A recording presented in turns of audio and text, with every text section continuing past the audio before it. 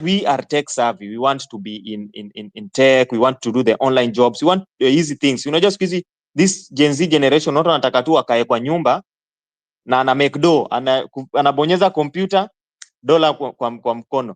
But there are other sectors that require work, real work, but they also have real earnings, real good earnings. I'll tell you, as someone who does sugarcane farming, it has really good earnings. You have to wait though. You have to wait. Lazima ungoje, but you make the money. But the most important thing, we have to know that for us to be able to achieve some of these things, policies that are brought into us, are brought in for these people of Kenya also matter. We are seeing a lot of agricultural bills coming up. Bill ya sijui nini, horticulture, so many of them trying to impose regulations. These are also going to affect the people of Kenya. Article 43 of our constitution gives every person a right to be free from hunger. But you'll be surprised that even in the cities, there are people who sleep hungry. How are we able to achieve that? This is a conversation that we can always have. It is progressive conversation. So the space has taken long. I don't know, Wanyama, what you can say. What can you say? Wanyama, the host. I am here. What do you want to? Karibu ni kudrop bana. Mwezi drop host. Nakuita mara tatu. You guys, you co-host and speakers do not respect the host. Munanitishianga sana in these spaces. I know it is your space, but munitreat vizuri ban. Joe, what were you saying? I was listening in to you ranting. Yeah, I was just talking about the topic that we had, agriculture. So, but anyway, Wanyama, moving forward, someone suggested, moving forward, whenever we discuss these topics, we make them progressive. That is number one. Someone also suggested that we need also to start having physical meetings on the ground, not really on the ground, but physical meetings, maybe things like tunnels and things like that. I know Sauti ya Mwananchi will really work on that. But guys, we also need to, for us to be able to achieve some of these things, let us come up with a kitty, Wanyama, kitty, let us contribute to these things so that we're able to achieve those town halls, meet, brainstorm, so that we know when we talk about agriculture today, we can talk about agriculture. We can actually even go to the ground. Venye unaona venye Morara yeye yake anaenda kwa ground to expose projects. When we talk about agriculture, we can meet farmers in the ground. We can talk to them because this is Sauti ya Mwananchi. The Mwananchi needs to speak, not only the Mwananchi on space. So moving forward, I think Wanyama, you as the chairman and the speaker of the host and the Nini, you need to work on that. But I think I've been the best co-host ever in East and Central Africa since the inception of Spaces. Thank you. Asante sana, real Joe. I was actually admiring you struggling to, be coherent with what you want to say, but it comes with time. Thank you for coming in today. You've shown my belief in your capability to co-host was not ill-placed. So asante sana. Keep the good work. Guys, we believe in talent and we believe in empowering others. So ukiona uko na uwezo, please approach us and we will be able to also give you a chance to co-host discussions, because again, hapa chenye tunafanya saizi ni volunteer work. It's purely on volunteer basis. And thanks to everyone that has contributed to the number. Ni kama vile niliongea watu wakaacha kutuma, but iko tu sawa. Now I know why Mabonga has always been putting it there. Kumbe kijana anaishi vizuri. No wonder anapigania nchi na effort. Anyway, I have learned. The mistake shall never be done. It will always be on the jumbotron hapo juu. So asanteni sana. Tufara, pali yako, continue being a cartel. By the way, msicheze na Fara. Yeye jamani mkulima ya ngamia karibu 200. So akiwaambia bana pigania inchi. Anaelewa. I know he's going to listen to this recording. He always does. So please pass the message to him, to everyone who has contributed. I think nimeenda overboard by 40 minutes because I started late with 20 minutes. Nilipigiwa simu kadhaa that kuna vile nitakaa bila kuhost space. So asante sana for also the people that do that as well. To the speakers, please come in. Speak. To the new speakers, asanteni sana. Mulifanya watu kama kina 6,000 waje kuongea kwa hizi spaces, which is marvelous, interesting, and I am happy that you have made sure the normal speakers like 6,000 do not come to speak again because mumeamuka, which is a blessing. Remember to also tune in the evening on Marvin Mabonga's handle, that is Mabonga_254. Aliacha kujiita KOT_254. Alisema mnamchezea sana. So he rebranded. He is now Mabonga_254. His real name is Marvin Mabonga. So huko ndio jioni sauti ya mwananchi spaces go to. As well, it's the same time from 8 p.m. to 11 p.m. Kenyan time. The morning one is on my handle from 8 a.m. to 11 a.m. Sauti ya Mwananchi is a big team, and irrespective of the shape that it takes, the conversation keeps going. I am your host, Wanyama _Wafula. Marvin Mabonga is also the other host. So please remember to follow those two handles. We have a barrage of co-hosts, and we keep telling you every day that you join the spaces. The co-hosts are Escoino Jr. He was here, but today waliamua wape Real Joe nafasi. We have Rabia Hawa. Rabia was here earlier, and she spoke about conservation and why us Kenyans need to get back to caring about our biodiversity in Kenya and the theft that is happening there. Na kawaambia kesho muende pori muangalie wanyama, si mimi, wanyama ni wanyama pori. Then as well we have our own favorite, that is Binti Africa, very committed lady. She always co-hosts on the spaces both in the morning and the evening as well. So that's the committed team, and we have ule kijana na ndoto kubwa lakini kulala ndio kwingi, anaitwa Ayo the 6th. Jamaa anakuanga na ndoto kubwa lakini kulala ndio mingi. Kama leo hajakuja hapa lakini ni co-host wetu pia, so tunamwaminia. Ako mahali utasikia na launch kitu. That's how he is. Wamelala sana but pia ana deliver, which is okay for him. So that's the Sauti ya Mwananchi team. I hope I've not forgotten anyone. We have a lot of people that come in to help us. There, Kina Toria, Kina Joe, Kina Rasji, everyone. So if you're able to help whenever you can, please join us and help us. And to finish the show, please remember to follow this handle. Follow Real Joe as well. Kijana amefanya kazi. Jamaneni, fikisheni kijana hata 10k followers. Amekuwa aking'ang'ana huku online, anaumia. Jaribuni tu, ndio huyu. Hebu Real Joe, handle yako ni gani? Yangu ni J Kabetes. Ni okay. Alikuwa anajaribu kuiba username ya Jacob Juma, but it's okay. We understand where that comes from. Ladies and gentlemen, Mimi nimeingia Twitter 2017. Ati? Nimeingia Twitter 2017 bana. Jacob Juma ndiye aliiba yangu. Mimi nimeingia Twitter kitambo bana. Acha ni nyamaze. Huwezi jua, unajua username inaweza kuwa changed eh? So usinganganie sana. Ladies and gentlemen, today is Friday. It's supposed to be a Piano Friday, but before that, I'm going to play the album by Bien and our own Suda. That is Ben Sol. But no greater singer in Kenya, no greater musician in Kenya than Suda. For 20 Master, for 20 King, the one and only, the talented young man, the only musician that is able to do music from the heart, soul, and even in the grave. That is Ben Sol mwenyewe. Baba wa muziki. Inchi ni yake. Instruments zote ni zake. By the way, you might think I'm bragging about Ben Sol, but it's true. He plays very many instruments. I don't think kuna mtu mwenye ana beat that, and he's very fluent with music as well. So we're going to play some music from him. But before that, we are Kenyan, and Kenya is our business, and you know what that means. This is it in Swahili.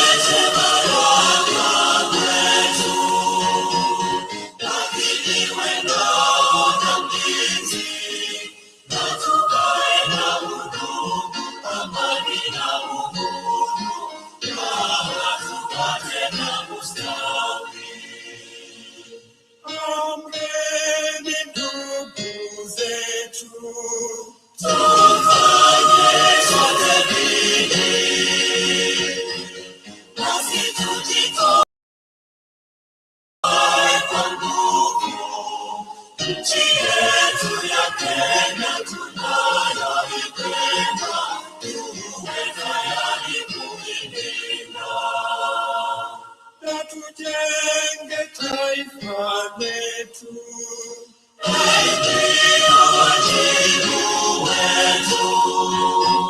Kenya istahili heshima, tuungane mikono.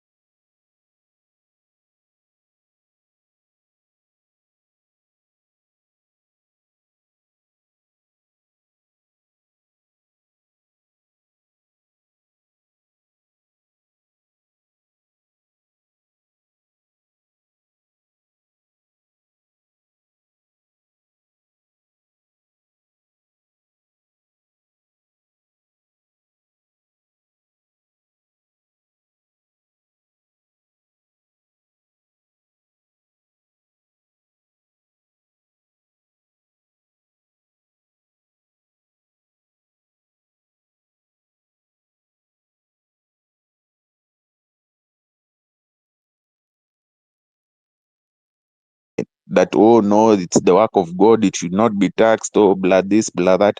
So let's not mince words. We have a problem, and the problem goes into leadership, and that leadership also includes the clergy.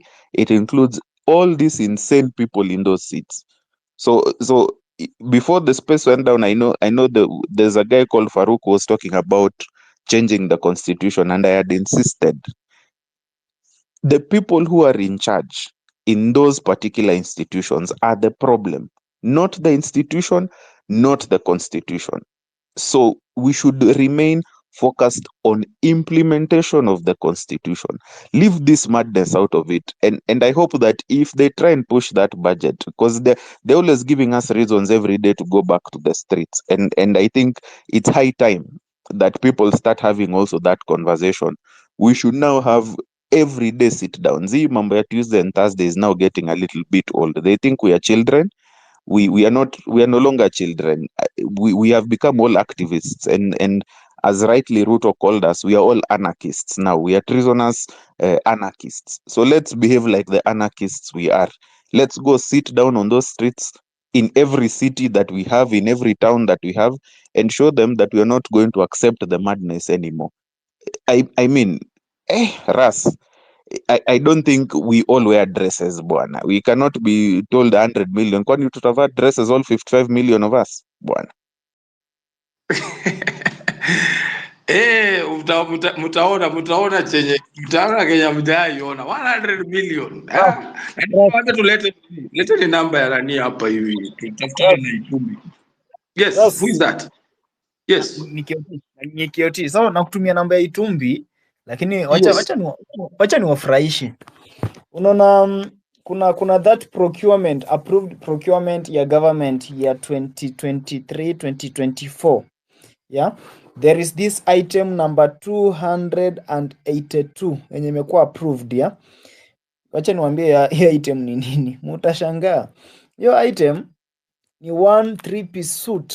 Yeah, sijui kama ni ya president ama ni ya nani, because ni inalipwa na the government of Kenya. Hiyo nguo imekuwa procured na 2,500,400. Angalieni saizi kwa portal ya nini anaitwa nani huyu mwenye anafanyanga auditing. Acha pia niko na watumia screenshot yake. Bana, mimi nilishtuka bana. Nilishtuka. Suti ya 2,500,400. Bana, hizi nikipewa naweza nunua suti hadi ya kukufa. Naweza taka I want since Ayo is here, I know he can bring that one out very correctly, but I also need a new voice yenye tujakuwa tukisikia hapa kwa space, and I've seen Patrick here. Patrick, before you weigh in, there's something, it is my observation, my personal observation. I think William Ruto is on the path of making fellow politicians very comfortable. Naona ni kama William Ruto is very okay with all the politicians, all the governors, MCAs, because even in the bill that is being introduced in parliament, where the guards yenye huyu Senator Cherargei anatoa ya kuleta a term, extension of the term limit for the president, nimekuja kurealize hiyo bill pia, it also applies to the governor. So ujue wakati unakaa hapa uko na governor mshenzi kama wa Bungoma County, sorry to say that, ujue huyo governor ataongezewa mamlaka kama president 7, equals also to the MCA pia term yake inaenda 7. So I think William Ruto is on a trajectory ya to make sure the politicians are very okay in this country. And why does he do this? William Ruto knows very well he does not draw power from wananchi. His political survival depends on the politician. And that's why we keep saying that as long as this head survives up there, then the reign of impunities continues. Sasa, sisi tuendelee kukuwa angry, kama tutachoose kukaa hapa tukipiga kelele, it is time we implemented our actions. Mwenelewa, we translate these talks into action. Wale wenye wataamua kukuwa Al-Shabaab pia kama mimi, na tuamue, raise up your hand tuendelee na hiyo route, kwa sababu lazima we come with the radical. We need to be radicalized kabisa. As I say so, let me give this platform Patrick. Patrick, what is your observation? What is the way forward as a country? Thank you, Ras. Can you hear me? Yes. Okay, thank you for this topic. Where are we headed to as a country? I want just to paint for you 3 key scenarios of where we are headed as a country. Scenario number 1 is this: we are headed to a constitutional crisis. William Ruto is fomenting a constitutional crisis in this country today. As we speak, as I was speaking to one of some lawyers, they say IEBC is supposed to review the boundaries of the 210 constituencies. We don't have the IEBC. That means the boundaries will not be reviewed. So are we going to head to an election without reviewing the boundaries? Because the law that currently exists says that we have to review the boundaries after a period of time, and that period expired by March of this year. That's one crisis you're headed to. The second crisis on constitutional issues is this. We are talking about, some people, MPs are talking about impeaching Rigathi as the deputy president. Now, let me ask you one fundamental question. And God forbid, if today there was a vacancy in the office of the president, what happens to this country? There's a vacancy in the office of the president. The constitution says the deputy takes over. In the event that the deputy cannot take over, the speaker will act for around 3 months or 60 days, I don't know, wherever I'll check, and then we have elections. So if in the worst case scenario we had that kind of a crisis, the deputy cannot take over, he's facing impeachment and the crisis issues. What happens to this country? And then they say the Speaker of the National Assembly will just act for like 3 months, we go to an election. Will we go to an election, or what will happen to this country? So what William Ruto is doing is fomenting a constitutional crisis. And he's doing this with one key intention. He wants to create a crisis so that he has a state of emergency. He wants to hang on power for more time. He wants to create that kind of a system so that we have IBC late in the day, so that when we go to the election in 2027, the elections can either be bungled or people can rise up because the elections have not been organized properly. Then he organizes himself to hang on power. That's the subject I want to raise on the constitutional issue. The second issue is this. We are headed to state capture. Key institutions and key government and strategic infrastructure is being captured by William Ruto and his agents, the Adani. This is a clear example of what happened in South Africa with the Gupta family when they captured states. They did state capture in South Africa, which led to the removal of President Zuma as the president of South Africa. The same scenario happening in this country calls for the removal of the president because he's inviting foreign agents to take over some key strategic infrastructure projects in our country, and then we are going to surrender our sovereignty to some foreign powers we don't know, and then it's like we are going to be slaves to William Ruto. That is something we need to address. And then finally, where are we headed as a country? Politically, when I look at the galaxy of the leaders we have, currently we have Raila Odinga and William Ruto. They have formed their own formation. That is the kind of formation they are making for 2027. But luckily, when I speak to some people who are staunch Raila supporters, I've realized there's a shift of those people who are inspired by Raila Odinga have lost that hope. And I see that as a good area for us. And then I see another area of another group of leaders who have been in power and they want to get back to power. And for the time they were in power, they didn't inspire or didn't show any leadership in this country. They are also grouping to get to power. Then I see a third formation, which is the Gen Z and the others who are rising up to the new realities and they want to see a better Kenya. And these are the people who are here on the spaces and all over the country who are crying for different Kenya. So we have this kind of formations. The challenge we have today as we speak here and we speak and brainstorm is now how we're going to get these better voices of Kenyans to take over power from one, William Ruto, two, from those who have been in power and want to get back.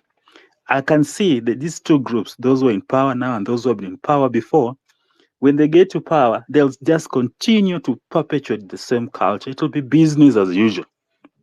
The only group of people who promises a better Kenya for this country are the current group who are agitating for business as usual. We want to do things differently. And that is where we are. This is now the support we should galvanize. The nation is crying for this kind of new leadership. We have to seize this moment and offer leadership. I was thinking in terms of 3 ways we can do this. One, let us create a team of leaders in this movement who can offer that leadership. Secondly, let us have our think tank. Let us have professionals of all cadres providing consultancy, and thinking for the next course of action. And then let's have a group who are ready to do logistics and do activities that can drive this movement forward. For me, that is the kind of issues I can paint that we are looking at in the coming days as a country. William Ruto strategizing to stay in power, create a crisis, and even form himself into a dictator. Those who have been in power wanting to come back, and a new generation and a new form of leadership that's supposed to emerge. That is the kind of future we are painting at, and we now need to strategize to get to that level. And I think I'll not want to share the strategies for now. I think that's just food for thought for all of us to start thinking. Thank you for the opportunity. Thank you so much, Patrick. I would have not put it better way than that. I think we have been lacking. That is the kind of talk we have been lacking here. Strategy. And man, that is so beautiful. Before I hand over to Binti and Ayo as the next speaker, Patrick, there's this question I would want to pose to you. The presidential ticket comes as a joint ticket. Yeah, it comes as a joint ticket. Now there is a motion to impeach. Is it what do they say? Indictment on the entire presidency, since it was a joint ticket? Is it also constitutional to impeach the deputy president minus the president? Kindly, if you can answer that. Because there are people Okay, who... thank you. Yeah. Okay, thank you. I've gotten your question, yeah? My reading of the Constitution, the 2010 Constitution, they have clear provisions of how to impeach the president and also how to impeach the deputy president. And the template is the same: gross violation of the Constitution, a reason to believe you have committed a serious crime, gross misconduct. But basically, on one level, the two were elected on a joint ticket and they work together. You are right in one sense when you say if you impeach the deputy president, in a way you're also impeaching the president. But now, basically, what we know, this is a presidential system, and the buck stops with the president. The deputy just assists the president. The person who makes the decision is the president. So today I posted on my Twitter handle and I said, if they are bringing a motion to impeach the deputy president, then on violation of the Constitution, William Ruto is also indicted because, one, William Ruto denied Kenyan people to exercise their constitutional right to peacefully and armed to protest and present petitions. He blocked people from presenting petitions to parliament, to state house, and all government authorities. He shot them, he abducted them, he arrested them. That is a serious violation of our constitution. On the issues of committing crimes against humanity, he organized his secret police force to shoot at unarmed peaceful demonstrators. Those are crimes against humanity. How do you shoot unarmed protesters? You're only allowed to shoot if the people are armed, but the people are not armed. The only arm they had was the Kenyan flag, a water bottle, and Colgate. Those are not weapons that can threaten the police. So he has seriously committed those crimes.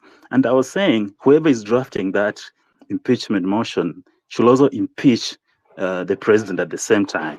And I wish if there were provisions in our constitution that if the MPs fail to impeach the president, the people can do that. And currently we have a case pending in court where people have sought the interpretation of the sovereignty, Article 1 of the Constitution, that we have given you this power as our leaders.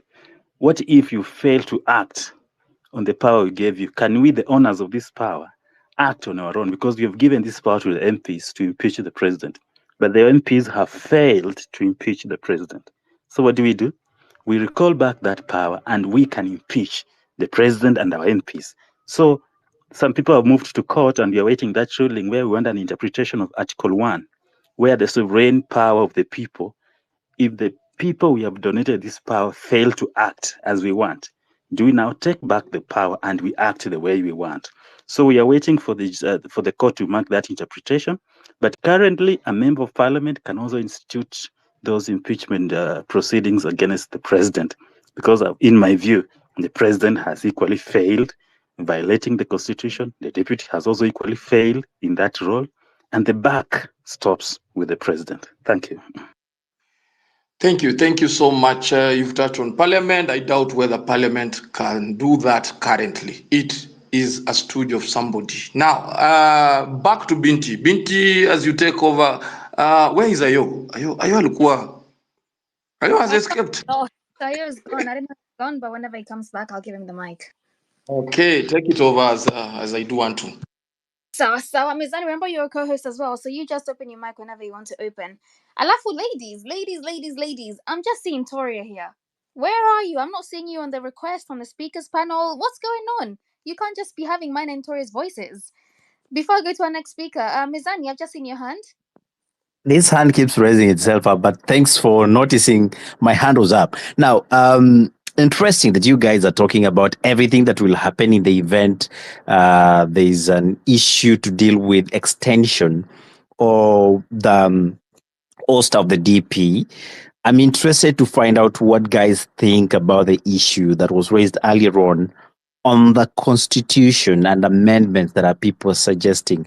I've seen a new name here, but before I can engage them, I would love to know if they have any link to JJ Mugala of Ikolomani. Mugala Joseph, good evening to you. Evening. What's your linkage to JJ Mugala, former member of parliament Ikolomani, back in the years? Oh, he was my grandfather. Okay. Yeah. Then you and I need to have a conversation, but then again, proceed. Okay. Proceed. The mic is yours. Yes. Let's see if that politician in you lives. Yeah, so I wanted to talk about the current state of the nation and where we are heading as a country. At the moment, Kwanza, we really can't afford for Ruto to get the second term because things are really not working. The corruption level is so high. There's weakening of the rule of law. Alafu bribery. I don't know what is happening. In these public offices, everywhere there's bribery. Kwa barabara, police bribery, everywhere. So, and I wanted to raise maybe an issue. Or maybe awareness. There's a lot of cyber crime going on involving M-Pesa, and I don't know how to go about it. But Safaricom needs to really up its services when it comes to the cyber crime. So let me now go to where are we heading as a country. The first thing, maybe as we go forward, we need to protect the journalists and to have more investigative journalism.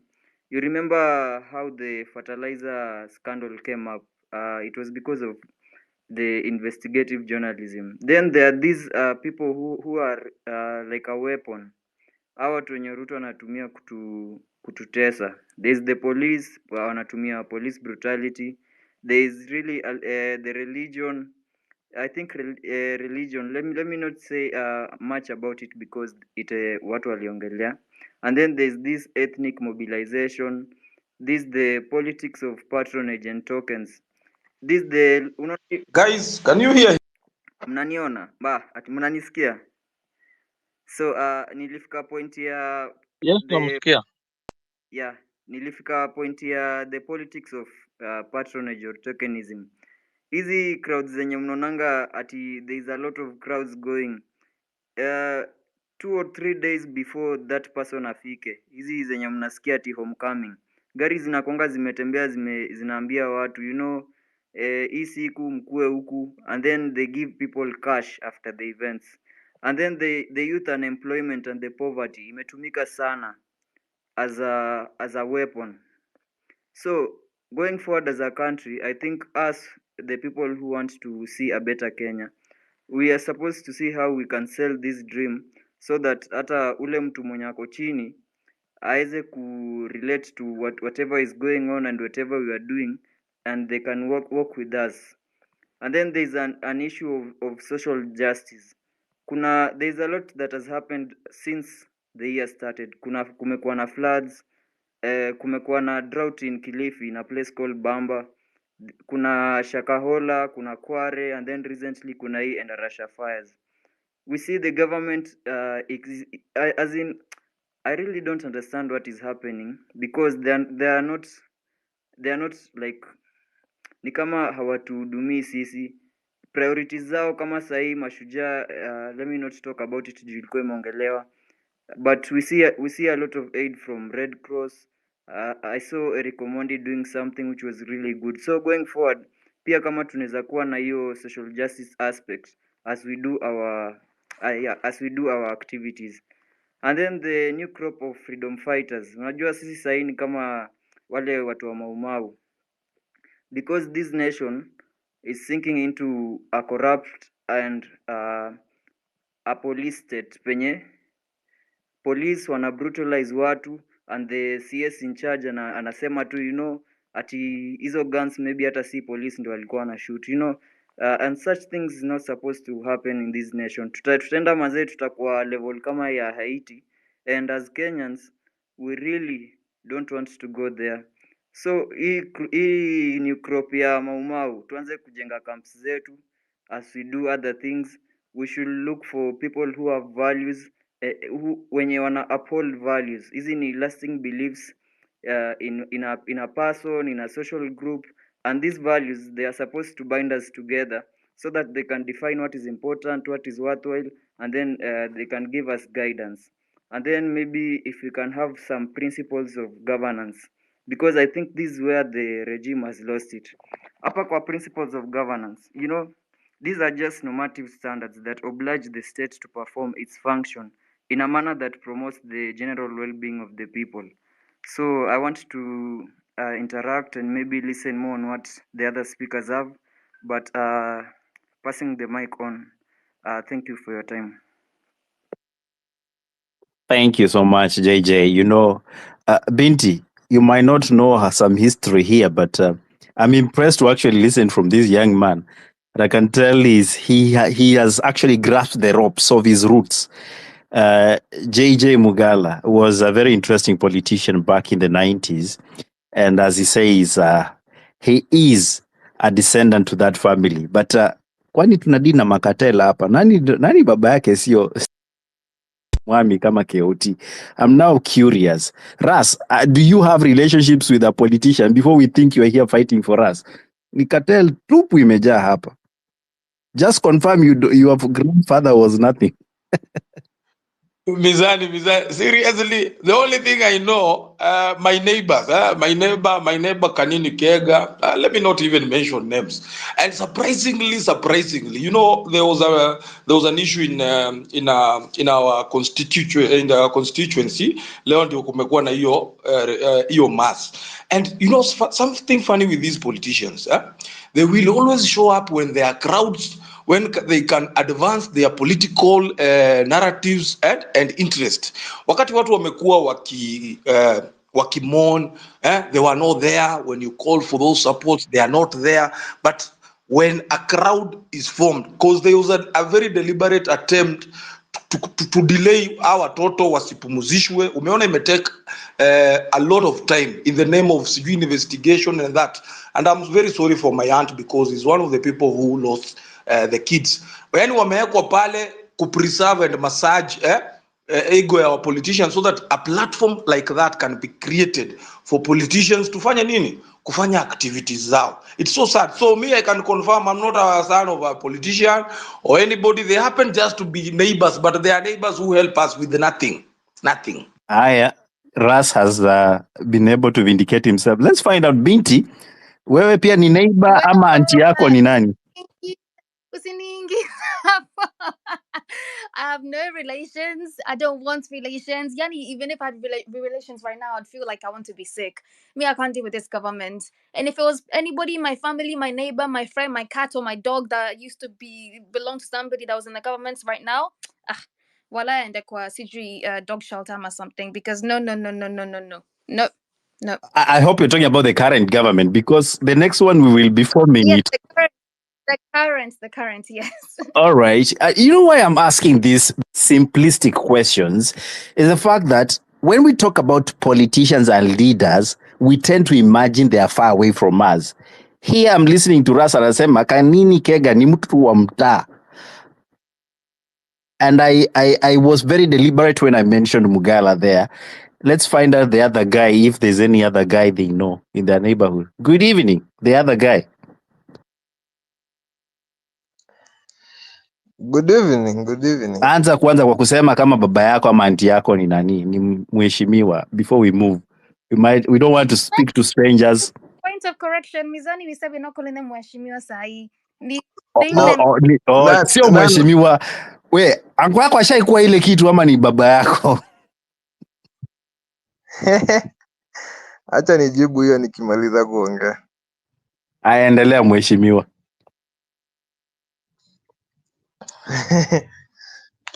So,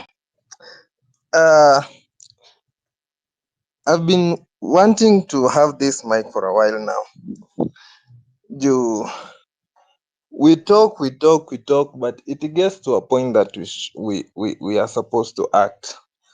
In spaces like this, watu wanaongelelea the obvious, and we know the obvious, corruption that happens every day. And when you come and talk about it on space, it creates that awareness, but there is just much we can do. How about we stay on the path of solutions? Personally, just a small history of why I've been wanting this mic. I've been to maandamanos and I've been active in this revolution in one or two ways, and I've been researching every day, going about names and political names, and I'll tell you one thing: where we are headed as a country right now, if I was to say, is nowhere, because the playbook of politics is being repeated right in front of our eyes. Kenyans, we have something of a save me mentality. When somebody shows up as a savior,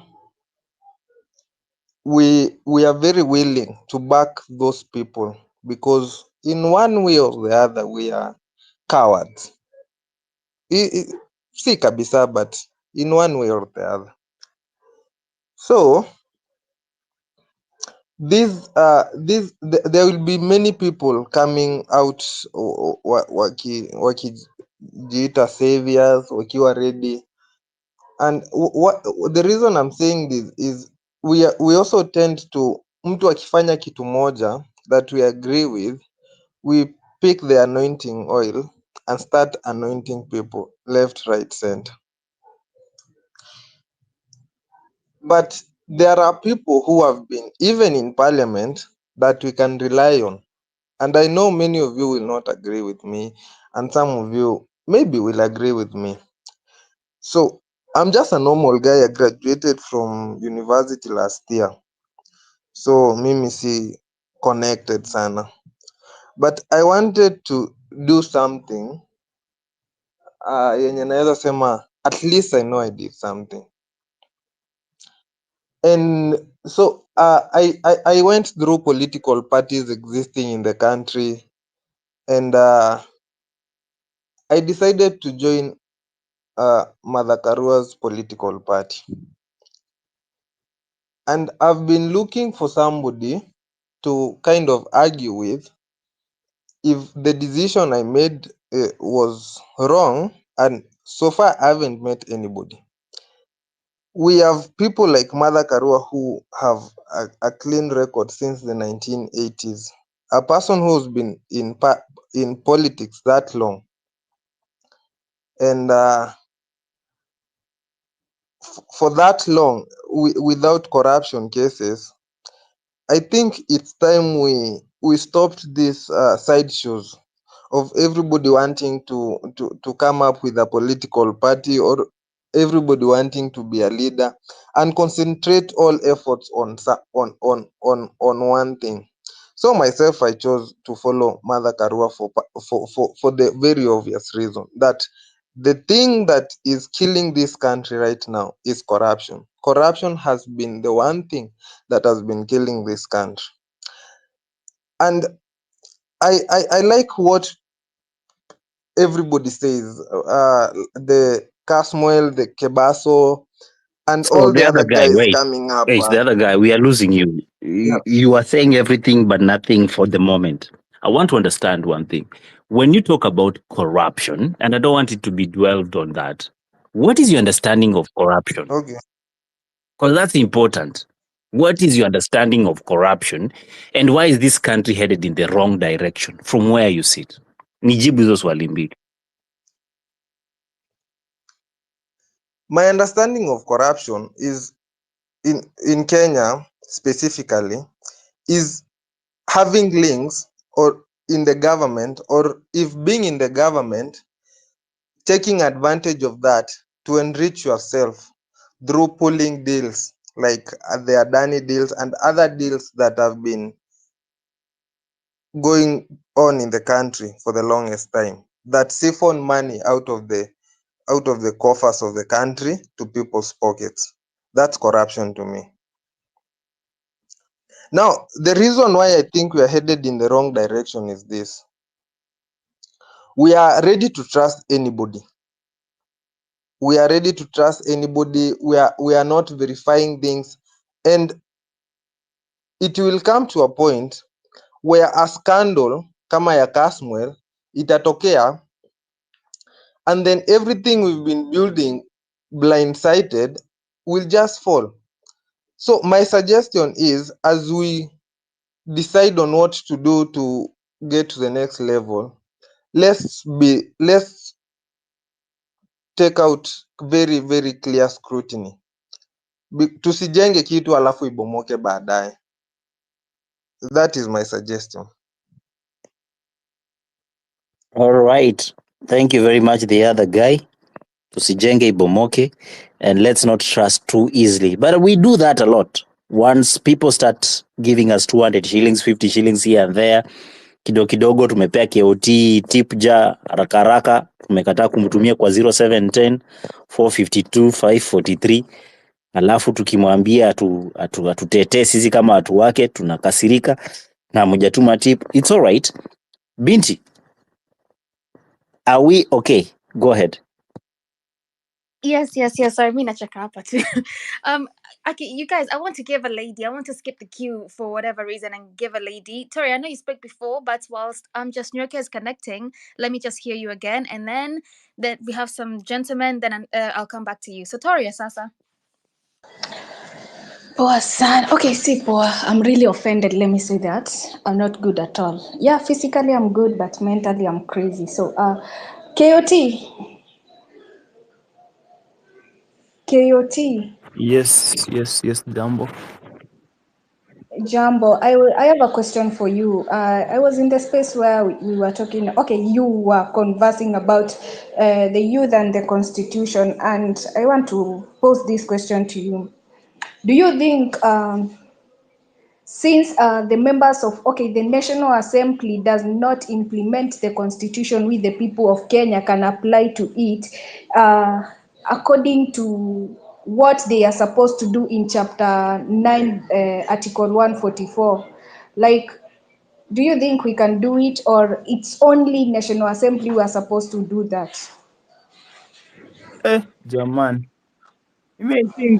I think the constitution under article 1 inatupatia sisi power. Honestly, I'm not speaking, I've never been an advocate anywhere, I've never been a lawyer, but I think the constitution also give us power to exercise, yeah, just in case Okay, the people we send. the reason I asked, Uh-huh.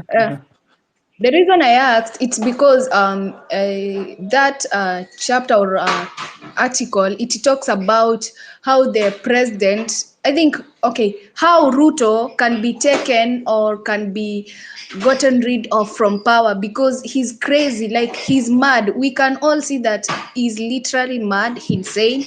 And the National Assembly, a quarter of it, like the majority, if they vote for this person to go, like for that, it can be done.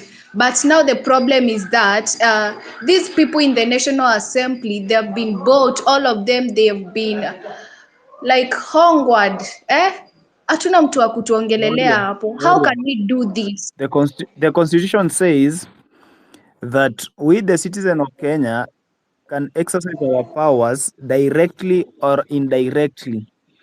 Directly means we can exercise it through the elected members of parliament, of course, the legislatures. But then indirectly it means we can do it on our own. If at all we don't believe in the like we don't trust those among us who are in the parliament currently, then we can exercise the constitution sisi wenyewe with our power. So it gives us, it gives us two options, either to do it directly. Directly is by us doing it, then indirectly is by those people who elected kama the members of parliament, they do it venye sisi wenyewe tunataka. So yeah, we have those two options, I think. Nice. And so if niambie venye tutai work out directly sasa. if the parliament can impeach the president or the deputy president, then pia sisi kama citizens we can also do it. That's how the constitution says, though I'm not so much conversant with this book inaitwa constitution, but I know some articles zenye mi husema wana live within their means. Article 1, article 37, hizo zingine wanapitianga juujuu. Okay, thanks. And let me answer this actually. Hakuna venye unaweza chukua maembe ukule upate imeoza then udondoe kifego urushe maembe na ubaki umeweka kifego hapo, haitakusaidia. Utarusha tu definitely maembe yote, part ya matunda na kifego. Hakuna haja ya kuweka kifegoroto ama nini hapo, unatupa tu yote. So ati hapa tuna impeach Gachagua ama what? Hiyo takataka tupa yote bana, ni takataka, just sweep it away, all of it.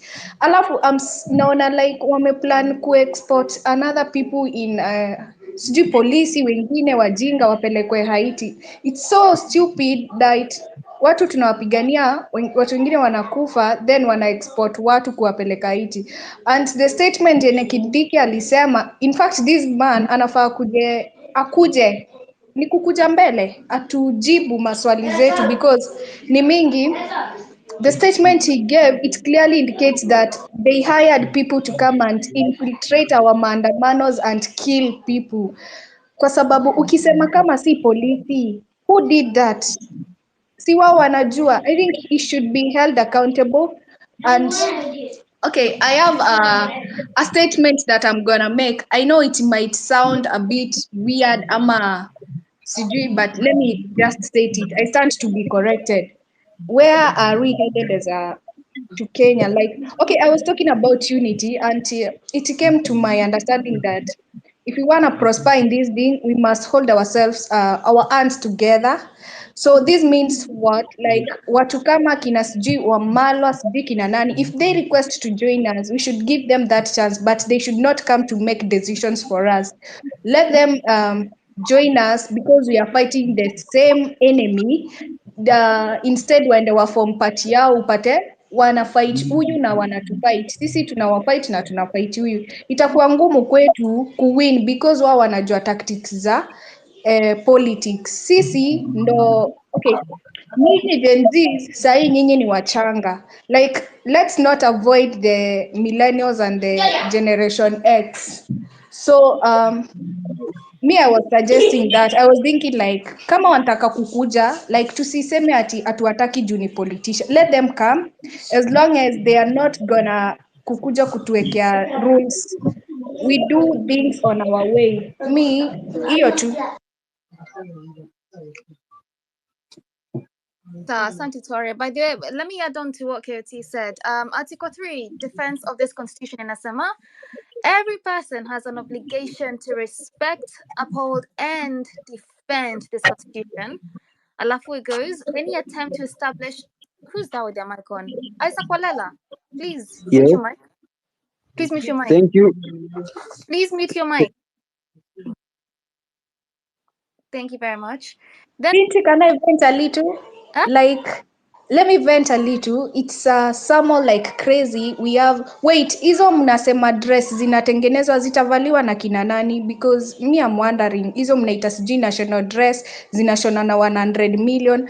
Like it's crazy. We have tuko na pesa ya kushona sijui national dress, tuko na pesa sijui ya like Ruto's government imeskwanda pesa yetu kabisa, then they come to tell us wanataka kuleta Adani ikuje itengeneze airport.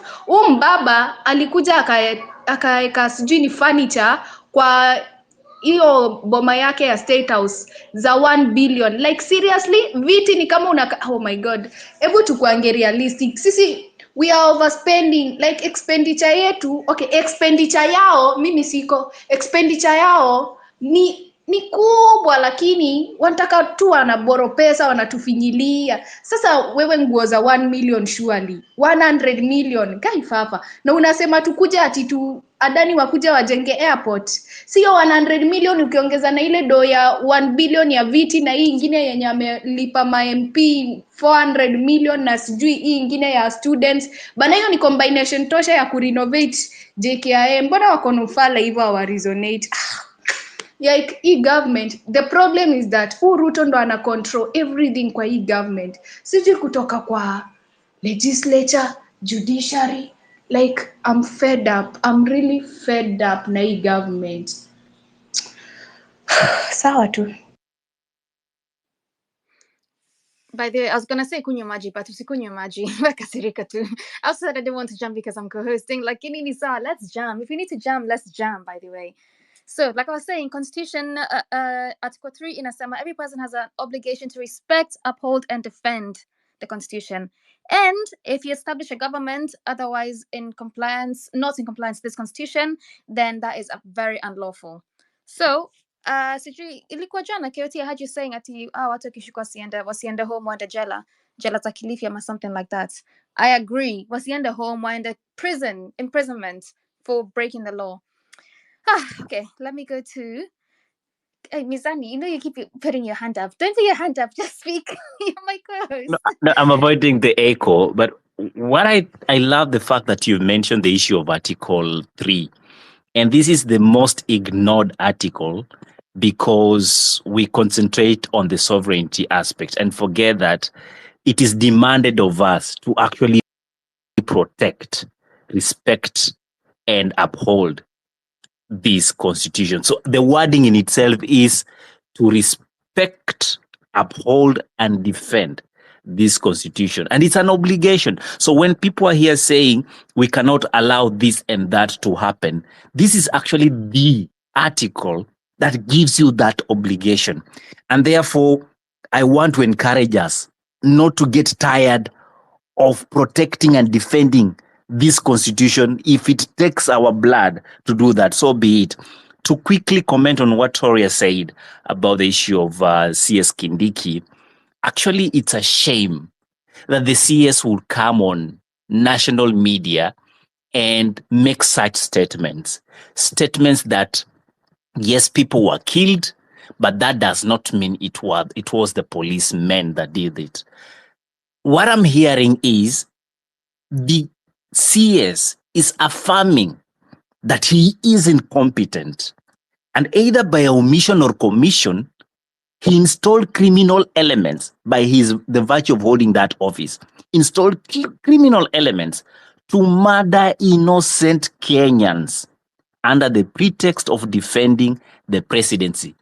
And after that event, fateful event, on the 25th of June, when the president issued a statement, he said that was an amount of treasonous act, meaning it was an attempted coup. So the CS cannot explain who shot and killed Kenyans, but for sure he knows it was not the police officers. But when the president made speech an address to the nation, he said that was criminal elements that were attempting to subvert the constitution and committing treasonous acts. So I do not understand why CS Kindiki is actually in office if he has no clue who shot Kenyans. The same way, we have no clue how young people, 21 of them, were burnt in a school dormitory. Reminds me of the KAG Kiamba massacre that happened after the post-election violence. But we don't want to talk about that. Let's talk about kubadilisha constitution. Back to you. But let me ask you guys, Kwani, was I seeing my own things, or because I didn't see any Gen Z, millennials, whoever was protesting, I didn't see anybody carrying any guns. So it can't be us. We can't have been killing ourselves, surely. It must be somebody else. And they need to figure out who it is. Real Joe, Sasa. Oh, by the way, Pole, happy birthday again. Thank you binti. Happy birthday imeisha bana. Kwani sanga, si 12 bado. Actually mimi nilishamaliza, nimefunga hiyo chapter. Makosa Sawa, umefanya, hujamwambia happy birthday kababa. Tumia hiyo sauti, we'll be happy. Wacha hizo. Anyway, I just want to pick it up from where Mizani left. I mean, the CS Interior is so incompetent. I mean, it's not even us who are saying he's incompetent. When the president was dismissing his first cabinet, he said he dismissed them on grounds of merit. After performance appraisal, that means they did not perform up to standards that they had tried to review. And therefore, he found that the cabinet was not fit to be in office. But as we have all articulated, we are dealing with a madman. So he had to return them back. You see the madness we are in. Kindiki has never been able to explain anything in this country. That's in protests, he's saying it was not police. He's not been able to explain deaths Zakware. The guy that they said as suspected in the guy they caught as a suspect in Kware, prison break. No explanation. Deaths, children burning, no investigation, no one arrested, even despite the fact that already preliminary just investigation showed that the school did not comply with several rules that were set, because Asons were there previously. During Matiang'i time, there were times that there were Asons and they set up rules on how dormitory should be there. This dormitory had how many students? Did it have all the doors, the emergency exit and all those? Did it comply with all that? Nobody has been arrested. Nobody is being questioned. And that's the Minister of Interior. Again today na soprano yake kuja kusema nobody shot, the police did not. We cannot really rely on the information from this regime. And I'll tell you what, these people are mad. We are dealing with mad people. I want to weigh in on this issue Rigathi Gachagua. As I've said before, when your enemies are fighting, let them fight. Let them kick each other, support them, cheer them. Let them continue fighting and strangle each other. Let them cancel each other. I really don't care. But I've heard sentiments from previous speakers about whether it is right to only impeach the DP and leave the president and things like that. It is very right to reason in that line. It is very right, even though the constitution is very clear on the roles of the deputy president and the roles of the president and how both of them can be impeached. Actually, I've heard also sentiment. Someone once said that the deputy president is not elected, is selected. No, the deputy president is actually considered elected as per Article 148, election and swearing in of the deputy president. In fact, the candidate who is nominated for deputy president should have the same qualification as the president. That's what the constitution talks about. So whenever you're nominating a deputy president, you're nominating someone who is having the same qualifications to be a president. That's what the constitution says. So when we Kenyans are concerned and say that why are we talking about impeaching only the deputy president and not the president? Because it is the president who has violated the constitution. He has conducted like a massacre to our constitution, let alone killing innocent lives. He is also dragged our constitution on mad. This president has literally contravened every chapter of our constitution. Every chapter of our constitution. I'll tell you what.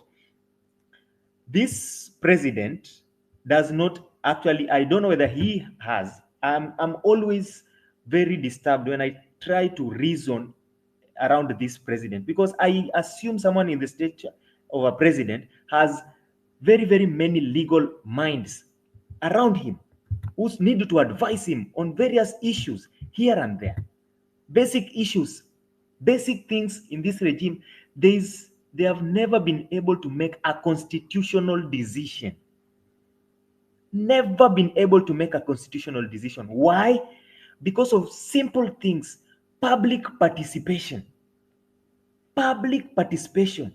If you look at Article 129, Principles of Executive Authority, it says executive authority derives from the people. Everything that you do is supposed to derive from the people. That is the authority. And the Constitution says authority, executive authority derives from the people. Article 129, everything always derives from the people. Everything is revolving around the people. I'll tell you, we are dealing with someone who thinks he knows it all. He thinks he knows it all. Andrew Carnegie said that no man can make a great leader who wants to do it all himself and to get all the credit for it. He wants to always do it. He knows it all. He knows Ford funded Maandamano. That is what he said. Then he went again, Ford did not fund Maandamano. Now Ford is supporting democracy in Kenya. The person who funded Maandamano, Nikina Rigiji. He's always one speaking, double speaking. That cannot be a leader. And that is why we are asking, where are we headed as a country? We're feeling we are headed to the wrong direction. The person at the wheel is the one who needs to be impeached first. And this parliament is just showing us bureaucracy at the highest level. As per Article 95, they are supposed to review the conduct of the president, deputy president, and other state officers.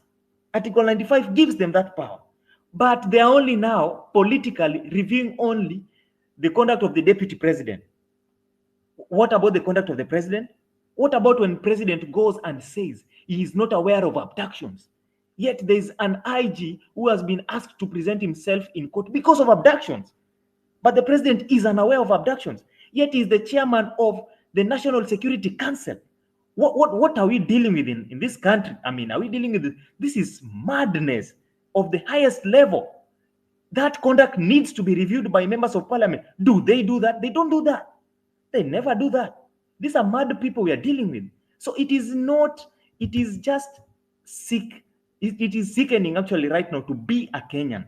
It is sickening. I've seen Kenyans on this timeline trying to insinuate that the president should die so that Kenyans can celebrate. I'm telling you, God forbid, if that happens, this TL will burst.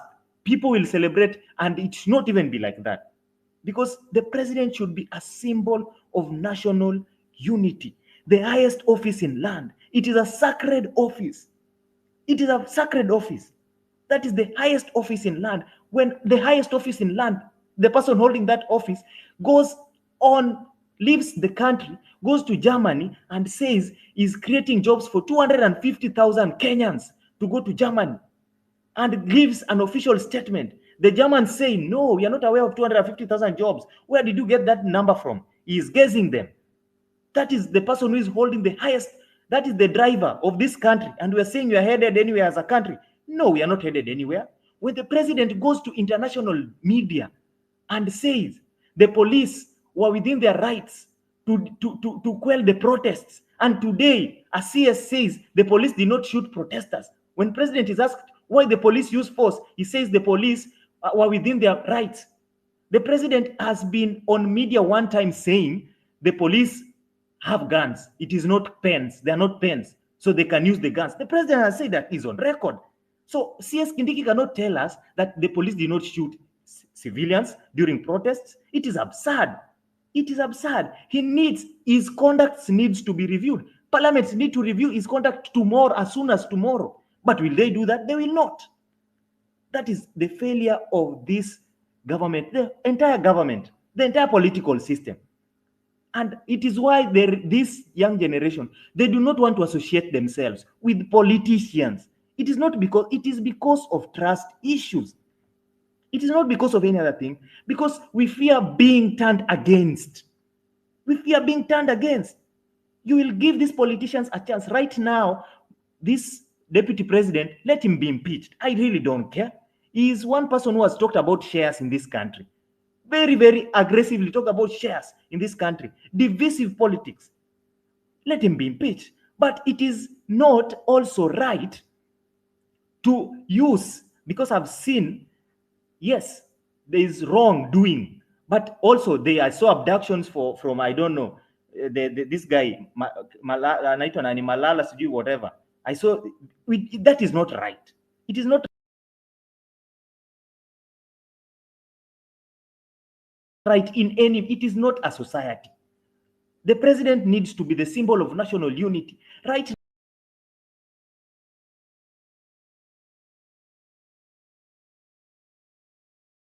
now is the symbol of national disunity, using politics. And I wonder why the parliament, we need to educate them on their roles. They are the most powerful structure of the among the arms of government. The legislature is the most powerful because it is direct representation of the people. If you look at the constitution, and I've said this before, if you look at the constitution, the way it has been drafted and the hierarchy, legislature comes first, then executive,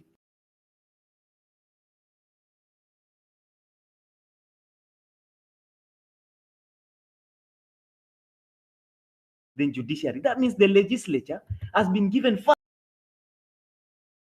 priority because it is a direct representation of the people. I will talk until tomorrow. Let me just land. Thank you. Thank you, Joe. I feel your frustration, and just like you, other Kenyans that are joining are having the same breath when it comes to the direction we are headed to as a country. Sometimes umepanda juu ya matatu unaambiwa tunaenda tao, unapigishwa seti. By the time umetoka hapo, KOT Songo anakuambia umekula njugu 3, mahindi 5 na sasa unaumwa na tumbo. That's where we are. We are having serious constipation as a country because we can't get it when we want it.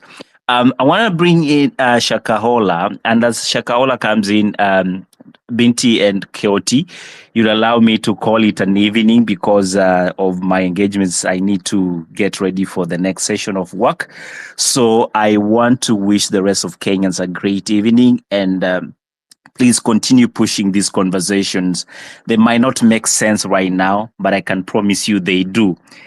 If there's anything to prove that it is possible to change this country, if Goliath wa Kenya amepata kioshana mguu wake, there's nothing impossible, guys. I'm feeling like Pastor Muiru right now, but there's nothing impossible. If Goliath has had a suit that can fit the length of his arms, there's nothing impossible. So I want to take this to encourage you, all of you. And remember, there is nothing that is perfect. We will work with our imperfection to achieve that which we intend to achieve. There's a sitcom that used to be called Sanford and Sons. And there is a character called Esther. She says, my Bible says, be not drunk with wine. Be not drunk with wine. And Fred in that sitcom answers back and say, what does it say about scotch? That means there's always an opening for negotiations for the things you want to achieve. Having said that, I wish you guys a great evening, and I can't wait to interact with you in the next sessions. God bless, and plenty be found within our borders. Shakahola, the mic is yours. Take over.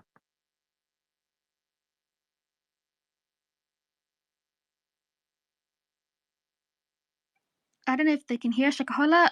Before they even come on, thank you very much, Ila, for your contributions, for joining us. We may inject kabisa. So thank you very much. Always welcome to this Sauti ya Mwananchi space, hosted by your very own KOT Sonko, aka Marvin Mabonga.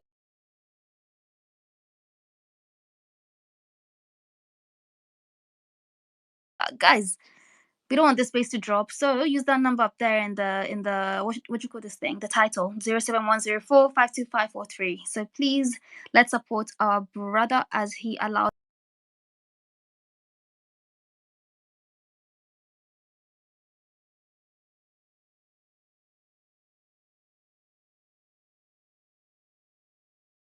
us to have this conversation.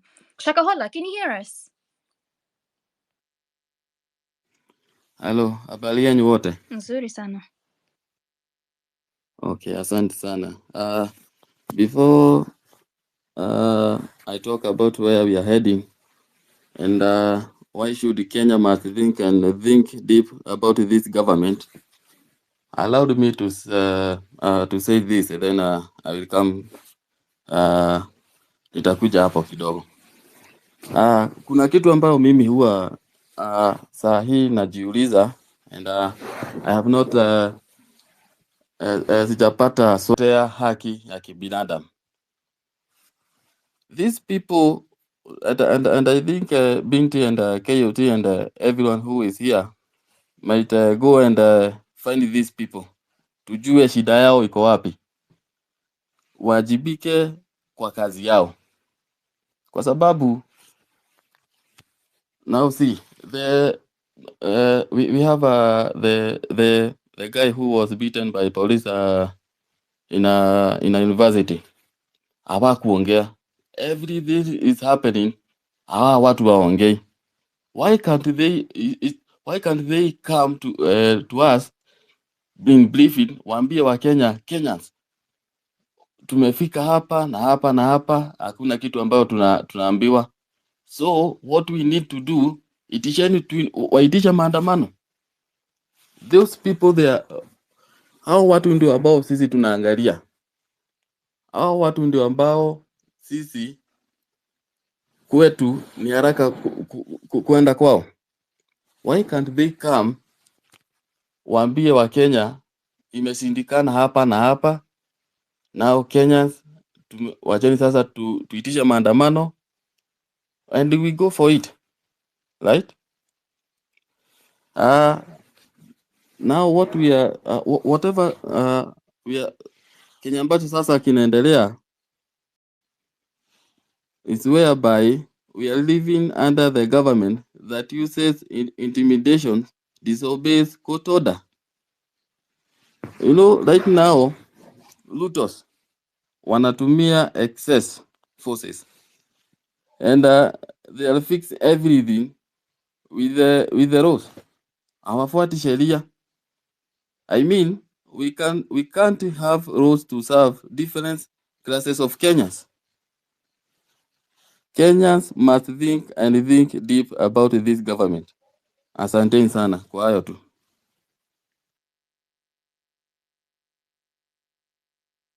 Binti? Asante sana. Rashri, I thought you were back. Are you back?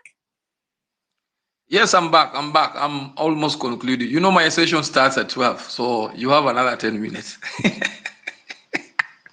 Ay, sawa.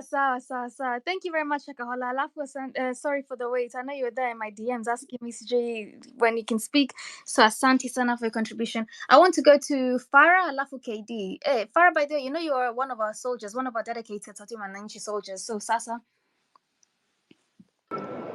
Salama Binti, can you hear me? 100%. Firstly, my words of advice: never use Ugandan Airlines ever in your life. Anyways, tukiendelea from there. Secondly, I'd like to say is wajinga nyinyi. Wallahi sisi ni wajinga. How our attentions have been shifted so easily from that which that matters, from the Adani deal, from the SHIF. Tuko hapa tunaongelea wapuzi kama kina Gachagua. Are you people mko serious? Unajua kuna kitu Redemptor alisema the other day nikacheka, but it has actually turned out to be true. Wakenya tunapenda vituko. We are only there for the incidents. We are only there for what is trending. We can never hold a course from the beginning to the end. Hizi akili ndo mnataka tutumie kubadilisha nchi. Let's be honest with each other, kuongea ukweli, because tunakaa hapa discussing people who should be totally irrelevant to us. We should be planning and chartering a new path forward. Hawa kina Gachagua sijui kina nani sijui nani atakuja kukaa na nani, it's irrelevant completely. And the fact that you people are here discussing them is the only thing that is keeping them in relevance.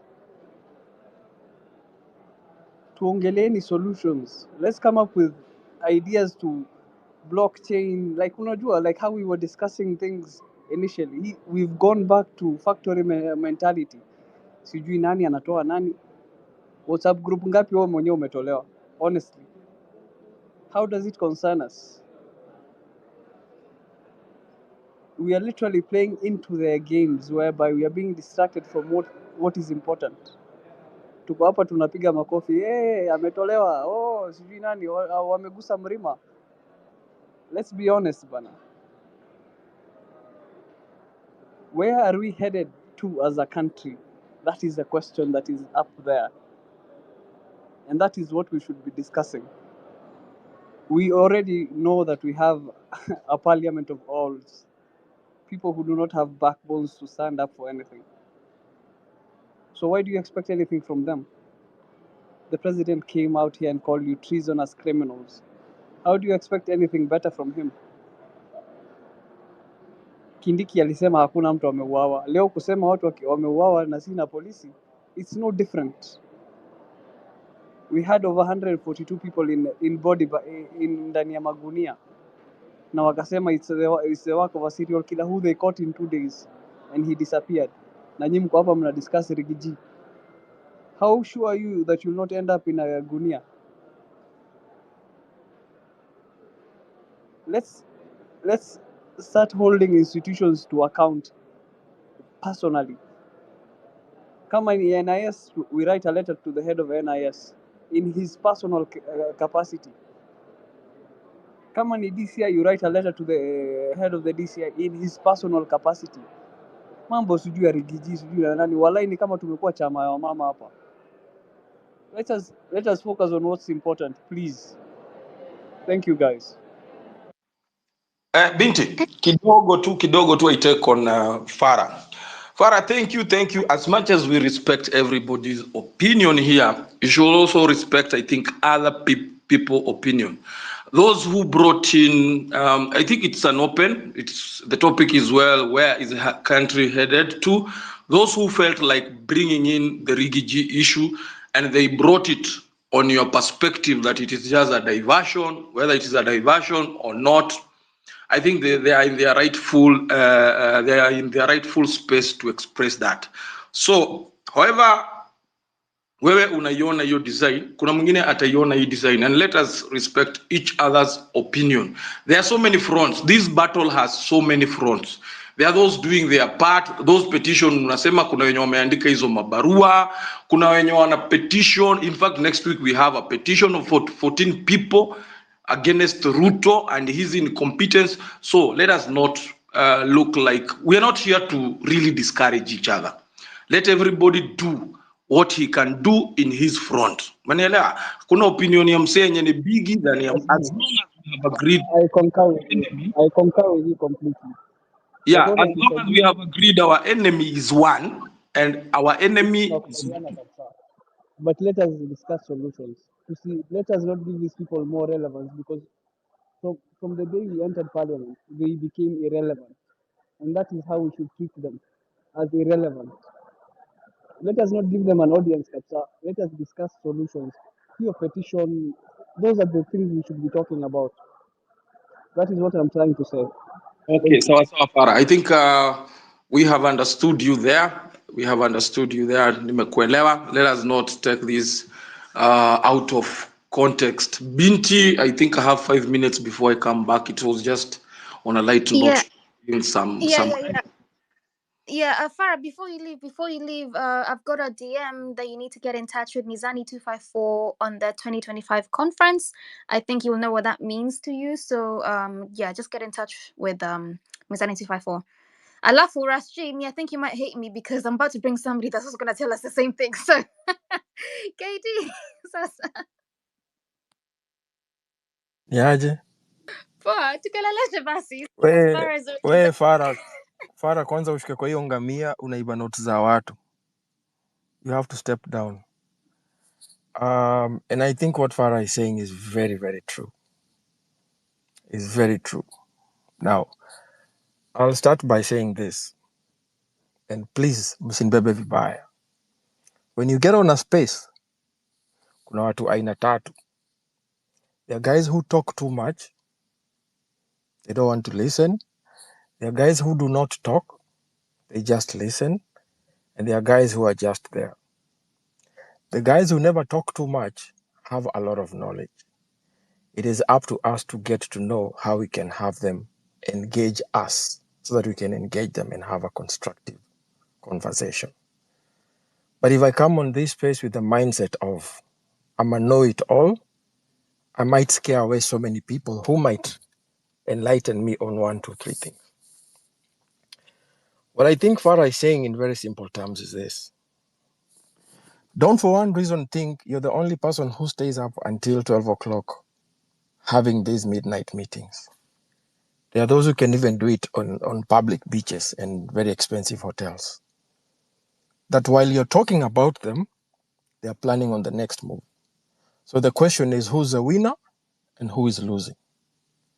While you're discussing about what they did, they're thinking about what will we do. So you're looking back, they're looking 10 times. And if you know very well, the current regime we have, the leader is always 2 years ahead of everyone. I was sitting down today and thinking to myself, when this government took into power, they got in and they said, 844 system out.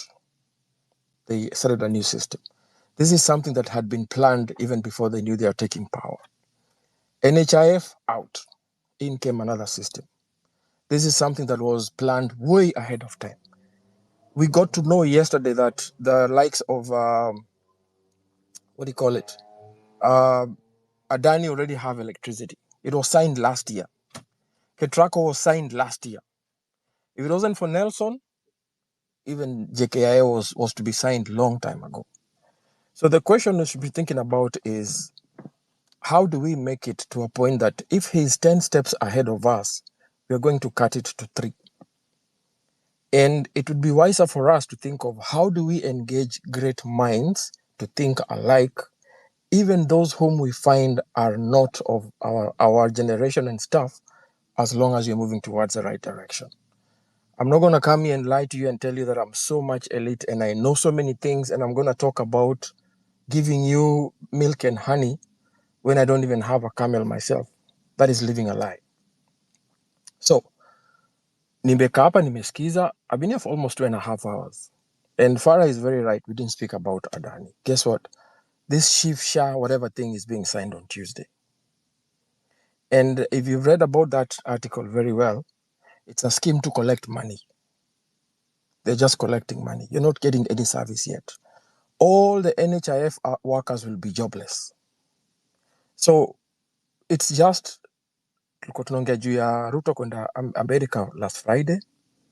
And then over the weekend, Rigiji impeachment. And then I think yesterday was 7 years of presidency. And then today, we are talking about something else. These guys are already planning ahead of time.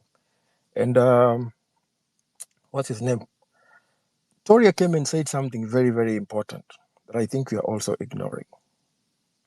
We have people who are of our interests, but are not of our generation. We cannot push them away. The moment you push these people away, now you'll be fighting two factions. We have one enemy whom we all know, and these other people. I'm not saying we should join them. I'm not saying they should join us, but they cannot come and tell us how painful our pain is. You're either with us or you're not with us. There's no middle line in between. So, as much as we speak to each other, let's have the audacity of listening. This country lacks someone who can listen to them, because everyone comes to talk. Nobody is willing to listen to the other person. Let's have that courtesy, the courtesy of being able to listen to what somebody says and being able to lend an ear before you speak, because some of us are so timid, some of us are so naive, some of us are so eloquent, some people are so elite and learned that even just talking to you at a kafkiri, okay, maybe I'm just wasting my time. How many members of parliament do you think listen to these things? And how many can think of jumping on? How many clergy, like say the church people who have interests of the country, would want to jump on? But already we said or all the church has gone to the bed with the government. So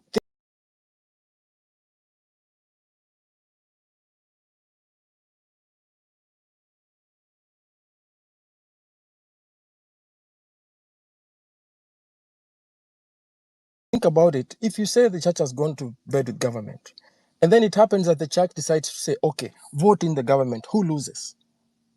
We get back in the same rubble. So let's be sincere enough with ourselves. Let's not live a lie. Let's not say we know everything. And let us look at the bigger picture.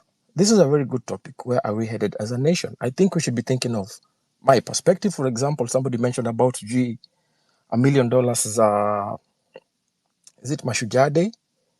Think of how you can make guys boycott that thing. They can have all the big merry dresses and everything, cakes, whatever, but an empty arena. Who's won? There's strength in numbers. That's how you send a message. You know, I'm personally pissed off with Safaricom because I'm one of the subscribers, but I did not subscribe to Safaricom for my information to be used to better a system that is not going to serve me better. So when I hear that Safaricom is using its digital platform to better this shift and share whatever, I get offended because first of all, I did not sign for that kind of a deal. You know, those are the things I should be thinking of. Ziles are okay. They say they have 200 people subscribed. How do we stop more Kenyans from being able to get into this system? Because if you don't, guess what? They will still win at the end. That's what I'm saying. While we're here talking about them, they're discussing on how they'll make the next big move. At the end of the day, we'll still hold back and say, how did we lose? Tunawestia KOT airtime, tunawestia Binti time. You should be asleep. My mom gave me a very good joke. She said, the Gen Zs will grow old very young. Why? Because it's been a very stressful generation, in the sense that every day you wake up and something is just burning. Like you wake up and you just get mad. Instant. You go to sleep mad, you wake up mad. Even if you want to express yourself, people are just blurry. Like no one is in their real senses. So I think we should just think of having spaces like this. Is a very good topic, but the question should be how, not when they or what happened 3 months ago. Because guess what? This circus is not going to end. It's not ending anytime soon. We'll still have these spaces. Morara is campaigning, or rather sensitizing the nation on everything. He has another 3 years to go. Does he have the muscle? We should be thinking of how do we make sure that the campaign he's doing will be able to sustain for the next 1,040 something days. But when we come here and talk about impeachment, guess what? Even if Rigiji goes and Minister of Insecurity becomes a VP, my Meru people, you're not going to have highways in Meru. It's not going to change anything. That's the Kenya we are in. So let's be realistic. It's on a very cautious note. I'm not trying to bash anyone. I'm not trying to condemn your emotions or whatever. I'm equally emotional. But it gets to a point, you'd rather sleep angry than stay awake righteous. Afadhali uende umejam na hiyo hasira yako, lakini you're thinking of, okay, what am I going to do to make sure this thing never happens again? And I think that is the part we are missing as the next generation of this country. Thank you. Well, you know, I hate going after you because you just put points and I can't rebuttal. So you at least like sometimes act like a fool so I can say something after you. But Shauri yako. I agree with everything you just said. By the way, you're right. Tori did mention about Binti, before KD disappears, yeah? Before KD disappears, you know, KD will always hit you with some reality. Maybe uwezi taka kukasikia, unaelewa? He has always done that. But maybe this one is to KOT. This one is to KOT very directly. KOT, what are we missing? I know you have combined a lot of points up. What are we really missing in this movement? Kuna jamaa alikuwa ameongea hapo akatuletea tu point nini this what are we lacking as a united front? Front moja yenye iko united. What are we lacking? Can I We say are lacking something? Let me direction. say something before he goes. Let me say something before he goes. We are lacking direction. Who wants to say something before he goes? KD? Yes, please. Yeah, KOT Pole. Before you even talk about direction, the first thing we lack is the will to listen. And I will say that so many times. This country needs someone who can listen to them. The problem is we all want to talk. I'll give you a very perfect example. And let's just use this as a statistics right now. It's not going to cost you not even a single dime. Kama uko kwa hii group sahi, ebu repost tu sema, hii space iko on sahi. And then KOT, do your maths. Check on the number of people who are on this space. How many people will actually hit to that? KD is a nobody in this country. Who am I supposed to? And we are here condemning, saying, "Oh, the what do you call them? The opposition leaders went to Mount Kenya, and the people were cheering to them. But guess what? Let's be sincere. If any member of parliament came on this space right now, if we are 1,000, we'll end up being 100,000 because we all follow that whatever. We will all follow that direction. So just remember, when you point someone with one finger, you're pointing yourself with 4 fingers.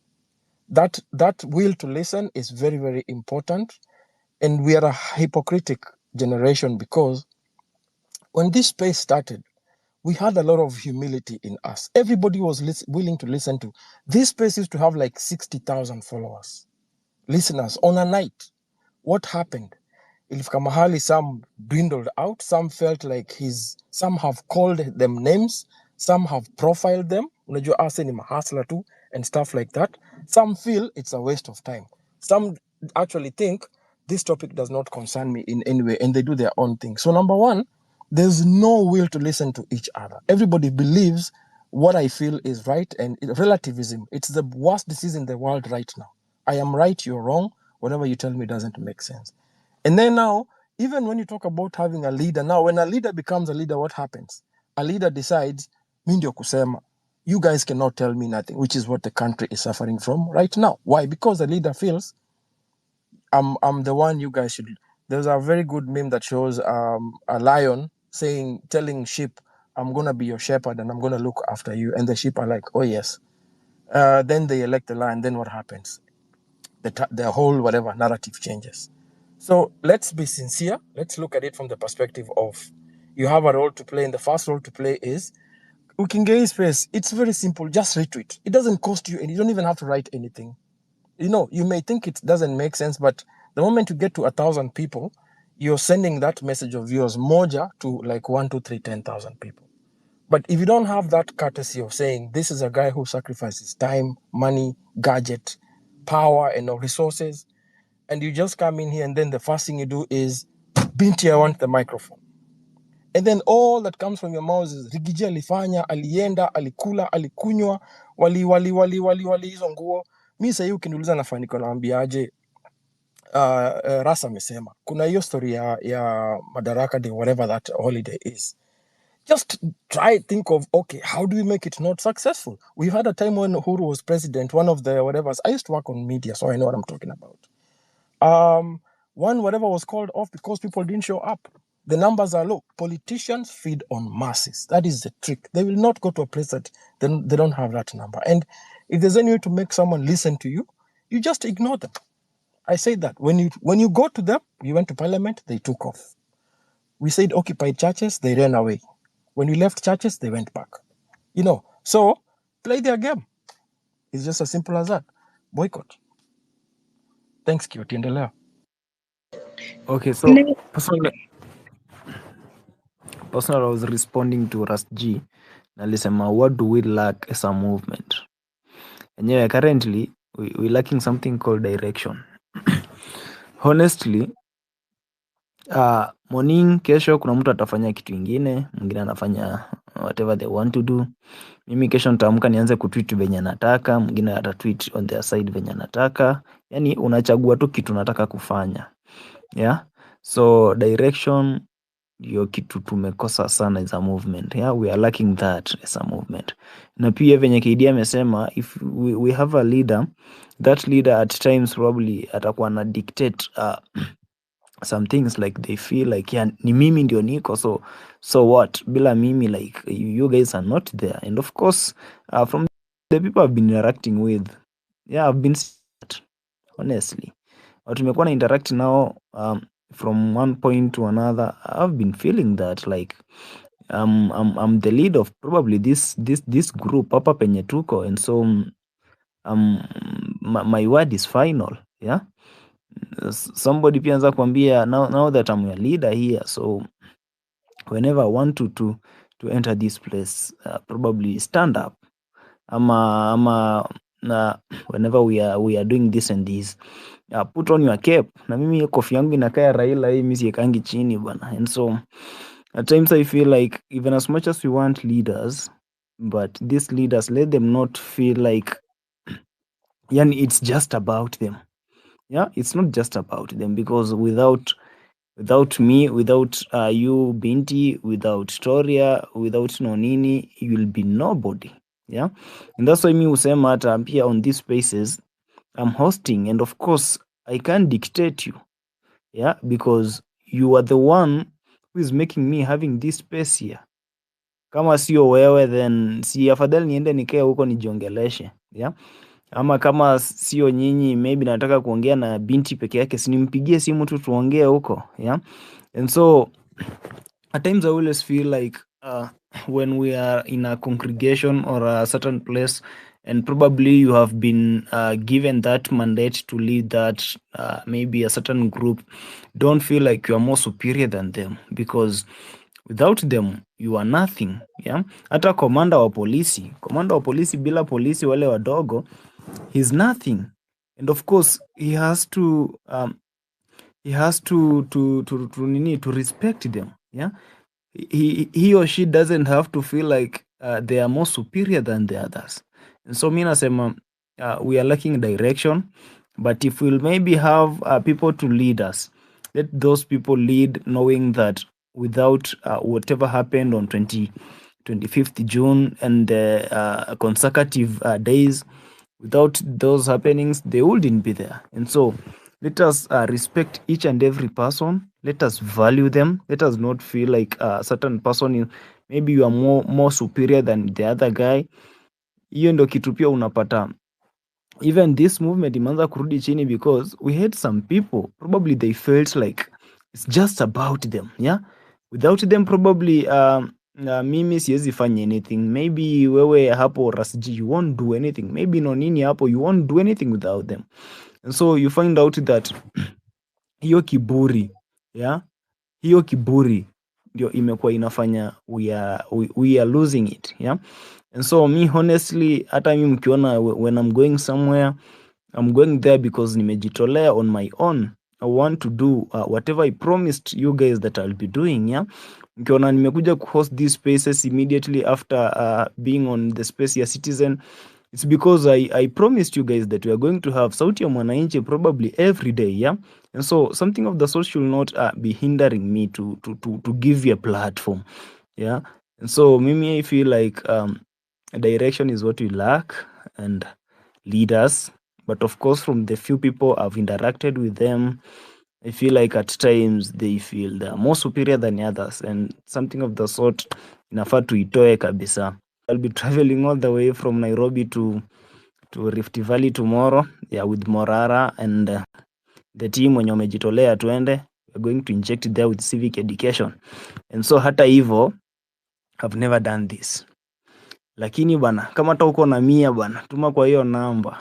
We'll fuel our cars. You remember guys, the other day we happened to encounter whatever happened on the road, yeah, and we never thought that something of the sort could have happened. And so we found it very difficult even to maneuver ourselves. Yeah, I had to not jet back. I mean, I had to come back to Nairobi, yeah, via other means of transport. And so bana, mimi siombangi, lakini kama uko na 200 bana, weka kwa hiyo namba iko hapo juu. Hiyo pesa yako itaenda kufanya kazi mzuri sana kesho. Iteka fuel, itafanya whatever itafanya. And of course we'll be doing this, and I promise you guys, hata kama nitakuwa huko nje nitawekea Sauti ya Mwananchi hata kama itakuwa saa ngapi, I'll be giving you that nini platform venye nilikuwa nisha promise, and so don't worry about that. So hiyo namba iko hapo, inakuanga yangu. Useme Kioti ameanza kuombaomba, lakini kama uko nayo wewe sukuma hapo bwana. Thank you. Can I interject on that before you drop just a minute, like what KD has said? KOT, as much as we lack direction, I think we should bring our ideas together and have something in common. Like, si leo naamka nasema, mi kama mimi sometimes naingianga Twitter, I'm confused. Sijui ati Ruto ban sijui nini, hata sijui hiyo ni nini. Fanya nini, sijui hiyo ni nini. We know one thing, that these bills are being passed in this parliament, and one thing, this parliament should have been dissolved after 25th, after it was invaded. Yeah. So juu inafaa kuwa ishakuwa dissolved, they ignored it and they went ahead to pass these punitive bills hapo kwa hiyo house. I think we should focus on occupying that parliament, sababu hiyo ndo inatumika kupass hizi punitive bills pali hata huyo president anafaa aimpeachiwe from, lakini wamenyamaza, wanapiganisha deal zao huko. I think we should kukuwa na kitu moja kama ni occupy parliament. Yeah, tunajua ni occupy parliament, we work on that tukijua any civic education, but we wanna occupy parliament to make sure imedisolviwa once and for all, ikuwe our main goal. Sasa leo unaamka unasikia tunaenda JKIA, tunaenda State House bana, hata ujui unaenda aje, tumechanganyikiwa.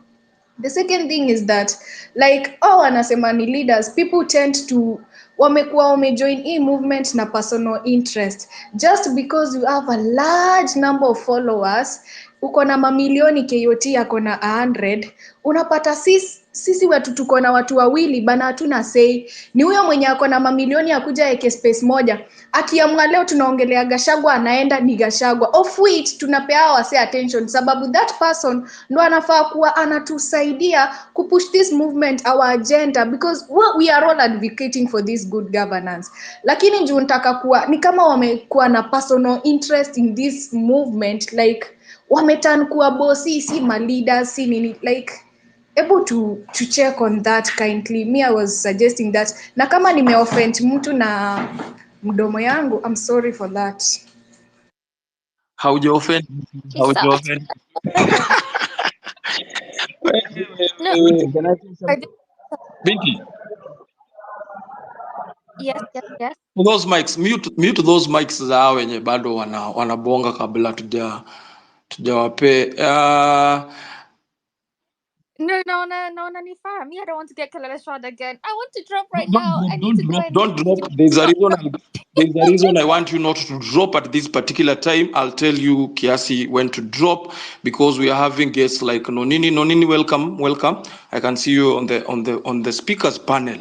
Just before I forget. There's something that KD has said that is very, very, very much important.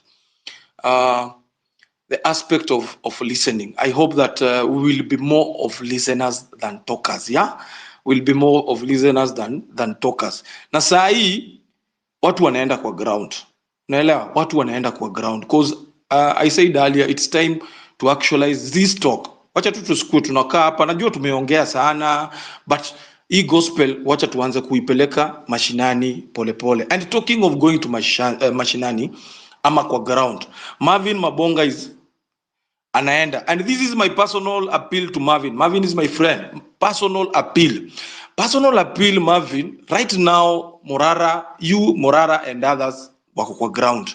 I remember Morara told us amepata ofisi na amefanya hizi vitu zake.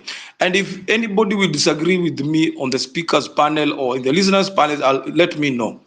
Right now, I want us to own this movement. Sitaki ile design yenye. The reason why KD is bringing that idea, kuna wengine wanaona they should be talking more, na kuna wengine the way Toria is putting is the moment others feel left out. That's the moment the movement will start losing its main purpose. Unaona? Sasa, now that tunataka kutembea pamoja, let us, those front soldiers, I'm talking of these guys, yeah? The influencers, wale wenye wako limelight na everybody, please show the masses the right direction. The right direction, tunataka watu waone movement. hii ofisi, it is time the public, what are you doing here? Uko hapa, have you umefanya effort kwenda kujua ofisi iko wapi? Don't just be complaining tulitoa pesa. Are you following up on kujua ofisi iko wapi? Because this office imeundwa kwa sababu yangu na wewe. It is time tuanze kujifamiliarize ourselves. Let us look organized. Kuna vitu tunakaa ni tudogo but tunini. Sai Mabonga anaenda. Mabonga should not be asking for fuel ama na vitu zingine. There are people here who can provide those vehicles. Uko na gari yako hapo inakaaga tu na iko na fuel. Uko na magari 5, 6 ziko tu pale. Please provide these things to these guys, yeah? Wakati tunaenda mashinani, kuna watu najua hapa wako na free day kuanzia kesho kutwa nini. This is an opportunity for you to join Mabonga, Morara, make a convoy. You see how these politicians are always organized. Wakati wanakuja kutudanganya huko mitaani, wanakuwa wamejipanga, wamejiorganize. A whole funeral in my backyard, Nyeri. Ilisimamishwa tu, ikasimamishwa, watu wakapewa time so that people can grieve. They build a mass of people so that politicians can come to talk when their kids are dead. Sasa watu, like KD has said, they depend so much on the masses. Na si ati sisi tunakosa hiyo masses. Si nani amekuwa kienda huku na anakutana na wananchi na wanaongea. So let us do that part. Tukisema tunaweza enda, watu wanaweza sacrifice. Kuna wenye wanaweza enda hii weekend kunaenda wapi? Kunaenda Rift Valley. There are guys in Nairobi here who are fed up with Ruto and they come from Rift Valley. This is your chance to accompany Morara and Wakina Marvin and then Rift Valley. Spread that gospel. That's how our parents now watakuja kujua Ruto ni nani. Please, that's my humble appeal to everybody. Anyway, going forward, as I prepare to bring in Nonini, and Noni, thank you. We saw the latest track that you did, and thank you so much for honoring our fallen comrades.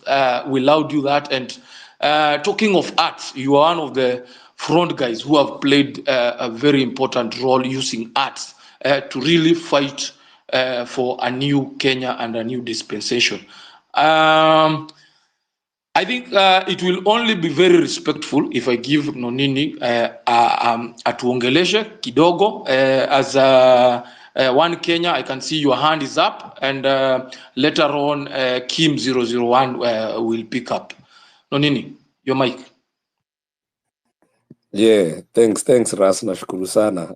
Big up Binti, big up KOT, Toria, kila mtu hapa Fara na wacheki. Mwaga nasikiza tu kimya Mizani, I see you as well. Waga nasikiza tu, I like following the conversation. KD pia amekuwa hapa manze.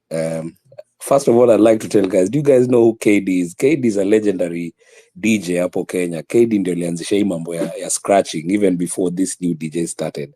Na alikujaga yuko tu mahali tu ku US. Sijaona KD for a minute, but hii movement ili bring KD, nikaanza kuona KD anaongea. Na kuna malimina KD ati tulibonga tukasema tuanze kuongea. It was just organic. Ye mwenye aliona what's happening and he started speaking out. Same way as mimi tu nilikaa chini nikaona what's happening and I started speaking out.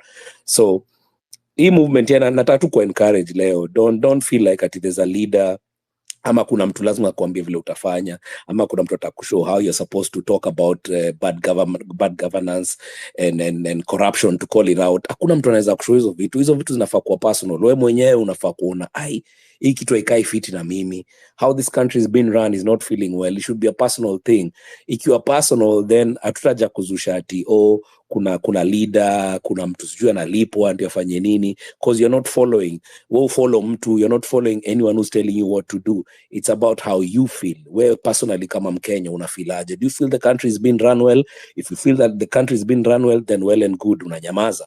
If you feel that it's not being run well, then well and good, unaongea. It's a personal thing. Before niendelee na make point yangu tu real quick, then I drop. Binti namsikiaga sana kutoka UK. Jana nilisikia kuna mtu mwingine UK aliongea. Just wanted to ask, kwani nyinyi watu wa UK mko na kasauti kadogo aje? Atu demo jana aliongea alikuwa na sauti kama ya Binti kabisa. So big up also you guys out there. Yeah? I know exactly who you're talking about. Her name was Yeah, sounded like you totally. Nini anataka kuitwa kababa? Hapana. So leo nimeona kitu mimi imenijamisha kidogo, na again sijaona tweet ya mtu akitweet ndio mimi niiseme. As in, I was just watching the news and seeing what's happening, and I saw the church held a press briefing. They held a conference with the media just to call out wakichangia mambo yao watu wawili wana fight. Really? It caught me off guard. I was like, what the hell is this? Abu, hawa watu wanaweza piga press conference kuongea mambo ya vita yao watu wawili, but watoi wameuliwa Kenya and they never not even once called a press conference. Those are the things we need to call out. Personally, me feel vibaya na nikaiandika. Unaelewa? It's a personal thing. Sikuwa nangojea Morara aseme, ama sijui nangoja nani aseme. No. It's a personal, it's wrong, bro. It's wrong. Na ukirudi nyuma uangalie how church imekuwa used to control politics everywhere in the world. Unakumbuka millennials ama hata labda Gen Z pia wali experience kitu. Chuo tulikuwa na hiki tulikuwa inaitwa CU. Mko mnaekewa CU. Yani mmeanza kuingizwa mambo ya church tangu chuo, imeanza kuwa programmed in tangu chuo. It's been used to control people from school, alafu inakuja mpaka ina affect watu in life. Hiyo CU ilikuwa inaekwa hapo ati lazima muende CU, sijui muimbe. I have nothing against God. Mimi niko na personal relationship with God.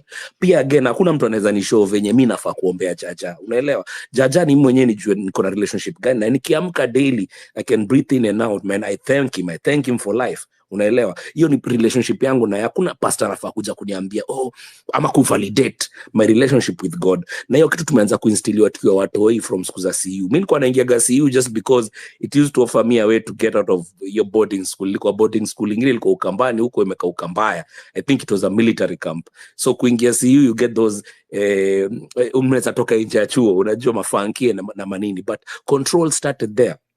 This churches, man, say church, there's nothing wrong with religion. Religion is perfectly okay, but kuna watu wamekuwa hapo that are staining the name of the church. Mpaka wanafanya watu siku hizi wajisikii na mambo ya religion.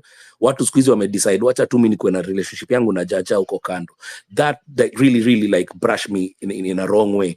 Na si need mtu yote aniambie. I need to speak up about it. It's a personal thing.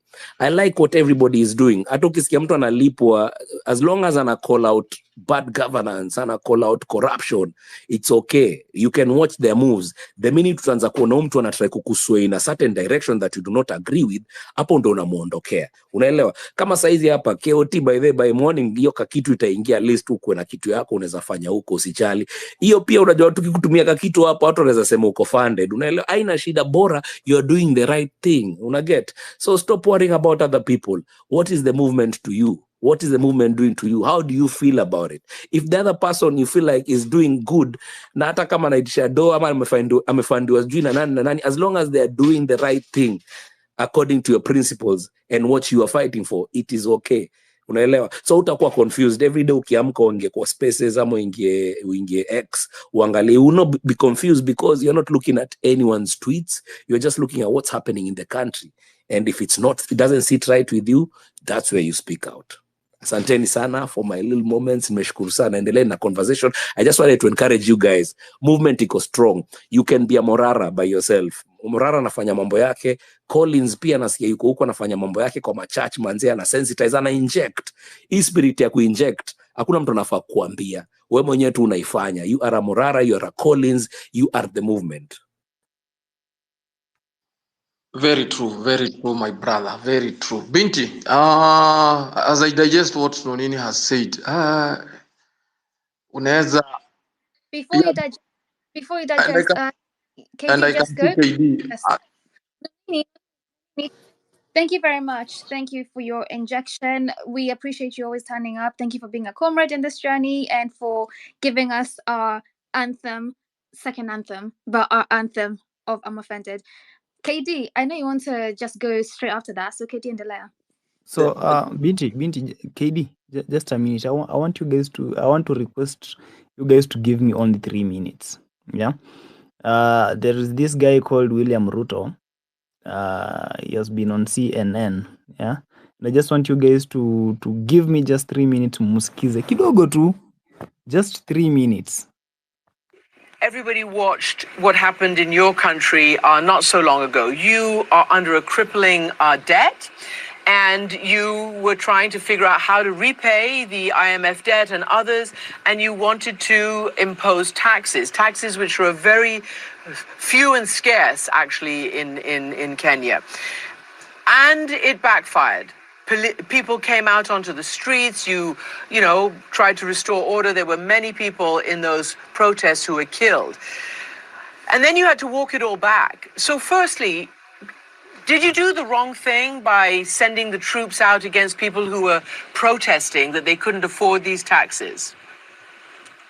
For your information, Kenya is a robustly democratic country, and protests are part of our democracy. The freedom of people to associate and to choose what to do. And that is perfectly in order. And restoring law and order is also the responsibility of law enforcement agencies. What was in Nairobi, apart from the protests, were criminal gangs that burned down parliament, burned down the Chief Justice office, burned down people's property. Those, like happens everywhere in the world, had to be managed by our security agencies.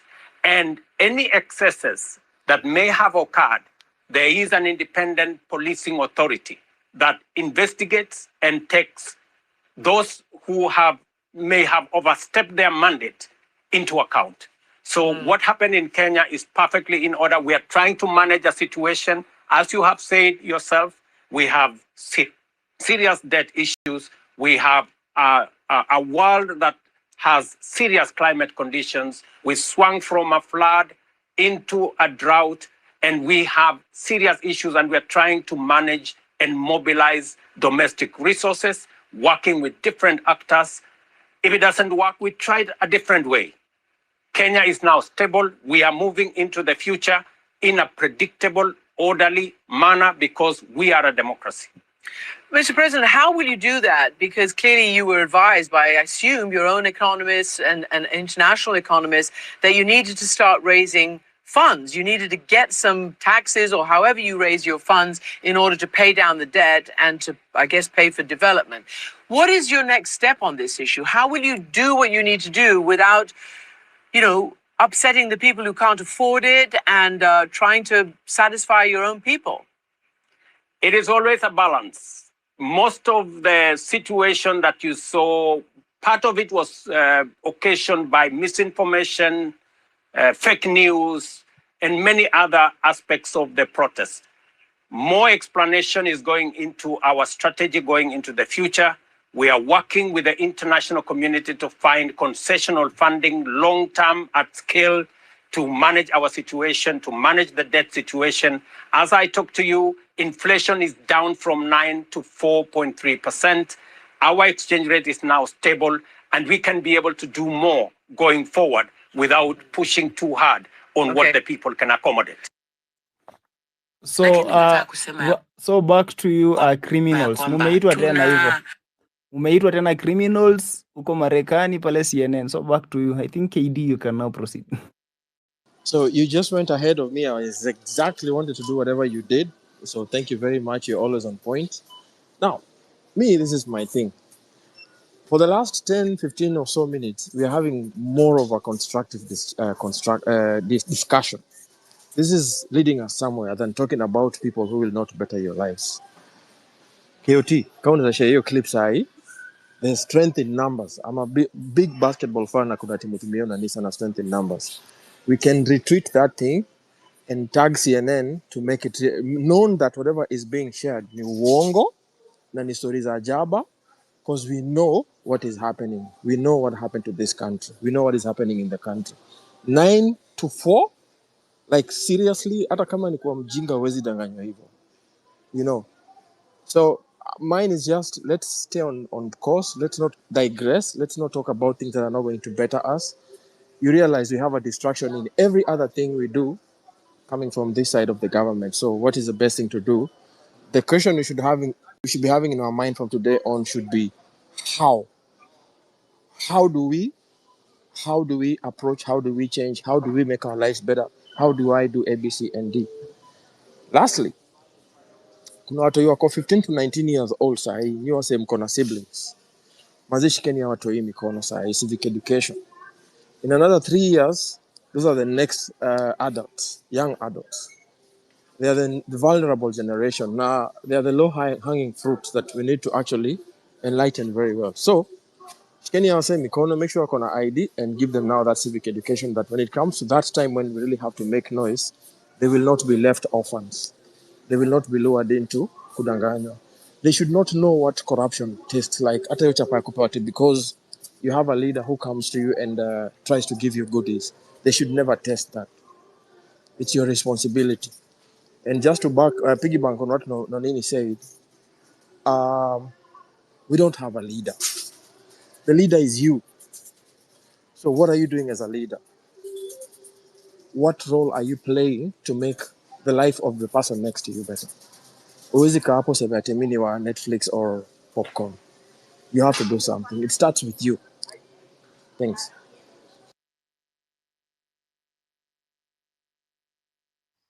Binti.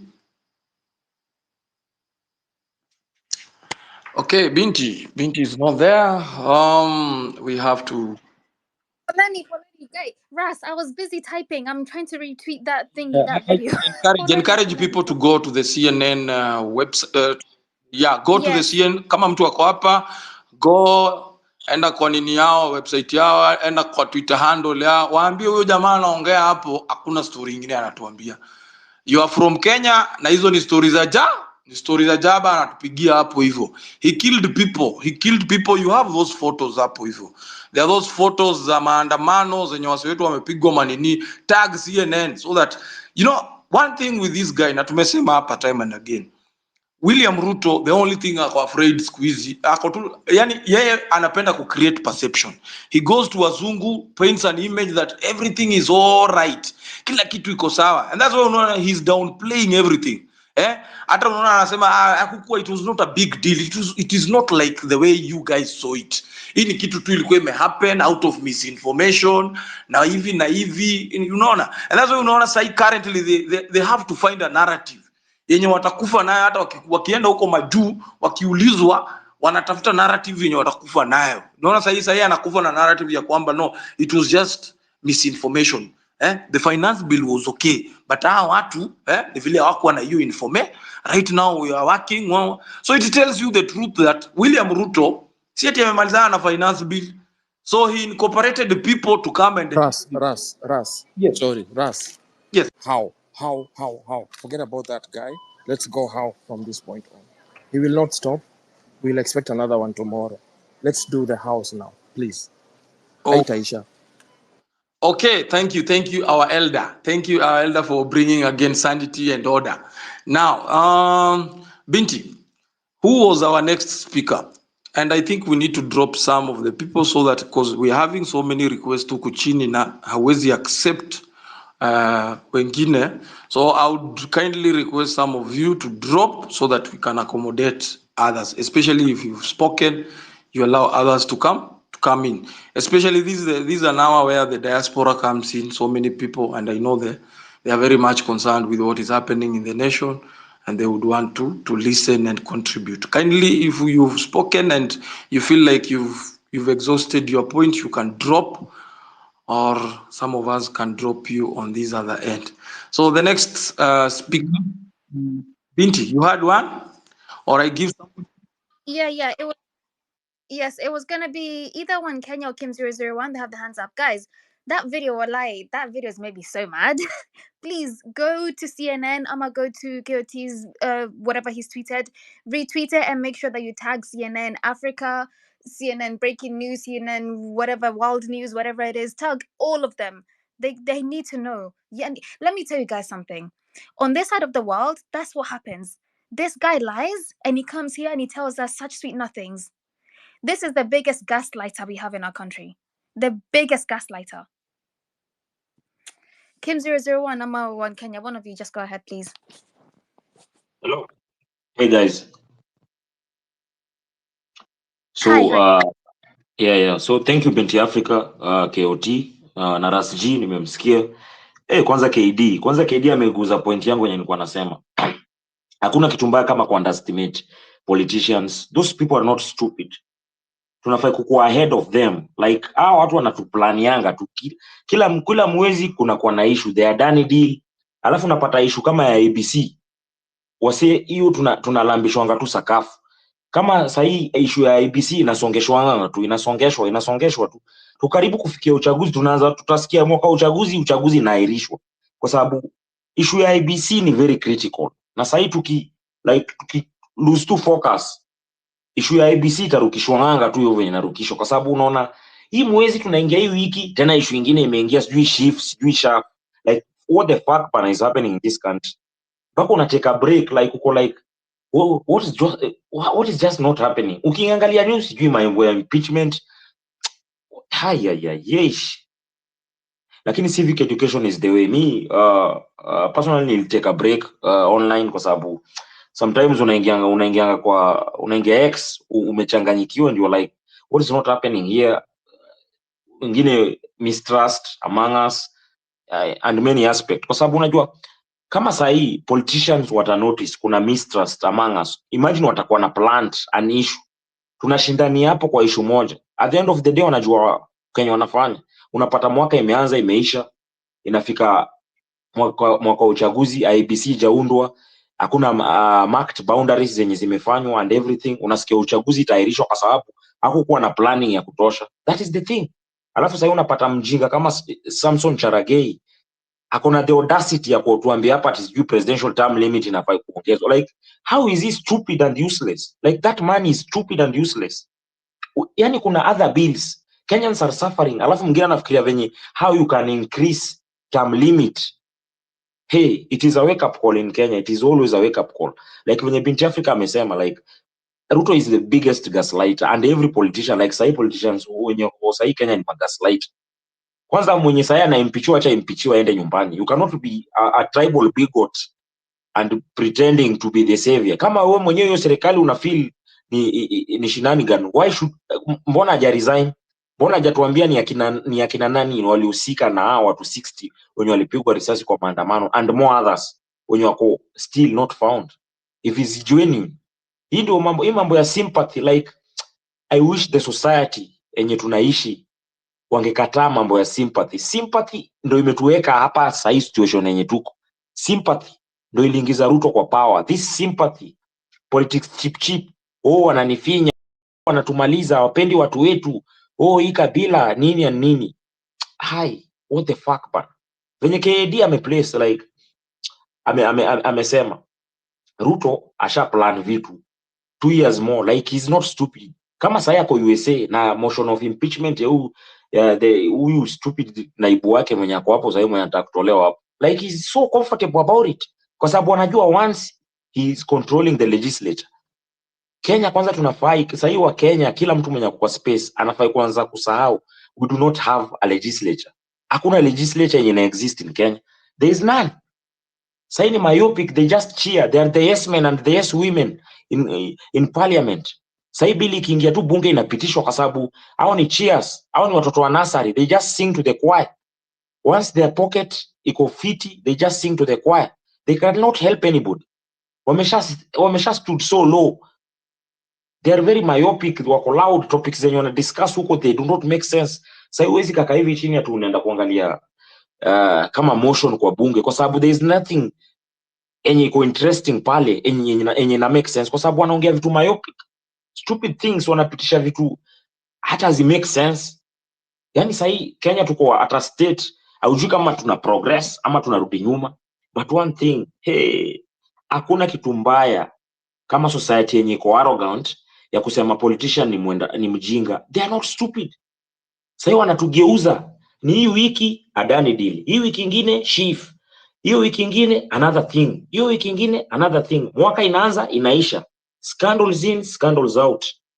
Issue ya IEBC ni kusongeshwa tu, inasongeshwa.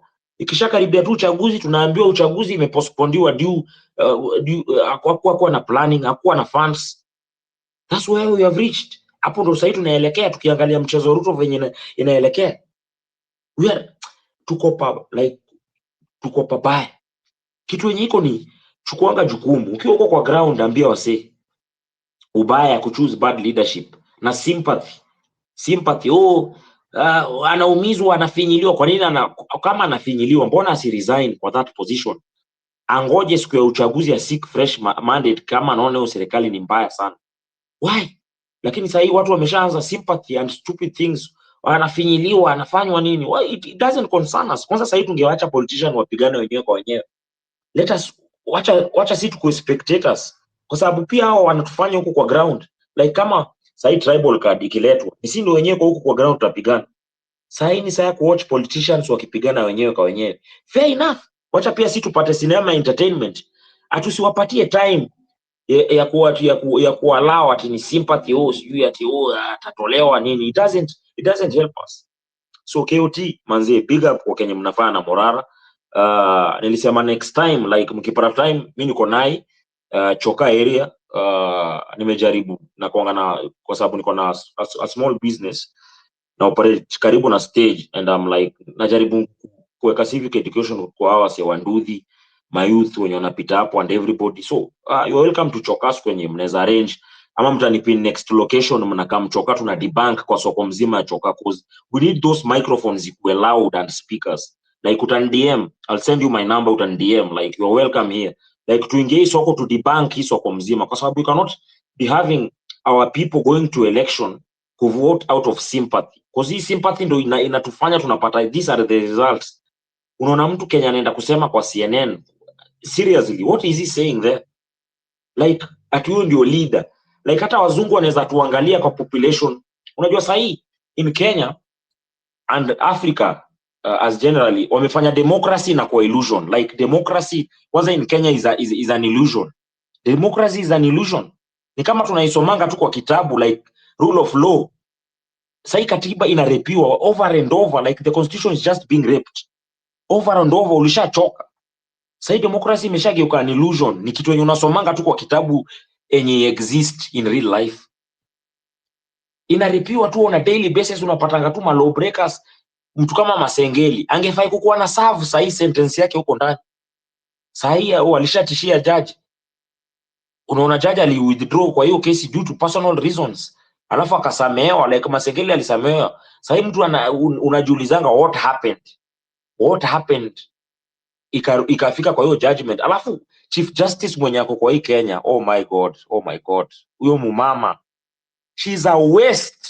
She's a total waste. Like seriously, anafanyanga nini? Watu wawe, she's not talking. The constitution is just being raped, she's not talking. She's just there.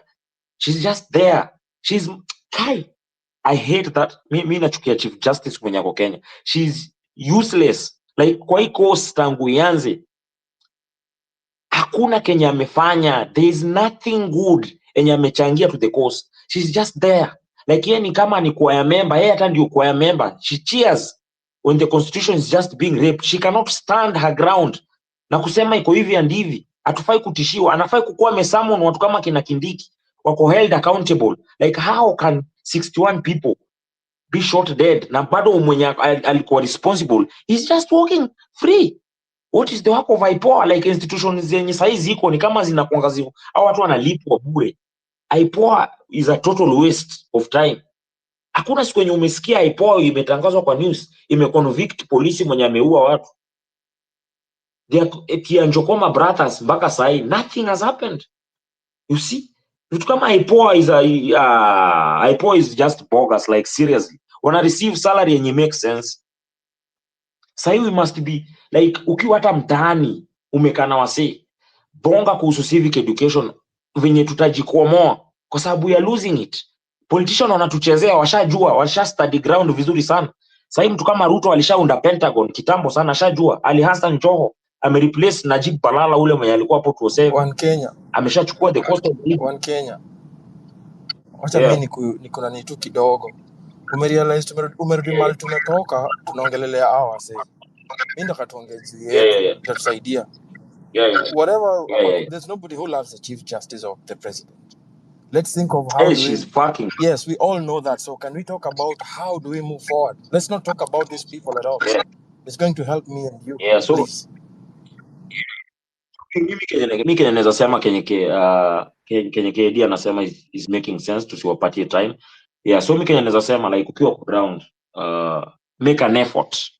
Ukikaa na 1 or 2 3 people, jaribu kuambia importance of good leadership. Hapo ndio itatuelekeza vizuri, because unapata watu wengine wanakuanga very busy struggling na life, so afuatiliangi more about election, on how to elect a good leader and everything, kuangalia characteristics, character, personality ya msee and everything. So tujaribu, ukiwa ground, just talk more. So mimi niko Choka, like I'm based on Choka, Nairobi. KOT karibu, mtani tag, like mimi ndatuma namba yangu. I like to join the next trip, alafu tu organize pia huku Choka, like kwanza huku kwetu pia kuna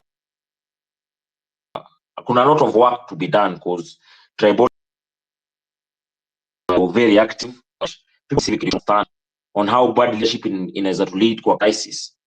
Watu watoke kwa mtu politics, because it doesn't help us, haijai tusaidia. So civic education inafai kuwa sahi, inafai kuwa scoreboard ya kila msee. Ukipata msee kwa njia, jaribungu tu 1 or 2 things, mguzie tu kuhusu governance, mguzilie hapa na pale, itapata at least ukimguzilia yeye pia ataendea kwa mtu mwingine, amwambie kuna kijana pahali fulani, ama kuna msichana pahali fulani ananieleza hivi na hapa na pale, na nikaona ina make sense. So civic education inafai kuwa inafai kuwa our daily pill, like hiyo inafai kuwa our daily bread before tufike 2027. At least tukue na watu wanajua ukienda kuvote una vote kwa nini, kwa sababu inafai kuwa ina matter una vote kwa nini. Kwa sababu personally I was telling people before ni take a break, like personally mpaka mimi sasa ni tangu niende replacement ya Huduma Center mpaka sasa, like my ID haitoka, like it's just so fucked up, mbaya sana. I've tried, like nimeenda kwa hiyo Huduma Center yenye kwa hapa kwa Ruai, nimejaribu, it doesn't help me. Sasa nimetumwa kwa mtu specific huko Jogoo House, I not mention the name. Nimeambiwa ukienda huko ulipe 3,000 utatoka na ID after 30 minutes. So you can imagine that is corruption. Sasa mpaka sasa uende ulipe 3,000, Huduma Center wamekataa kutoa ID na ni replacement, just only replacement. Nilishalipa hiyo thao, sasa tunalipia identity yetu, na Maumau walipigana for identity. Seriously, where are we heading as a country? So civic education is the way to go, kwa make watu understand bad leadership inakuja na consequences. So civic education all the way. KD, thank you manze. KD, thank you. KOT manze, keep the gospel running manze. Mkiwa na Morara, ambia shout out kwa Morara binti Africa manze.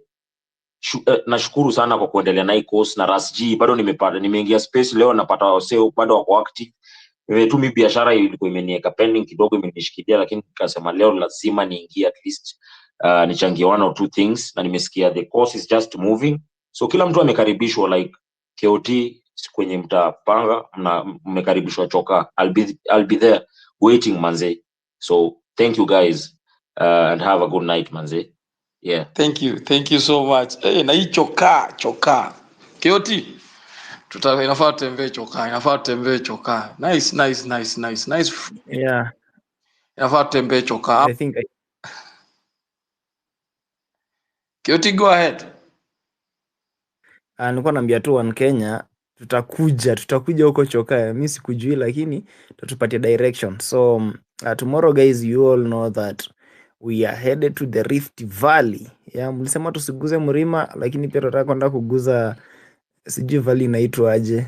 Yeah, bonde la ufa. Yeah, tuenda kuguza bonde la ufa. Guys, I'm good in Swahili, msinionange hivi tu. I'm also good in Swahili.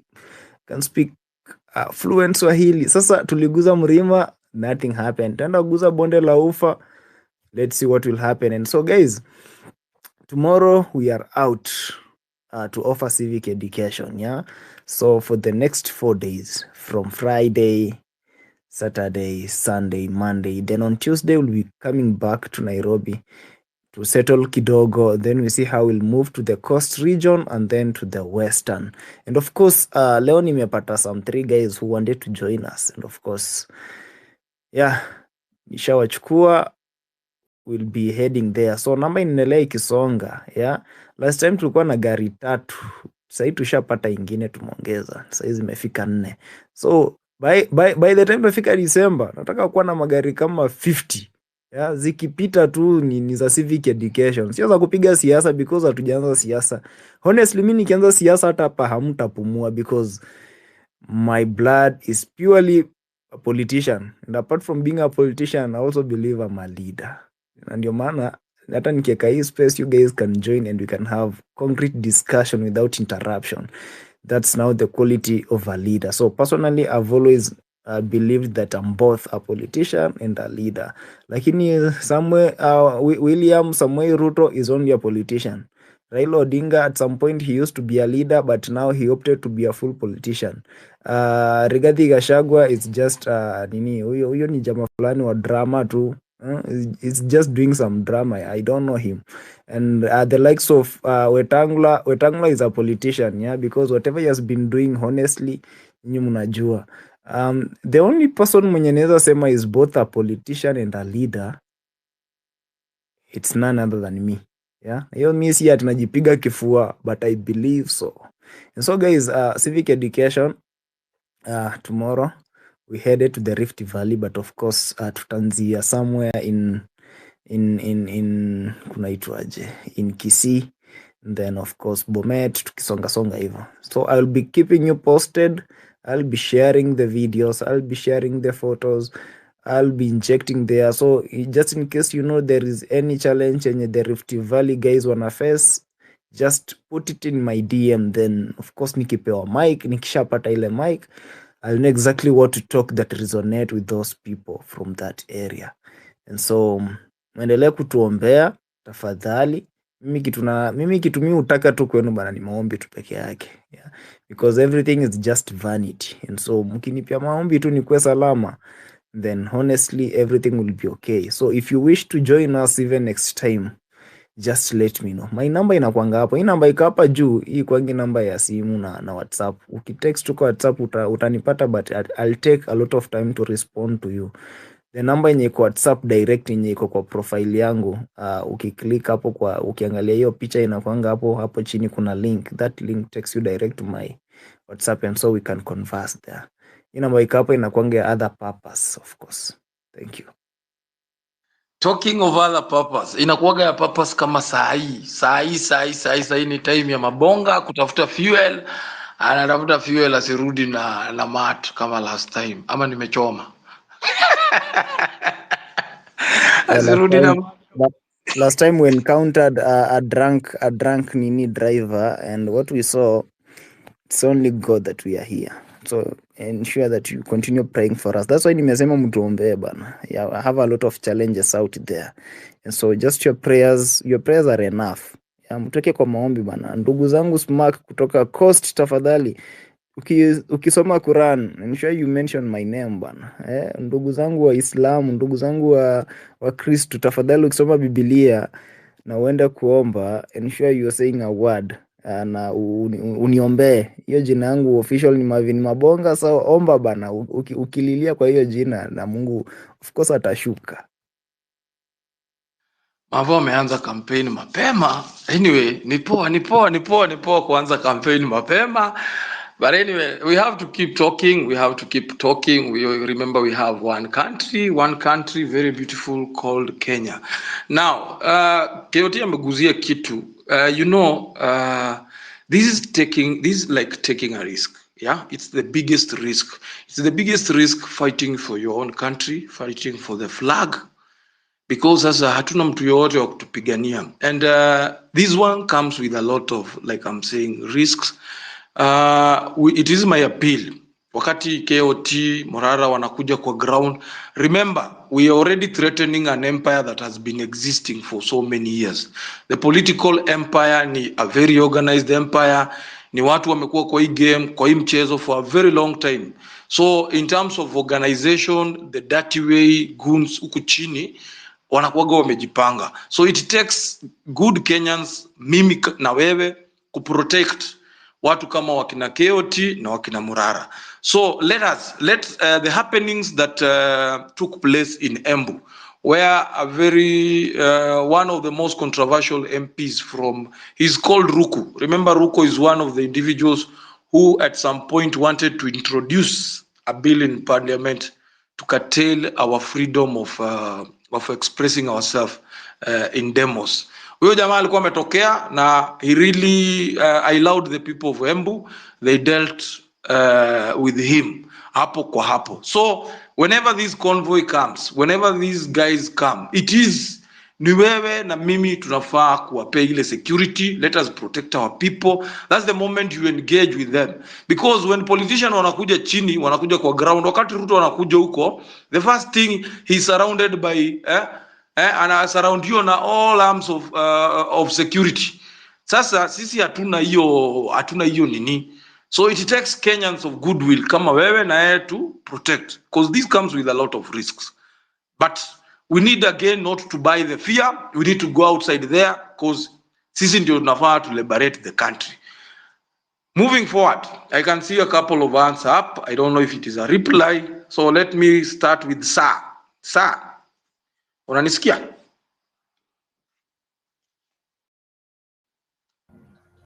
Thank you very much. I don't know if I'm audible enough. Maybe you can confirm to me. Yes, you are 100%.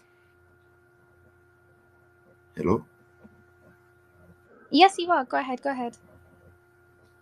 Thank you very much. Number one, I want to start by applauding all the speakers who have come on board to discuss the various key concerns about our trajectory as a country, where we are moving to. And I want also to, in a very brief, to also to stress my points, respective of how we feel that we have a country that we feel that we are not governed in the right manner that we expect as the constituents. So today, as we all gather here to discuss all these essential key issues, we feel like in many recent times that we have seen foundations of our democracy have been shaken a lot. The rule of law, which should guide our actions, decisions, are being undermined. So the law itself, this culture that our leaders have put in all these sectors, starting with the judiciary, the legislature, and even the executive itself. Look at also the oversighting bodies like the ESCC. These are bodies that are supposed to come on board and put our leaders to account. But one of the major concerns is that these institutions were established to protect our rights and ensure that our leaders act responsibly. But look at what is happening. These bodies have totally failed to fulfill their responsibility. And that's where our question comes in. When will these bodies realize the urgency of our responsibilities? When will they realize that, can we now put aside the politics? Can we put aside the favorism? Can't we come and do the check and balance? Can't we have a country that is progressing in terms of economic, in terms of socio-political, in terms of putting all the sectors aboard so that we can create job employment for youths? Look at the graduates that universities produce every year. Where are they going? They don't know. They don't have a plan. They're just there. They just having a government that doesn't have a clear plan, a roadmap on what they're doing. So as I move on, we can also say that we as the citizens, we feel that we have that disconnect from the government, because number one, many of us have lost trust in this system. I bet no one can put trust in this. No one can come and say that we all trust this government. We have totally disconnected ourselves from the trust to this government. And it deepens the gap between the government and the people. So we need to recognize that governance is not just about those in power. It is about the responsibility they have to serve the public. When this bond is broken, the future of our nation becomes uncertain. Look where we are as a country. Look where we are as Kenya. The second layer of the government, we are seeing a disconnect from the deputy president and the president, a fallout. Surely 2 years, 24 months, nothing has been done. You cannot tell me that you have a government that every public sector, every sector is failing. Look at the education sector. Look at the health sector. Nothing that someone can say that or can defend that something is being done here. Look at the transport sector. What is happening at JKA right now? Now, how can you tell me that now we have a government that has competence? How can we come and say we can defend this government by saying that it's a working government? But today, you can see even what is happening. We can see the members of parliament coming together, collecting signatures because they want to impeach one of their own. And why?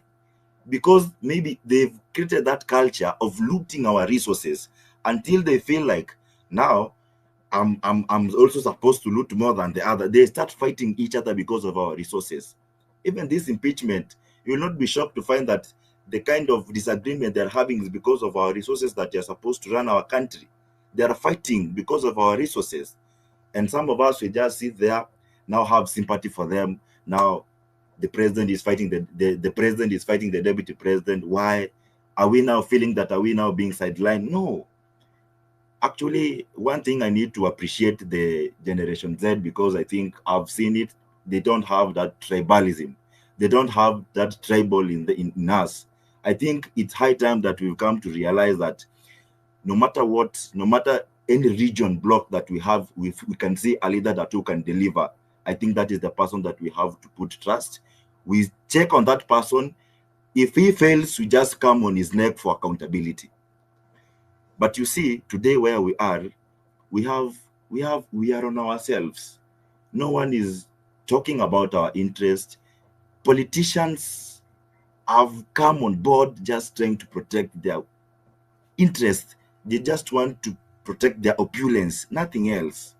And I think one thing that I'll leave everybody that with is that I know right now we are still on course to try to rectify some of the system in this government as the citizens. Yes, we can't have that much strength to push some things, because after all, this is the government of the day that we have, but we can plan something. These 3 years are this is a very good time for us to plan. Number one, we make sure that we have the voting card, we have our IDs.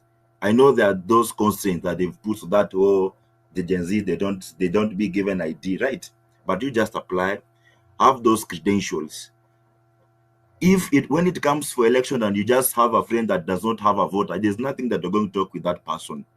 There's no way that we can just come here on online platform. We just keep on repeating things that we usually say every day. But when it comes to doing them, we don't do them. We're just sitting there online browsing TikToks.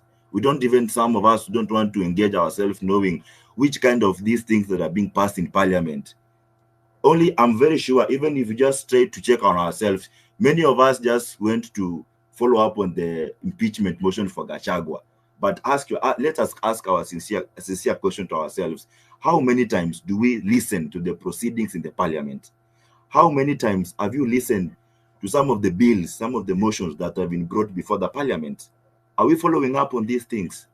And yet when we come and just see now things are not on our side, also we come and just trying to raise questions. So my point is that regardless of anything that is happening in our country, we're supposed to keep track. Let us be on board. Let us come together and follow up on every public sector, everything that is happening, whether be it Ministry of Sport, Ministry of Defense, Ministry of Agriculture, everywhere. We occupy everywhere. And when we mean accountability, we have to be strict on it. Be it coming on streets the way we are doing it, consistency is the key. Now look at what is happening in our country at the moment. Now we are being taken away from our focus.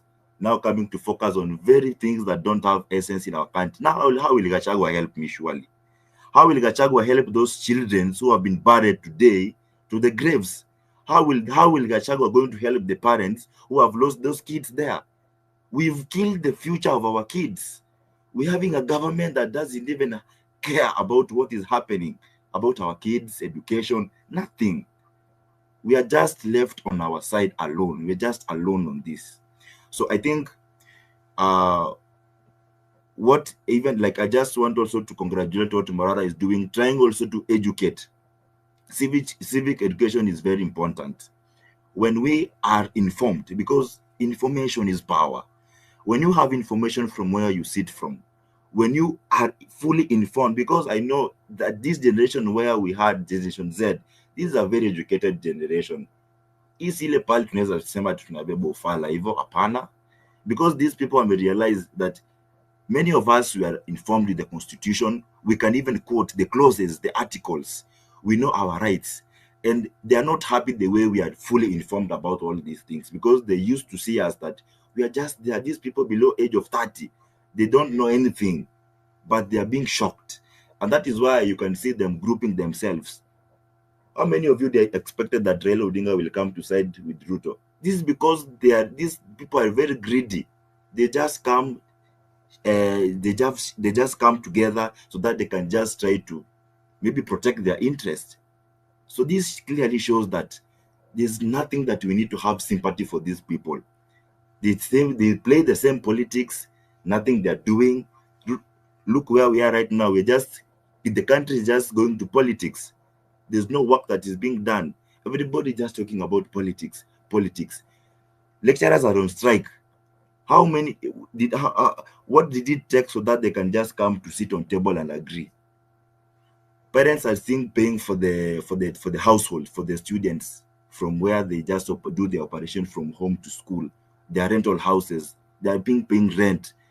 How come that all these 1 month that has gone for strike, no classes going, nothing, just at home doing nothing? And then you just tell me that now we just also sit there with just do nothing? I think we are tired of this government. I think we've seen the worst they can do for us. There's nothing. We have no trust at this government. And in conclusion, I think the part we take as a country depends on our collective action.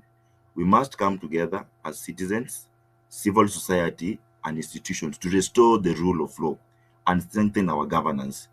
Only then can we build a bright future for Kenya, one where justice prevails, accountability is the norm, and every citizen feels empowered to participate in the democratic process.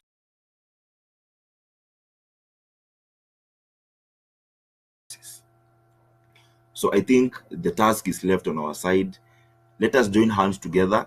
This is not the time maybe we should be blaming ourselves. Why are they doing this? No. In fact, we shouldn't be caring about these people. In fact, I'm very happy to see the way they are fighting. Let them fight, because once their fight will never assist us in anything. It will never bring food on our table.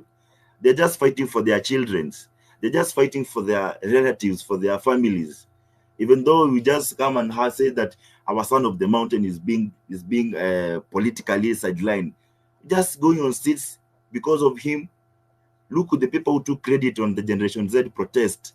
Look at the people who are being appointed to government, who took credit of our efforts we did, waking up in the morning, not even taking anything, just going to sit so that we can defend our democracy, we can defend the rule of law, we can defend this country, the future of our children, our education. They don't even want us to be educated so that we can come to put them in account. How surely can you consolidate all the funds? How can you categorize students in different bands without having public participation? How can you put something in effect and then you come to seek public participation after something has been implemented? Really? I think we need to have a very lengthy conversation and very healthy. I bet we have the people we have in government are maybe they're having some mental problem. I don't even the things that even our president is speaking abroad and here in Kenya are very different things. Recently, he said that that Ford Foundation was the one that was funding the Generation Z. Today, now they're saying it is the deputy president who was funding the protest. When he was abroad at the US, he was saying, oh, the Ford Foundation is doing a good job in helping our country in terms of economic transformation. Now, like, where are we? What is this guy saying? And then we just put our trust on this guy. I think these are even people who don't know what they're doing. They're just wasting our resources, wasting our time. And this time will never come back. So I think, as I just finish from here, I think we should be very vigilant on ourselves. Let us stand very firm. Let us have that straightforwardness. Let us put our minds together. We have lawyers. We have doctors. We have economists from ourselves. We are learned. We can sit. We can put our minds together. And I'm pretty sure that we can take this country forward. It doesn't mean we don't need Ruto, we don't need Raila Odinga. Who are they? We don't need these big fish. We ourselves, we can be those big fish. We have the minds, we have the brains, we can reason, we can put a proper leadership, a leadership that is working for this country. We need to have managers. We are tired of these politicians. We need to have people who follow the rule of law. We need to have people who are there to the rule of law. So we will keep on talking all these things. We will I'm keep waiting on for you talking to all land. these things. Yes? I'm waiting for you to land. I think I've given you enough time, so I'm waiting for your closing statement now. Thank you very much. As I'm closing, let me just close because I think we'll just keep on talking until tomorrow. As I close, I think my stressing point is that I think we should be conversant with our rule of law, because everything that happens in our country revolves around the rule of law. So if we have people who follow the rule of law, if we have our institutions being grounded on the rule of law, they do their job without being compromised, without being influenced politically, I think we could be in a very better position as a country. Thank you very much, and I appreciate you guys for being there this time, because we are here to shape up our country, and that is Kenya. And may God bless this country. Thank you very much. Thank you, my brother. Thank you for that long remark. When you raise your hand, it's either a counter or it's a reply. I had seen KD hand is up, but just hold kiasi, just hold that thought. There is Isaac. I want to put it in this order. There is Isaac, there is Daniel, because there are people who have never even spoken here. So I would want to go for these new names that have never gotten a platform to speak. So somebody's mic is on. Don't know whose mic is that. Kindly mute. So I'll start with I'll go to Isaac. I'll start with Isaac, and then we go to Daniel in that order. So those are the speakers. But before the speakers, KD, in a half a minute, what I think it is a race. Yeah, thanks. Thank you. Mine is just very simple. I think I'll play illegal co-host. I'm not doing this to belittle anyone or to attack anyone. Please let us talk about how we'll move forward. Let's forget talking about these guys. At some point, we had a very, very good direction, but I understand everyone has emotions and you're bound to express yourself. But we can do this until God knows when. As we're speaking right now, they are also speaking. Just keep that in mind. Yesterday, we spoke about Kashagwa. Today, we spoke about Kindiki. Tomorrow, we'll speak about what Ruto has said on CNN. The next day, something else will come back. So, usifikirie hasira itaisha. That's why I'm just clinging on this point of, let's think of how can we move forward. How can you and I be the difference? How can we make this thing more in whatever? Like when Farah came and then Nonini, like we were talking about us, not they. And if you can keep on that track, Ras, you can correct me if I'm wrong. I think we'll actually have a very productive way to whatever. We know what all these guys have done, and it just doesn't serve any purpose speaking about them anymore, because it's not going to put food on our table. Thanks. Thank you, KD. And as KD has insisted on this, I insist. I know it is not a culture that we can pick it mara moja, kwa sababu I also want KD to understand Kenyans wako bado wako na hasira, but unajua pia hii hasira tukikwama nayo sana itakuwa pia ni ngumu. Wewe ile hasira niko nayo ndakuchapa, wewe unaongea kuchapa, niko na hasira hata ujui unasema nini. Nasema yani tuko na hasira ile design yenye hawa Kenya inafaa wa understand wako na ile hasira, lazima waanze na ka history waongee kuhusu hawase kiasi, but as much as KD is trying to help us bring in some order and some moving forward, because right now we should be focusing on about us. Vile amesema sisi, like right now we are talking of how does Marvin Mabonga move to the ground with the entourage ya Morara wakifanya kitu inaitwa civil education. And we have said here, if one of us is going down, let us support. Please, wacha tumsaidie, tusikue tumeongea kuhusu hizo challenges ziko down. Hapa sasa tukiwa naona tuko watu wangapi? We are almost 50 something, 60 something. Somebody can do, you can do your 100, you can do your 50 bob. It is just a one way of helping Mabonga and the team go to the ground. Remember, they are taking our message down to the ground. These are the things.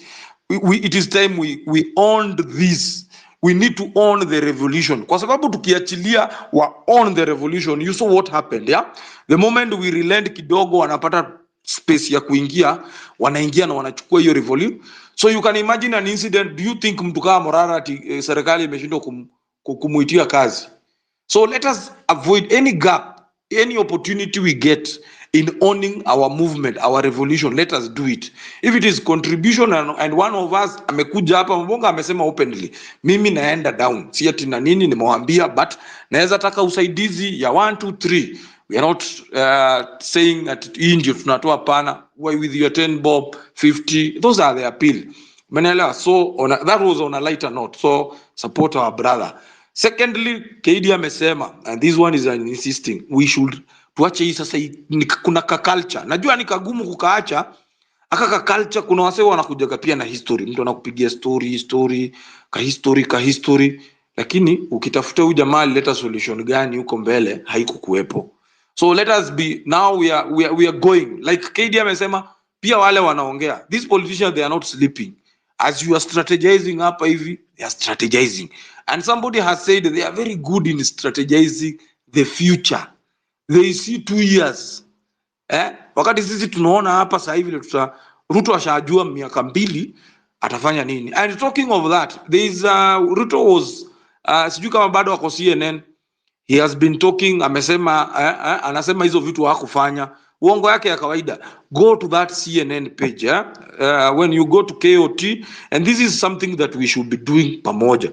Wakati tunasema tunaenda kwa page, go to KOT page, kuna CNN live ameweka hapo hivyo Ruto akiongea. Go to the CNN page, ambia watu wa CNN, huyu jamaa is not even speaking on our behalf. Actually he killed people. You have those photos za maandamano watu wamepigwa. Tag them there because he likes lying to the West how good he is so that he can be given those funds zenye wanakuja kutuibia huku. So hiyo ndio information. Those are the information because everything is about perception. If he creates a perception that he is a good man, you get an opportunity to create a perception. He is a murderer, he is a liar. Go and create it in those platforms. Sawa. Now, Declan, what do you want to tell us? Your hand is up. Habari, nasikika kweli? Unasikika, Oh, endelea. wonderful. That's great. Hey, it's been a long day. I've been listening. Nimefika kwa nyumba. You know, I wasn't going to say anything. Alafu nikasikia watu wa diaspora wameitwa, so I thought I'd say something. So hey, olele. Mtanisamee, I'm very tired. So how do we move forward as a country?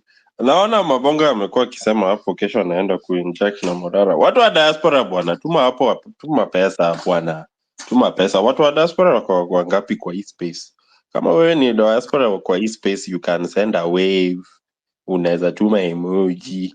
Na pia tuma pesa bwana, tuma pesa. Send Marvin Mabonga money. There's not much you can do now, just send him money.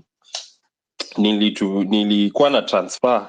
I'm sorry, I don't want to talk about. I'm actually so upset about that CNN interview. I've not listened to the whole of it, but I heard the part that some of it that was played in the space, and I heard the part specifically about the exchange rates.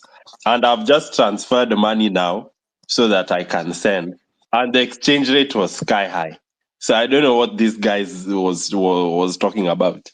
Anyway, what can we do to kind of change the direction that we're going? I think everybody is doing something. I like the idea of recalling the MPs, as simple as it sounds. Somebody talked about IEBC. The issue of IEBC is real. There's no recalling of MPs that will be done if there's no IEBC. So we need to look into the issue of getting IEBC back, however that may be, whether it's legally, whether it's through protests. It's definitely something that needs to be carrying a lot of weight. And we need to find a direction on how we want to get to that point. Because as we, for anything to happen, for the government to do anything, the MPs are the checking balance. The MPs are the checking balance for the higher powers of government to do anything. So that's why the MPs are usually bribed, or they're usually intimidated, or they're usually told utapoteza kazi, or they're usually brought in on the deal if Ruto wants to push for something. So it's very important that we don't forget that we really need to call these guys back, and we need to replace them with ourselves. And we need to make sure that when we go in, we have majority inside the parliament. So every time whoever is in the seat wants to do something crazy, sisi tuko tu hapo, hapana, hiyo hawezi fanya, hiyo hatutaki. That's something that we definitely need to think about. Number 2 is definitely being unified. I think Farah and a few other people talked about people wanting to be the person who is always talking, ama yule mwenye anaongea sana. I've been pushing the narrative, and I think I'm going to keep saying it every time nikikuja hapa juu. Kenya doesn't need heroes at this point. We don't need heroes. We just need people to serve the movement. So come, serve the movement, and go home. There's no prize here other than the country that we will achieve once we've gotten to the place where we want to get to. So peleka heroism Bali, is it heroism? There you go. Peleka heroism Bali. We don't need that. We just need people who genuinely want to push this thing and be selfless. So the way you won't be a hero is be selfless. In all the actions that you take, just be selfless. We need to be selfless so that we're able to put ourselves, our best foot forward in the movement. TBD, put yourself in a difficult position, not too much of a difficult position, but if you can put yourself in a difficult position to serve this movement. Because, the funny thing about activism and nationalism and all this stuff to do with the country, sometimes the country that you're fighting for, you don't live to see it. I've been talking to some of the people, interacting with some of the veterans who are activists and nationalists and etc. since the days of 63. And these guys have still been fighting this war. Imagine since then, mpaka sahi, and they still haven't been able to realize the things that they were fighting for. Okay, we saw independence, we saw multi-party, so things have happened, but they still haven't seen the country that they dreamed of, and they're still here fighting the fight. So that's just a small encouragement. Usichoke. Believe me, nikisema usichoke, I'm also tired. But I think at this point, I think fighting for the country for me is like a default setting. Whether I want to do it or not, Nico too, I'm always wanting to be involved in the conversation of how we're going to do that, and in the actions of how we're going to do that as well. So try and get yourself to that point. And if you're tired, ring a friend, call them, talk about it. And we're moving in a great direction as well. Nilisema hapa juzi, a long time ago, ukienda pahali uanze kuongelea politics, nobody wanted to listen to what you're saying. Now, if you talk about the direction of the country, you are, that conversation is respected. Watu waongeangi tu hohehahe. Of course, sometimes we're fighting amongst ourselves, but the good thing is everybody is fighting to be a part of the movement. So at least we're fighting to be in the right place. So let's just align ourselves to kiendelea mbele. I had something else I wanted to talk about. I don't remember what it is, honestly. I'm really tired. But mi nakwanga hapa kila siku, so nikikumbuka nitasema tu. Thanks to the hosts. KOT kesho, salimia my president. Me mtajua, me have already said Morara is my president. Salimia yeye, umwambie hata akikuwa hata na 10 minutes, hata nipigie kwa hata simu. I'd love to talk to him. Nataka tu kumsalimia, just make sure he's okay. I want to know the status of his car. He had a really nice car. It's a shame that it's been wrecked. I've actually had an accident in Kenya before, and I know how useless the police are, and I know how even more useless the insurance are. So obviously it's an insurance job, but just that process of getting insurance to pay for your car is a nightmare. So send my encouragement, send my love. Tell him hata akihitaji tulipe hiyo gari, will pay for it. Tell him apeleke Toyota Kenya tutumie bill. We'll pay. We have money. We'll pay. Anyway, that hiyo ni side merch. Good night. Thank you guys. Wait, before we end the Declan. Well, Declan, have you ever tried comedy at some point? Unajua ni kama tuli-export talent huko nje. Wow, you know what? I don't even think I'm that funny. I just talk about things that are around me. But yeah. That's it. That was nice. That was nice. It's always a pleasure. It is always wonderful to hear from you. Whenever people feel very down, you have a way of bringing them back to life and really encourage them. You're doing a great work, and thank you for being very wanasemaga aje wale wase wa kujitolea wanaitwa aje, nisichome hapa. Wanaitwa wako nani? The word is not Is it philanthropic? Ikikuja nilikuwa nasema ikikuja pia mimi nitasema nitaileta baadaye nikikumbuka. But thank you for being very giving, and thank you for supporting guys here back at home. And my appeal to the diaspora family, it's not easy here back at home. People risk a lot. Some of us we really risk. This administration ukiwa nyumbani, man, it's risking. At least nyinyi mkiwa huko nje, unajua wakijaribu kukutumia hawa Subaru Boys wawezi tumwa huko.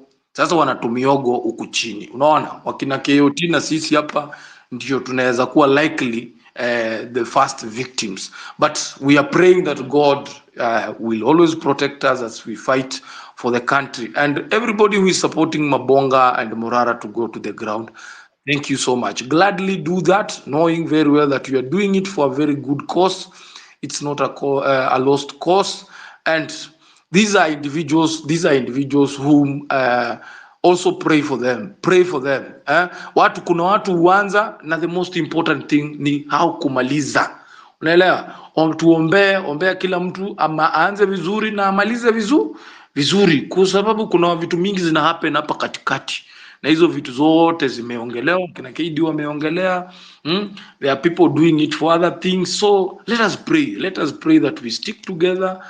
Kuna Kenyans wenye wanaamkaga tu waangalie KOT amemuencourage aje, mwingine anaangalia tu aone Vampire Diaries, Morara amesema nini. That is what motivates him. I'm very sure kuna wengi wenye wako diaspora, mimi nakwambia, yani wanaangalia ni nini ina happen home. I can imagine that yearning. There are so many people in the diaspora, they are yearning for that change. Leave alone hapa Ruto akirudi, sijui kama you saw a clip Ruto anatembea New York. Na you saw the daughter, they are very good in PR. Wanataka kujifanya why is it so safe for them to tembea kwa miguu huko, but wakirudi huku nyumbani wanataka kutuonesha wanaweza tembea na magazla. They are very comfortable. It sends you one message. They know very well back at home they steal from those people. Wanaibia wananchi na wanafanya everything that is evil. Sasa you are a threat. So huku nyumbani anaweza tembea tu na polisi na a lot of security. Lakini sasa kule anajifanya, akifika kule anakuwa ni beggar. Juu ameendea mkopo yako, anajifanya yeye ni mse anaweza tembea hata kwa street. Ni mse tu wa kawaida, ni mse wa kawaida tu. It is a perception ame create. So I think mimi na wewe na everybody bwenye yako hapa, we are past that nonsense, yeah? Tumeshaona, and this is the gospel we are sending back to our people huko chini, waelewe so that they can understand these people better. Now, back to the speaker panel. Declan has done it. So, Daniel, what do you have for us? And we have said, let us focus tumesema tumechange conversation, tuna focus na solutions. We are shifting the conversation. Let us reduce kidogo kuongea kuhusu hawa watu walifanya history, tuachie naye huko. Acha tuongee sasa tunataka kufanya nini.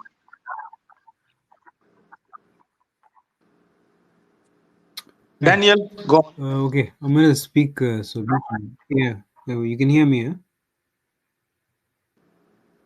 Unaweza nisikia? Okay. Yes, So go. I'm going to speak solution based. Yeah, I'm going to speak solution based, but also it's going to veer off kiasi, but I swear.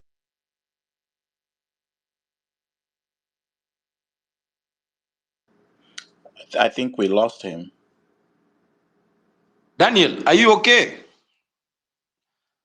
Maybe as Daniel rectifies the mic. Yeah, you can hear me. You can hear me.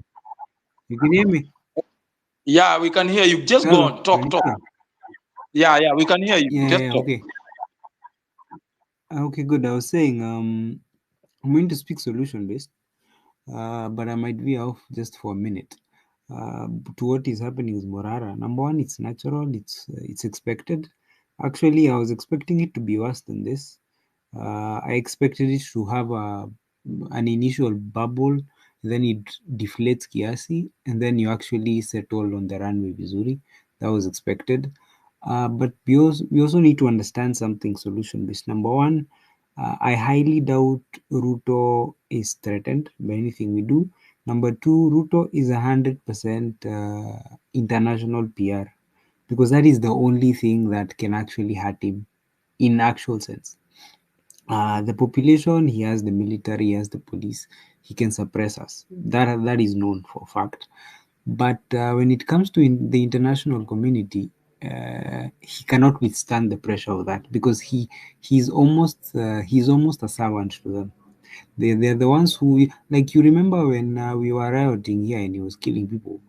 The Times, the New York, is it the New York Times? They had to put a picture of him as man of the year or something. It's because this guy is 100% international PR, and you need to understand that.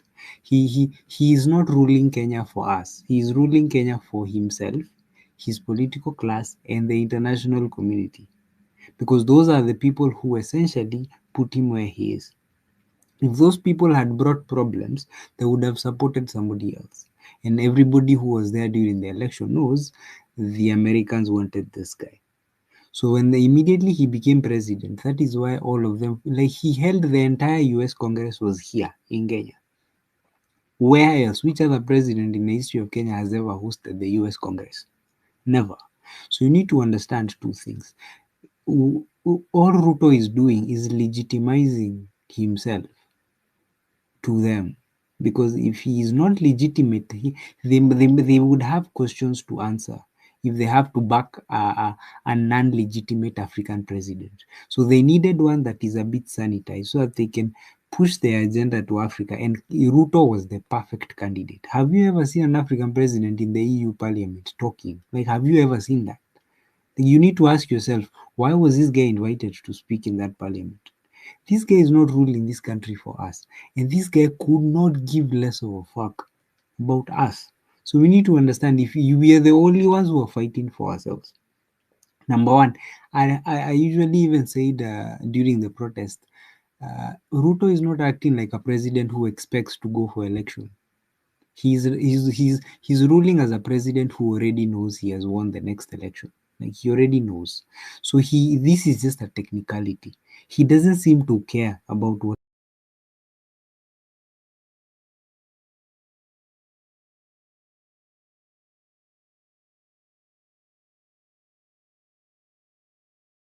it is about the people who will vote. He doesn't care, because somewhere in his bag of tricks he knows, when this time gets, I only need a significant mass of people voting for me. The rest will do it Moi's way. Like, I was in a group, I was in a space, is it yesterday, and they had all these famous lawyers, like the ones who are debating the constitutional amendment. in Uhuru's. I saw him on TV a lot, and he was saying that everybody knew that once Ruto becomes president, he would not let that seat go without a fight. So not only is a one-term president a problem, a two-term president is still not enough for Ruto. According to how people who know him, even a two-term president might not be enough. So we need to know this is the weakest. His first term is his weakest term. If he gets another one, this guy is here to stay. Like, this guy could not give less of a fuck. Because to Uhuru, he didn't care. He just wanted to keep himself out of ICC, apate pesa, he rules the country, he leaves. But to Ruto, power is everything. And do you foresee the personality of Ruto at he standing and accepting elections have been lost? Do you seriously think this guy will, the guy who we saw after the protest, that he will come and stand in front of us and be like, the elections have been lost? I concede. Buddha boss, this is war banner. So we need to know, number one, if you have an ID, I do not care. Make sure you have it. By the time IEBC is getting reconstituted, which I highly doubt it is going to be done this year, it is going to be done when the temperatures are cool, and it is going to be done when they can control it. Unless the lawyer people, the legal guys push them to actually reconstitute it. Because if they reconstitute it now, they have, I think, the number was being put at around 12 million new voters who are very, very focused. The ones who didn't vote and the ones who will get new votes again. You're going to have a collective number of 12 million people that you have to convince why they should vote for you. Otherwise,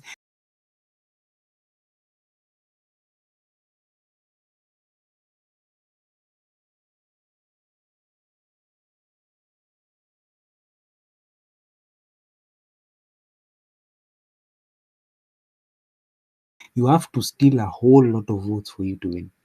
I'm done.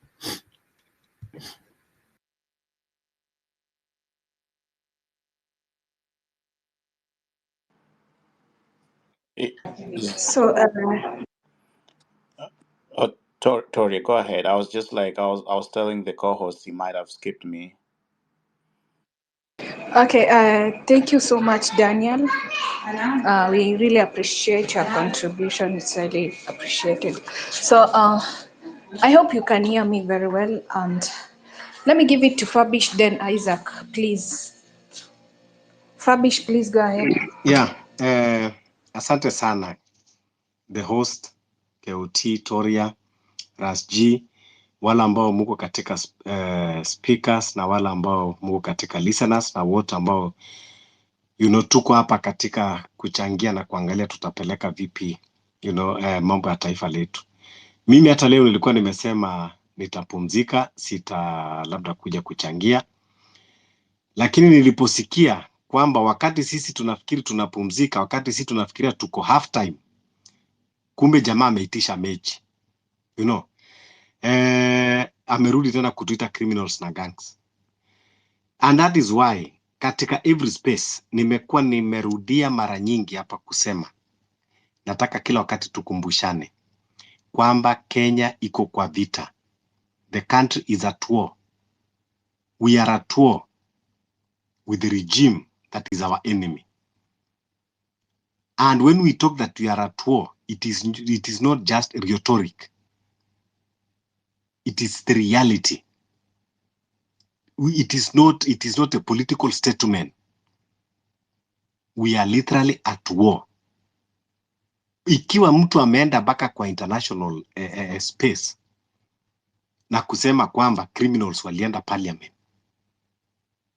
that is how is going to profile us as criminals. Genesis ya war huwa inaanza kwanza with propaganda. That is why propaganda is part of war.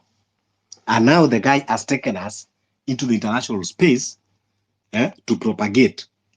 When you want to kill, when a hyena want to eat its own children, it accuses them of smelling like a goat. I don't know, tunahitaji kuambiwa nini ndio tuelewe. We are at war ikiwa tunapigwa na marisasi. Gun and a bullet is meant for enemy. So we are enemy of this state and the state is our enemy. Kwa hivyo ile kitu ambayo mimi nasema ni kuwa we need to change our tactics and align ourselves with the war. Mambo ya bendera na mambo na maji. In as much as na support sana kina KOT kina Morara kwa civic education, lakini tuko na kazi kubwa ambayo bado sisi pia tunahitaji kufanya. Tusione kwamba tumemaliza. Tusitoke katika politics ya personalities. Tusianze kusema sijui ati Morara is our president.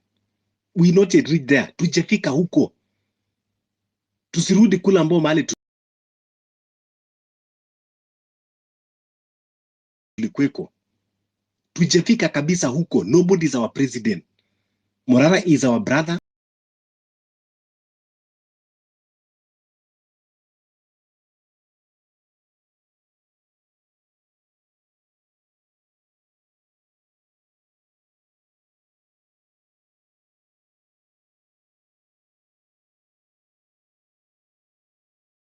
Is a revolutionist kama sisi wote ambao tunapigania. Please let us desist from personalities, because personalities, it will make us relent, it will make us divert our attention. Now we need to strategize fast, because you cannot fight when you cannot secure yourself. I repeat, I say we are at war. Number one is to know how we are going to put your safety first and the safety of others in our society. It is high time now that we need to protect ourselves. It is not a crime. It is not that it is unconstitutional to protect yourself against the invader, against someone who wants to kill you. It is not a crime. Tukiongea hapa, it is not incitement to tell someone to protect himself from the harm. I repeat that it is not a crime to protect yourself. We should be talking now on how we are going to empower youth. We are going to have vigilante groups in our estate, in our cities, in our villages. Kwanza, that we are going to protect ourselves, kwamba mtu kesho hakuna mtu atakuja kukidnapiwa na kwenda kuuawa kutupa kwa mto. Anyone that want to kidnap someone, ulisikia kama ule jamaa bila alikidnapiwa wakaanza kusema sijui is a criminal, dangerous criminal, akona weapon. Don't allow anyone to be brandished criminal in front of you ati ndio sababu ya kukua kidnapped. So we need kwanza tuanze kustrategize. Wale watu ambao walipigania multiparty, that is where kulikuwa na vigilante groups, and those vigilante groups, they did a lot of work that time against wale watu ambao walikuwa wanaitwa special branch, to protect themselves against Moi. Ndio sababu ulikuwa unasikia kulikuwa na jeshi la mzee ya kina Fred Gumo, kulikuwa na Mungiki, kulikuwa na Chinkororo kule, kulikuwa na nani, kulikuwa na Kabombo kule chini. Though yes, Moi alijaribu kumanipulate and all that, lakini at least they played a very big role. Mungiki, they did a very big work. Forget kwamba Michuki alikuja akawapaint in a bad picture. Wali protect their society. We need to start protecting first ourselves and even protect these people ambao tunaweka katika front. Leo ile kitu Ruto ameongea imecoincide na vile kitu mambo Kindiki ameongea. Sisi tunafikiria kwamba tunaendelea na mambo mengine, lakini wao bado wanarudi kule kwa maandamano. Kindiki anasema you will see a lot of prosecution. When he told that you will see a lot of high profile prosecution, what of the low hanging fruits? That means in another language you will see a lot of abductions. We cannot be sitting and waiting to be abducted, kupelekwa kichinjoni kama kondoo. Kwa hivyo mambo ya civic education haitoshi peke yake. Alafu tukiongea mambo ya civic education ni kuwa I think there is a lot that we need to do more than civic education peke yake. Tukiongea mambo ya election 2027, I want to tell you kwamba Ruto as he stands now, Mungu atupatie nguvu, Mungu atupatie uhai, wote tukue hiyo 2027. Kama hatutaelewana saizi, ati tungoje tukae, tukifikiria ati 2027, tutamuondoa Ruto kwa ballot na aenda andike ati conceding defeat. Bro, we'll try landing. Yeah, and ati Ruto aenda andike conceding defeat. We are doomed. Ruto can never be defeated in a ballot. Someone, a tyrant that does not even respect constitution, someone that is in power, then you think that you are going to defeat him in the ballot? There is no way. Me, nikienda I will drop a very controversial statement here. If we are not going to remove Ruto on the streets, on the revolution, forget anything about election. We should even boycott the election. And when I talk of boycotting election, what watanambia 2017, Raila ali boycott, what happened? It is different. 2017, Raila ali boycott a rerun of the president. A rerun of the president, parliament was already in place. But when he say we are boycotting, the wale vigilant groups tunahakikisha kwamba there will be no registration of voters in every corner of our country. Wale ambao watu wako na voters card, we make sure that we destroy all of them. Tunasema kwamba we are not going to participate in election with William Ruto. Then ile social contract yake na sisi ikiisha, then now we can call now for election, ile ambayo tunajifanyia sisi wa Kenya. Lakini sikudanganye, I know watu wengi watakuwa na mixed reaction, watu wengi watasema nini, but Ruto kusema kwenda naye ni kama Museveni, ni kama Kagame. There is no way. If hatuwezi kumuondoa kwa streets, if hatuwezi ku-imply mechanism ya kumuondoa, the only two ways option inaweza kuondoa Ruto, the Burkina Faso way, the military way, or the Omar al-Bashir way. That is the only option that we have. Iki tusichukue lightly. It is not that we just come here and joke and say kwamba sasa Morara ameenda na kila KOT, now we are okay, now hivyo ndo tutaondoa Ruto. There is no way. Ruto kuzunguka kwa juu ya magari, Morara na KOT wanafanya, yani ni kitu kidogo sana. Ruto ni master plan wa kuzunguka na kufanya na kubrainwash watu juu ya magari na maprojects zenye haziko. So it is not easy as we think. Wacha nimalizie hapo. Thank you so much. I know ningekosa kukukata, wewe unaweza ongea hadi kesho. You are capable of talking 24 hours mfululizo. Toria, So if I may, yeah. very, very quickly before you go to the next speaker. I know I've already spoken, but I've remembered something really important. That's the thing that I wanted to say. That was probably the most important thing. So when people are going to retweet the CNN story for Ruto, it's very important because his image on the international platform is something that we can hit. It's actually a target that we can actually hit, and we can hit it very easily online. And the important thing I wanted to say is underneath, when you're going for that tweet, don't go and retweet KOT's tweet.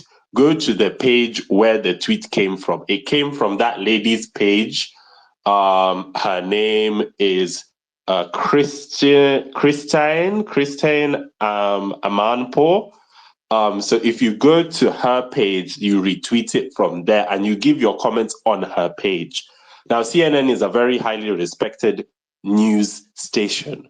So when something is said like this, people go and the right people go and look, the people who we are targeting to ruin Ruto's image. Underneath the post, there's community notes. Now, community notes is something that's been launched by Twitter that gives credibility to a tweet. So people just don't run away and tweet things and give allegations.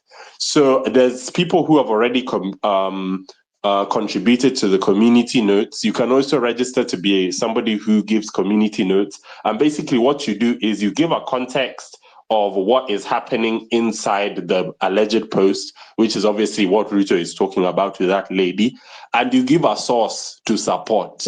So you're told to give you give a news link to maybe a previous story from CNN, or maybe a picture, or maybe like Al Jazeera has been running really good stories about Mandamano. So if you want your sources, you can source from there as well. Now, the community note is what will give credibility to when Kenyans are there in the comment saying, oh, this guy is lying. then the community notes will be there with supporting articles, news reports, pictures, videos, all those things in the community notes of that post. If you can't contribute as a community notes person, then you can support the notes that are already there. So the ones that support us, support those notes, you just click by support saying yes, this note is credible, and then it will build then it won't be just oh hey hi hey at Kenyans are saying and Ruto is saying. Then it will be there's actually proof. So yeah, that's the important thing I wanted to say, Muneza and Alea. Thank you so much. Declan, before you go, Thank you. So, yes, Declan, can you?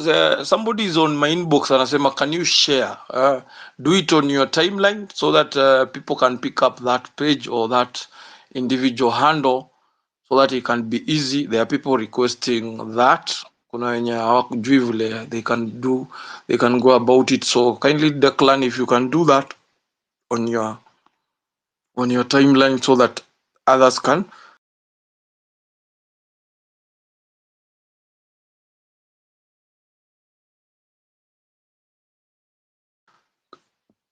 can pick it from there. I think it will be very easy because I'm seeing an inbox people asking how do they do that, kwa sababu watu wengi wamefanya through mabongas, unaelewa.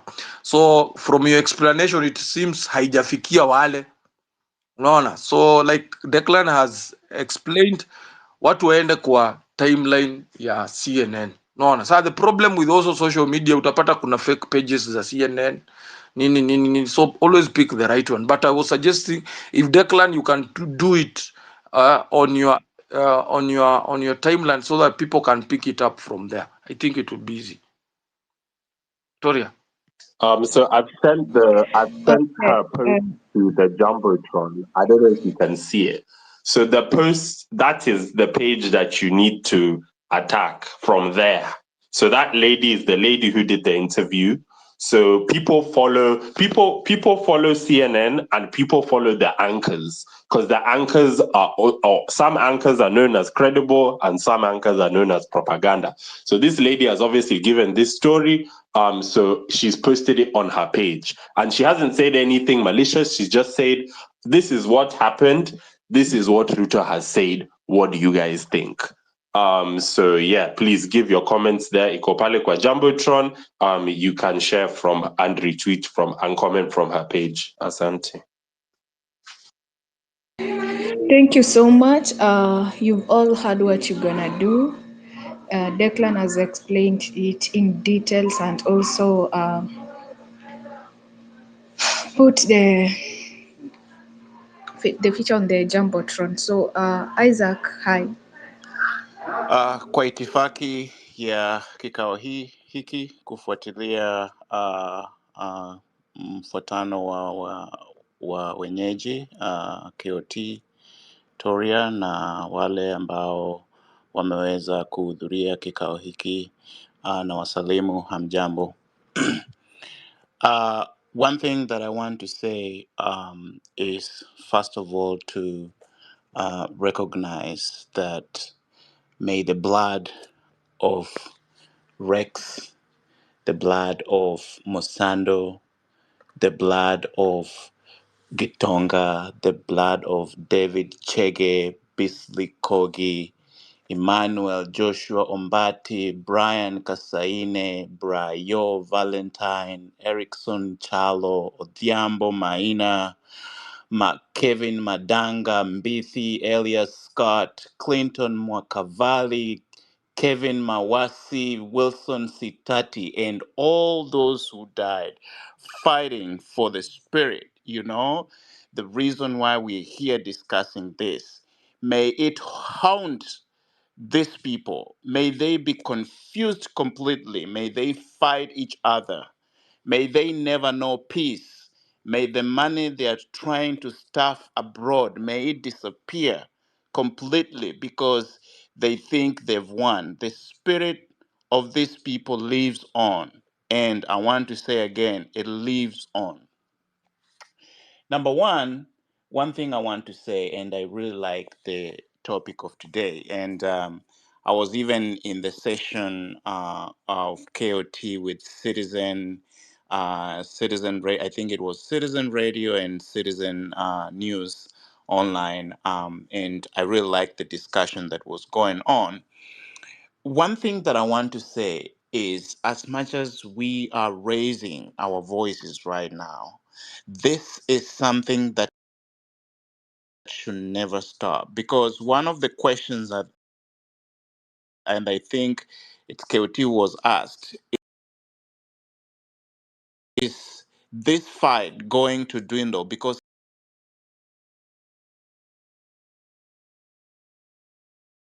Kenyans are very good at forgetting. Today we are talking about this, and then after 2 years from now, something new will just come up. Maybe people will be taking Bandari and Mombasa, and then our focus will go to Mombasa, and we forget that we had a fight to move on. So I would like us to keep these spaces alive, because this is a platform where we voice our anger, where we voice our dissatisfaction, and so forth. One of the things that I know, and I totally agree with what Fabish was saying, we should not be distracted, because the moment we start saying, oh, so and so for president, oh my God, we are starting to lose it. We are starting to lose it, because that's not the fight right now. One thing that I want to tell you, in war, actually the art of war, the biggest victory is actually knowing the strategy of the enemy. Once you know the strategy of the enemy, you know how you're going to attack. You know where you're going to start to attack. So it's not just about seeing the enemy. And I want to agree with one of the previous speaker who said, Ruto is very, very smart. This guy is smarter than even Uhuru Kenyatta.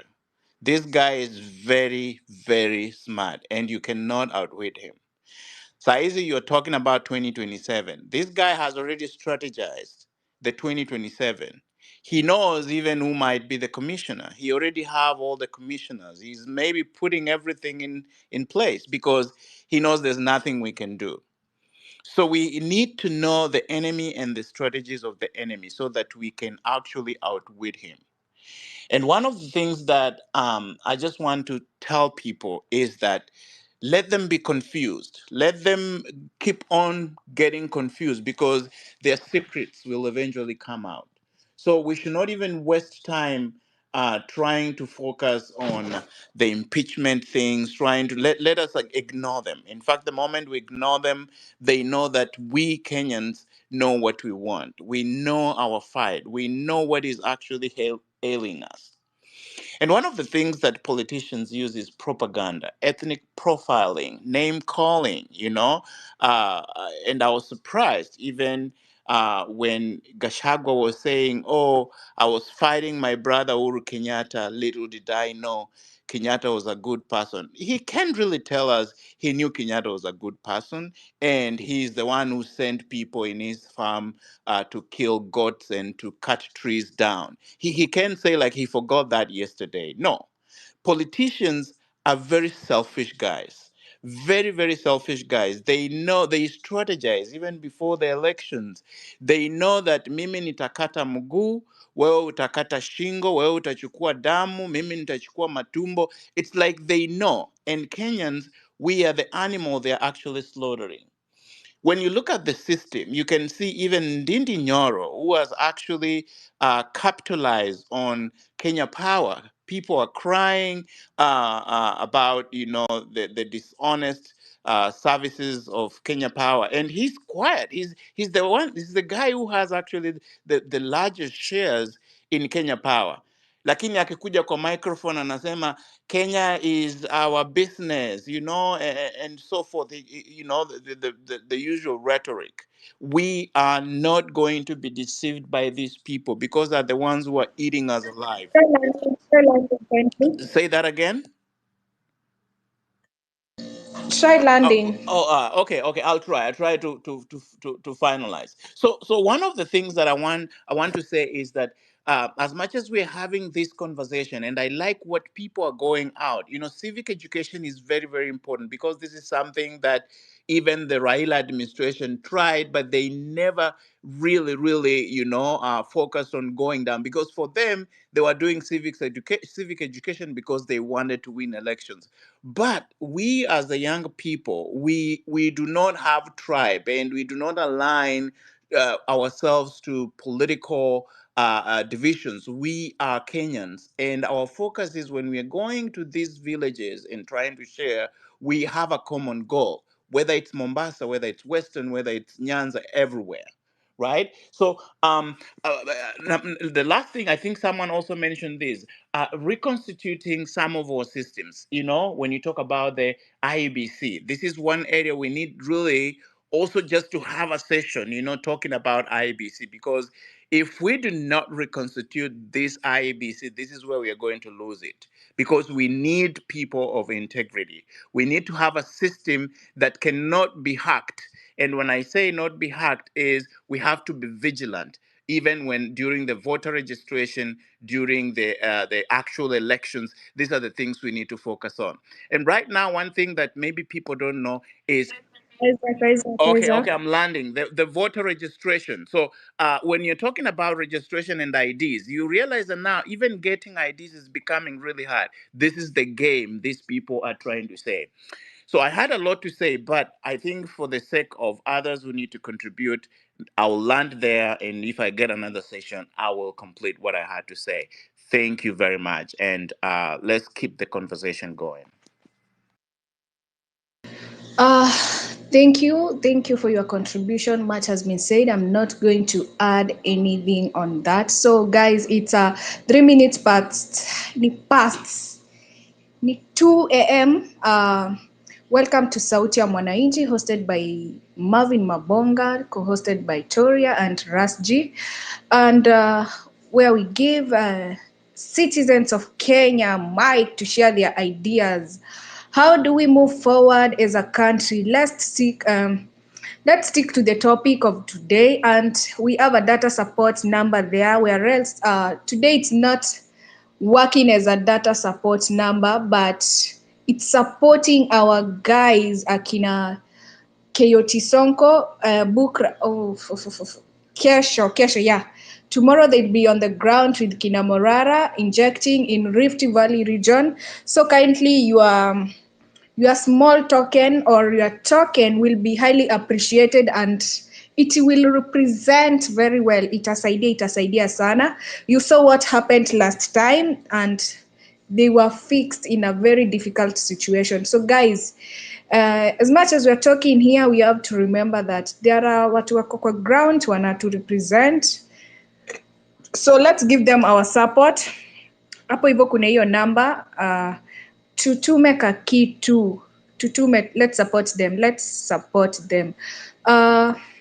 Let's keep the conversation going, and kindly take the shortest time. I think he's supposed to sleep, if I'm not wrong, because he'll be traveling very early in the morning. Anaenda huko Rift Valley, bonde la ufa, na kumetengwa. Nyinyi endeni mkatengue kwenye kulitengwa, kukue ziwa, tulishe samaki. Anyway, moving on swiftly. The election, are you there? Yes, I'm here loud and clear.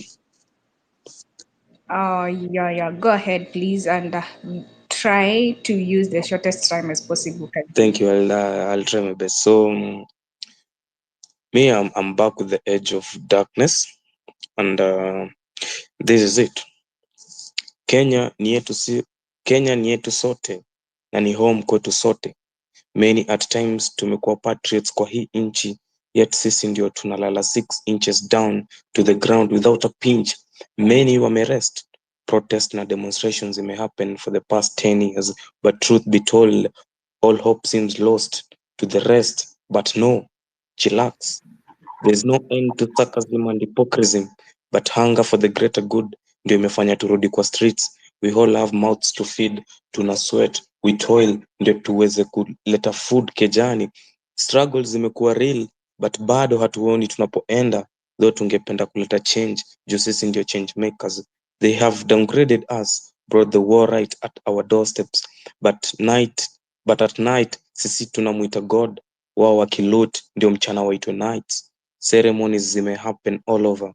Wananchi tumetupishwa mbao na wanasiasa, ilhali siasa zao zimekuwa za uongo na propaganda.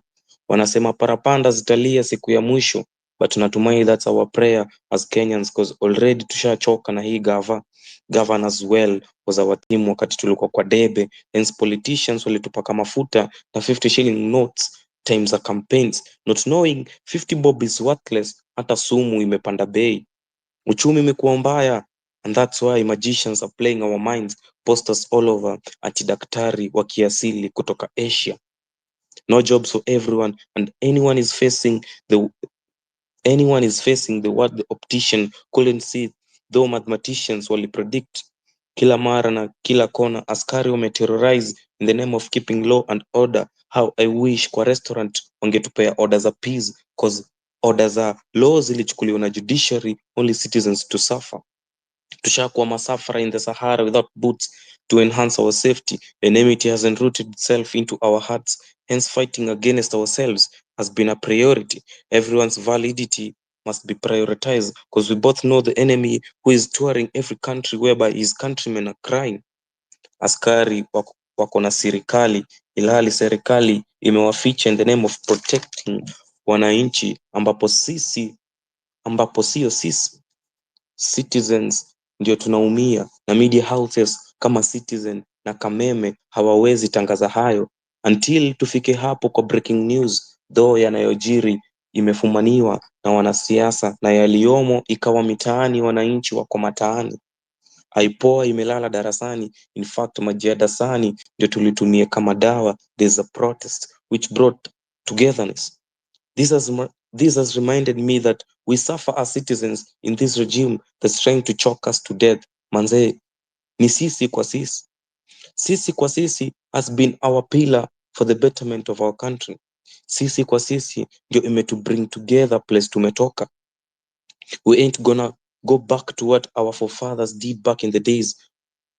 Once again, we stand for our neighbors, mama mboga, mtu wa boda, children, our mothers, fathers and sisters. Gava imejaribu sana with the consistency of crime rate, death rate and corruption. Zimekuwa hidden, but hata Adam and Eve walitry ku hide, but we know what happened. Constituencies zimekuwa mob, hence funds cannot be well managed, but taxes zinatolewa kila asubuhi. Treasury imekuwa a bargaining power, while the state house is the controlling room.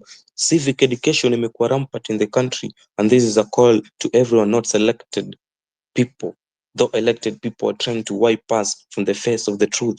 Ukitembea kwa streets unaitwa hustler, ukiomba msaada unaitwa bega. Watu wanasiasa wanasema bega kwa bega, yet technician wanajali hali yao ya chuma na spana. Politicians have led us into impunity, and if heaven was to open today, hakuna mwanasiasa anaitwa purity ama mercy ataona ufalme. We are absorbed by the scrutiny which has brought unity as we are serving one cause. Calamity ni mob, ndio maana short courses zimekuwa useless to a common mwananchi without causes. Moses alikuwa stamara kwa Bible, though hakuwa igamble na law. Moses hakuwa serikali, anajali venye atapata mali with a law head, no intelligence and a backing of Central Intelligence of Police wa Kenya.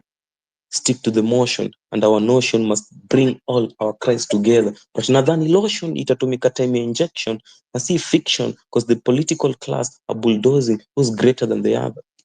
This is our vision. Na mission yetu ni good governance, na msisahau our maintenance of the mission brought a provision of sisi kwa sisi, Kenya for one and one for Kenya for all. Thank you guys. That was it. Wow, thank you so much. That's the power of art. We really appreciate art. It's one way which is helping us pass or educate or inject civic education in people. Art imekuwa ikiplay a great role in this movement, if I'm not wrong. That's, yeah. Though, shukran sana bro. Nice. That was really fantastic. Apapa, your hand has been up. Thank you, Tora. Please confirm that I'm audible. You very much audible, clear. Thank you.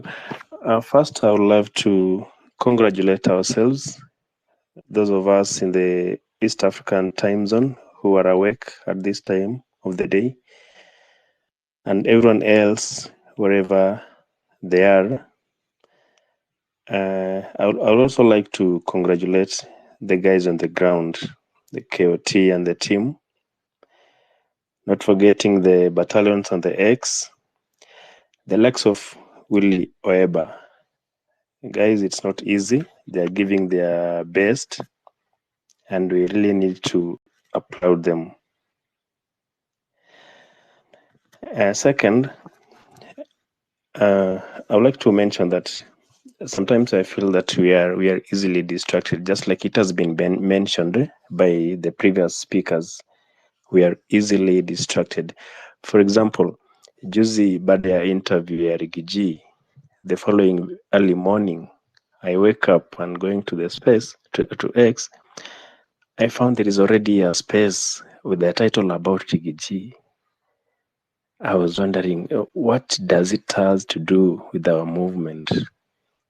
I felt so bad because we are wasting much time talking about things that don't really help us in our struggle.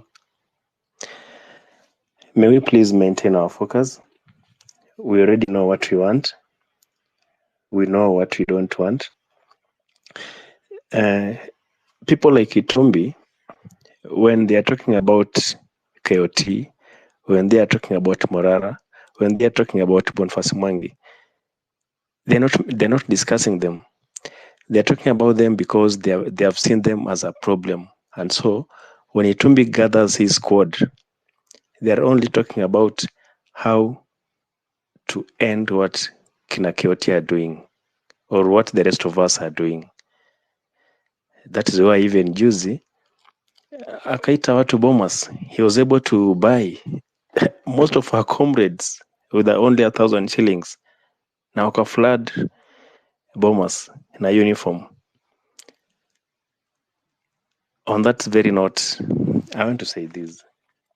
Guys, if we can be able to dissuade our parents, our friends, our relatives, just not to take politicians' money,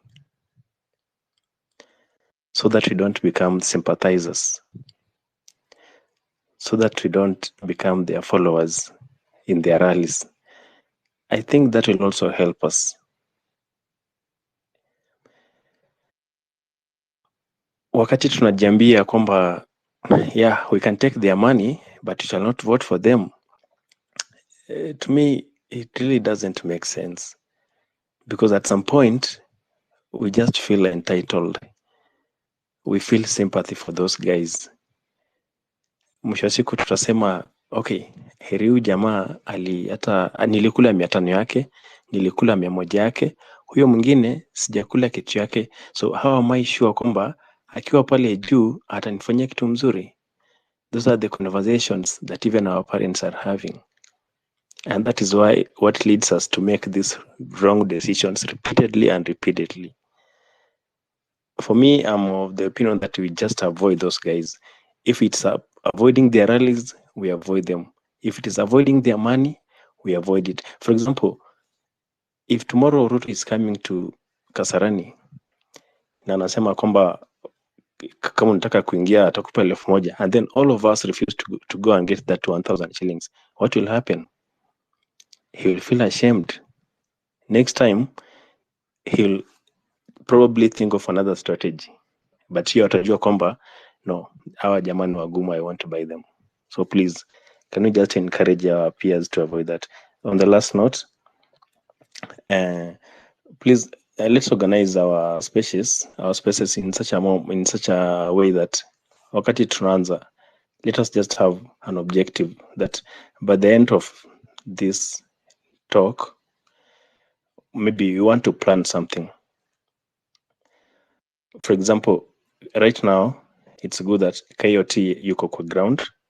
So maybe tomorrow evening when he is having this space, atuambie, okay, this is what we encountered.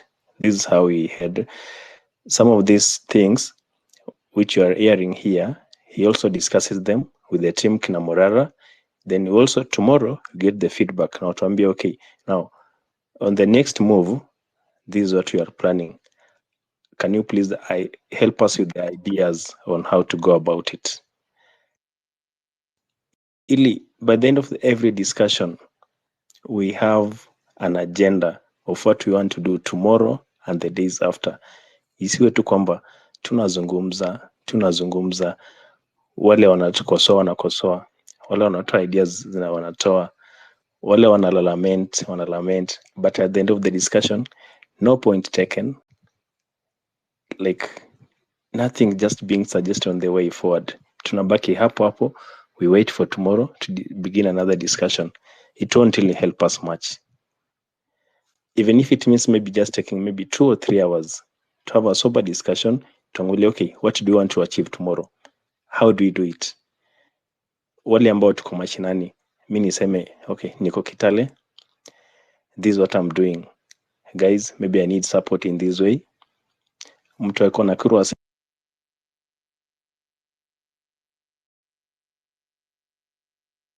Papa, I think I lost you. I don't know if it's on my side. Ras. Yes. Enda vile ya papa amekawia hapa akingojea mic na I don't know what has happened to his mic. Sorry guys. Unamsikia? Oh, nice. Go on. Okay. Thank you. Yeah, we're just winding up. So guys, just I feel encouraged and I just want to wish that let's do our best because we know what we want. Thank you guys and have a lovely night, have a lovely morning, lovely evening. Thank you, Coyote, Toria, and Ras G for the opportunity. Okay. Thank you so much. Papa, are you from Kitale? I'm sorry to ask that, but... No, I'm not from Kitale. I stay in Bungoma, but my county is Kakamega. Oh, nice. Thanks. So I'll give it to KSK, then Rasji will pick it from there as we are winding up so that we can give our guy ample time and take a nap. Alafu guys, please let's support Mabonga here. Pesa ya fuel kidogo hivi, pesa ya maji kidogo hivi. He's doing a nice and a great job on the ground. If there is one person I really admire in these platforms is KOT, honestly, because manze boy amejituma tu sana and he stands for justice, for accountability.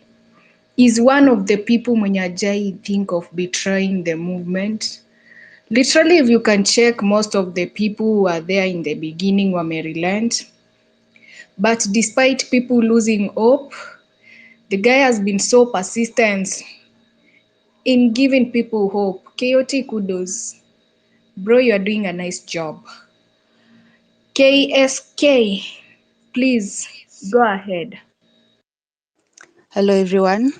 I hope everyone is okay. I have a question. What are the counties bordering Isiolo County? There are about 7, 8. Do you know them offhand? If you do, congratulations. If you do not, you are amongst the 95% of Kenyans who do not know the counties that are within Kenya and what we have. If we don't know what we do have, how then are we going to ask for what we ought to have? So I asked this question amongst 50-year-olds and 60-year-olds, and I didn't get sufficient answers. And I thought because these guys were Lisoma British Protectorate and the 8 provinces, the 47 counties being as recent as 2010, probably Ioni wow. And then I came to campus students and I asked students from choir and multimedia and COPA about counties that neighbor each other. And surprisingly enough, out of the 30 students I asked, all the 30 did not know. So it begs the question, what then is it really that we are fighting for, and in what direction is civic education supposed to be headed? So with this in mind, I want to make a big giant puzzle for us students to piece the map of Kenya together. That way, we'll have national cohesion and integration in the sense that a student who comes from Mombasa or the coast region who's never been to the western side of the country will now know where Bungoma, Kitale, Uasin Gishu, Kisumu, West Pokot is. And students who've never been to this other side of the country will also get to know what this other side of the country is about. Because as of now, we really don't care about each other, and that's because we don't have even the slightest idea where these neighbors of ours, who are our fellow Kenyans, live. So yes, that is that. And yeah, I'm looking for encouragement and support and mentorship. Yes, for anybody who would be willing, and some nice words as well. Thanks. Oh, wow. Welcome. That takes me back to my geography classes back then when I was a Gen Z like you guys. Oh my God. We need to piece the country or the pieces of our country together. You've stated it well. And most of the people, okay, most of us, we don't know these things. Let me use that term because I'm also a Kenyan. And we ought to know so that we can know how we're going to operate our country or make it work. I don't know, yeah. So, shukran kwa hiyo. And always, you said you're looking for motivation, if I heard you correct. Yes, they're most welcome. Okay, nice. Okay, nice. Toria, what KSK is trying to say in his part, on her part, doing civil education, amejitolea sekta ya people must know their country, because kuna watu hawajui. There are people in the coast, when you ask them where is Kisumu, they are not able to know. To them Kisumu ni ile yenye walisoma kwa geography. Unaelewa? People don't know like she came here and asked you how many, are you aware Isiolo is bordered by how many counties? I cannot pretend that I know. I don't. No. So on her end, she has decided to educate, to do civil education about kwa sababu tuko tu in a country Kenya, but most of us hatujui hizi towns ziko wapi. Naona, and that's why sometimes tunasema whenever we can always capitalize on what's going on right now. Wale wenye wanafeel wanaweza join wakina nani, because also it gives you an opportunity to know, naelewa, your country better. Yeah, these politicians know everywhere, kwa sababu ikifika in the election, especially when they are campaigning for their presidential candidate, they will move. Wata move from east to west, watazunguka Kenya mzima. And that's where when they come back, wakati wametumia their resources I mean the money they have stolen from you. Wakati wamezunguka na hiyo pesa, now when they get into office, it is the same energy they use to collect back the money. That's wanakulaga wanaiba na hiyo hasira. So it's good. Nice work KSK. You're doing a wonderful job. Just incorporate some also some civic education in also knowing, letting people know on matters of governance and accountability. Currently, we are having an administration that those two things don't make sense to them at all. So if your generation and the generation to come can know these things, then we can have a very wonderful country ahead. Now, we are almost winding up the space to give KOT Sonko some time to rest, so that tukuwe na nguvu ya kuinject vizuri uko nje. I saw somebody's timeline and it's also be the change you want, yeah? Be the change. Wewe anza na wewe kuwa na ile change. And I'm glad the diaspora people, they're doing well. It is always good to look forward to return home to a better country, to a good country, country imetulia, country yenye unakuja unapata iko organized, haina story mob. But right now we are having a very disorganized country we are having a president who has just lied to the CNN right now. And we are asking people to go to the CNN website. Go to Declan. Declan alikuwa hapo. Enda hapo hivyo. In fact, the journalist that interviewed Ruto also did, if you remember sometimes back when Uhuru was in power. Whenever they attend the unga thing, she has done us a great favor kwa sababu kama amejua huyu amejua Ruto amedanganya. So she has gone to ameenda ameandika, there is a way unaweza penya mtu indirectly. I'm trying to find it. Na amesema to the Kenyan masses, huyu anajitaga ama, where is it? Yeah, Christina, yeah. Christine, I remember the interview she did with Uhuru when and some of these anchors are the ones who push for agendas of the West. So these are very strong personalities. Wale watu wenye mnaenda kwa nini zao, you pour your frustrations there. Let them know that that man that spoke there, first of all, alikuwa anaongea uongo. He lost the legitimacy to talk about Kenyans. Right now, he's not pursuing anything on behalf of the country. He's just pursuing personal things there. So hiyo yenye anasema ati there were no protests. He has been asked about the finance bill, why he was forcing it on us. And Ruto is very good in doing those things. Anajua vizuri kudanganya. So wewe enda pale. That is the platform you can hammer. You can hammer him because his administration is very careful with image. So enda huko, hammer him and finish with the hashtag Ruto must go. When you do that, you would have helped the situation. You would have even played your part in the revolution, making it stronger, because we have said we only have one enemy. Na sisi hatuna shida na kila mtu akifanya mambo yake. Acha KOT afanye mambo yake, Morara afanye mambo yake, those in the legal system wajaribu kufanya yao. Kila mtu anajaribu kupush those who believe that we should come up with different ideas. Very soon mama mboga na watu wa boda boda watajoin. Ikifika saa 6 ya usiku tunaanza kupiga masifuria din din din din din din. The whole nation saa 6 ya usiku inakuwa ni sifuria zinalia, letting our frustration out and making the entire world know that we are uncomfortable with this man. Because huyu ndio adui yetu tu. Unaelewa? Huyu ndio adui yetu tu. Kila mtu anaweza fanya tu kapati kake. Let the diaspora people do their part. Come to these platforms, encourage Kenyans.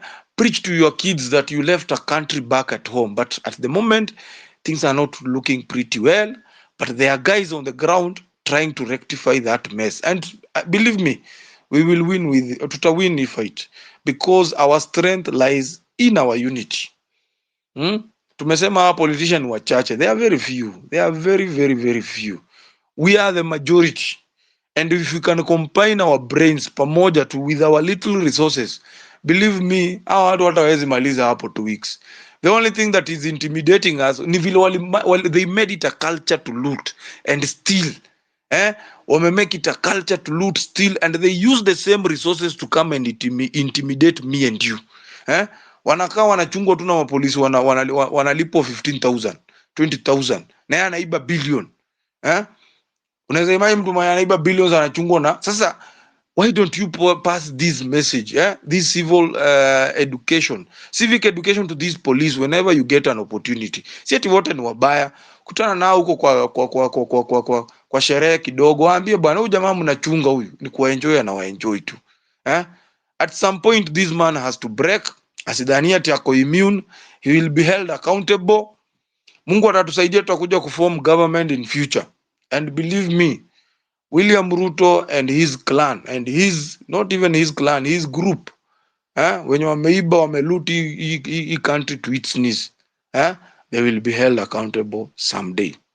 Everybody mwenye anakuwaga best yake na ni agent wake na maybe ampata opportunity ya kuwa hapa, let him remind him that someday the billions will not protect him, and someday the blood of Wakina Rex and others will come back to haunt him.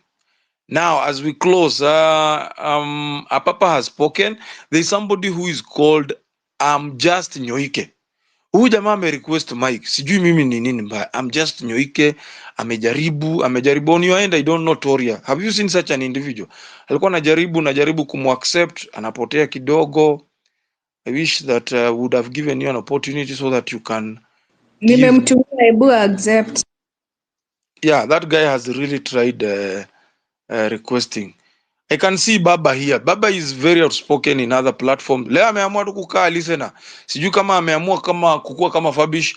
You know Fabish had decided leo ama sijui ni jana na leo yeye aongei kwa platform zote. He's a listener. But since we know Fabish, Fabish cannot be a listener, just a listener.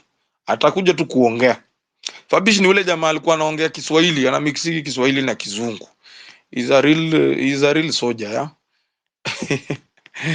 Yeah, now. Where do we go from here? I think mimi Toria, mimi niko exhausted mbaya. I can see even Wambora laughing. Ako hapo chini. Haongei. Yani watu wako tu hapa wakina Western ndio hawa hapa. They are not. I don't know if this revolution has a way of making people tired. Unaona? Yani kuna kuwaga tu na kakitu tu. Unapata kuna, and these are the things we should live encouraging each other. By the way, kuna watu wanaanza, there is also the mental torture. There is the mental fatigue. Dealing with Ruto is not easy. And that's why we keep saying it. This fight is not for the faint-hearted. It's not easy. Just the same way Ruto has decided that his profession, kumbuka ni mtu alianza kuiba akiwa, Ruto became a politician akiwa campus. So he was taught how to loot akiwa huko. So you can imagine how many years he has done it.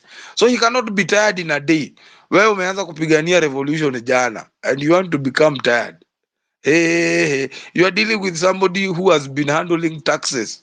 Ameiba taxes, tested the first million alitest, alikuwa huko nyuma, akarudi na narrative ati alikuwa anauza kuku. Who told you ati alikuwa anauza kuku akakuwa millionaire? Those are lies. Huh? Anyway, I need some requests the mic because we want to close at exactly 2:40. Just Nyoike, your approval is here. I don't know. I'm trying to accept. It's not coming through. Toria, siwaambie huyu mtu hawa watu wa request side yako so that at times accepting these things zinakuwaga shida. Toria? Yes. Aki, I'm also exhausted, like you say. I'm just Nyoike. Just drop and join again. I'll send you the mic direct. Okay, let me give token. I can see token hands is up. Go please. Yes. Good evening, everybody. I go by Captain Haiti.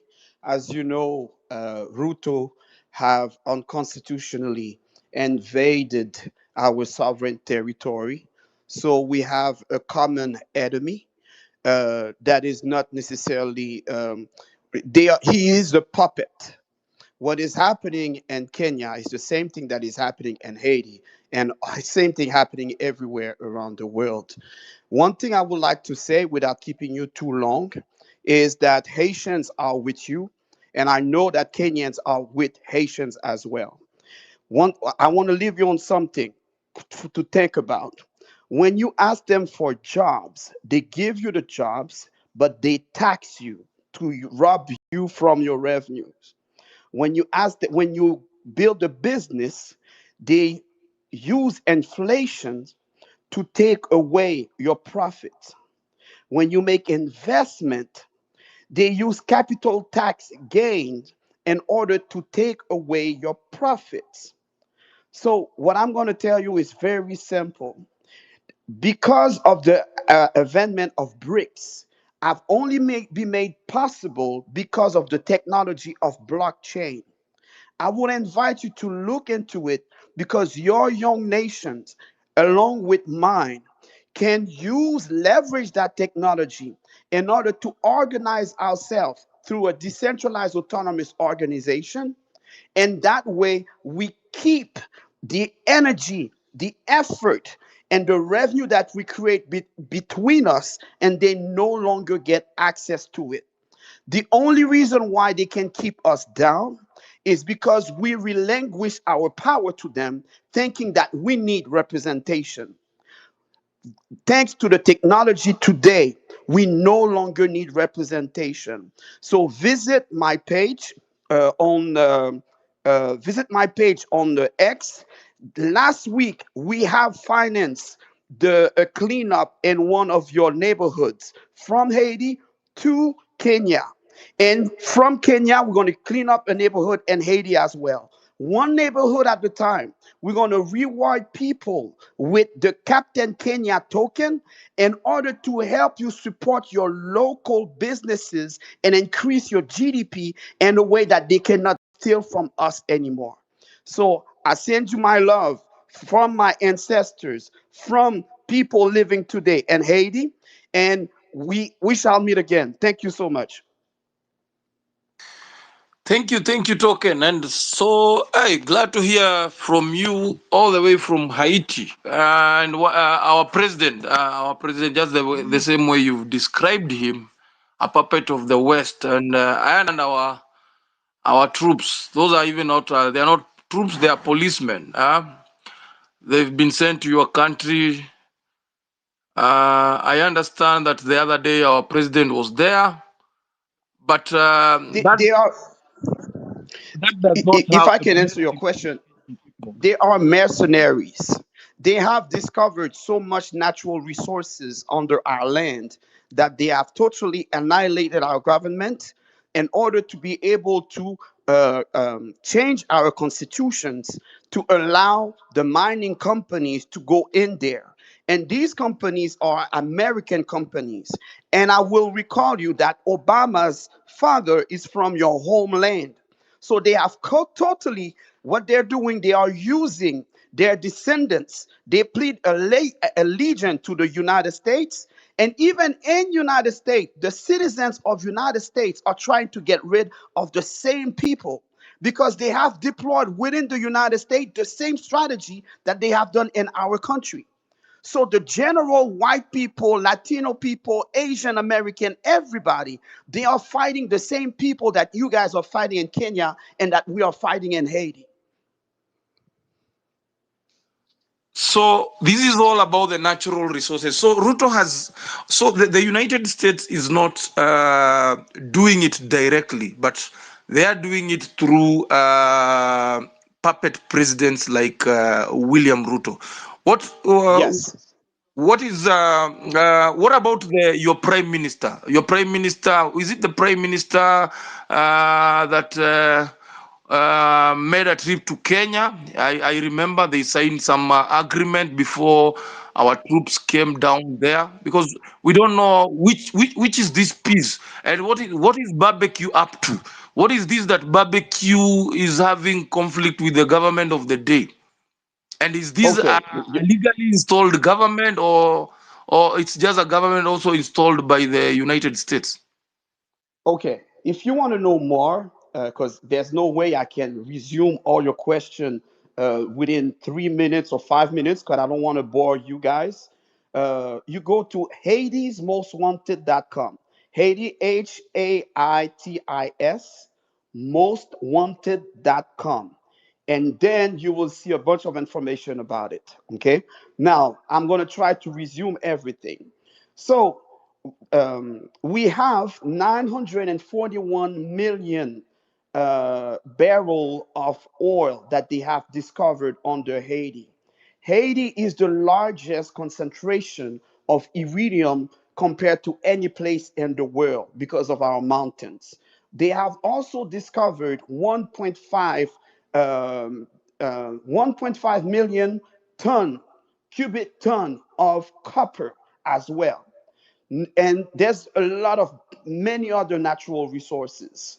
Okay, so what have happened is they do the same template around the world. They're not ingenious. We have to oppose them and be smarter by using technology. So what's the template? The template is to go to your government. There's a great book about that, which is Confession of an Economic Hitman.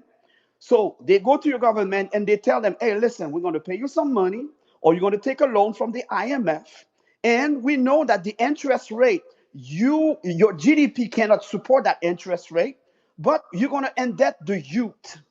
Oh, why would we do that? Listen, if you don't do that, we're gonna take you out. If they so they organize a coup and they put out your government.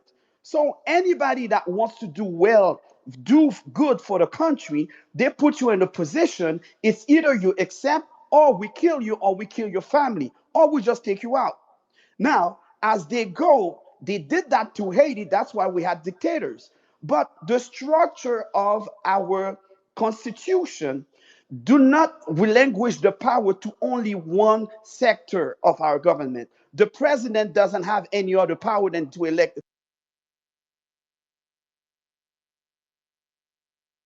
unless it is voted from the Senate. So the Senate have to send the project back to the Is goodwill he of the working? president, he takes out the prime minister. Okay? So because of this structure, they have no choice but to totally dismantle the Haitian government.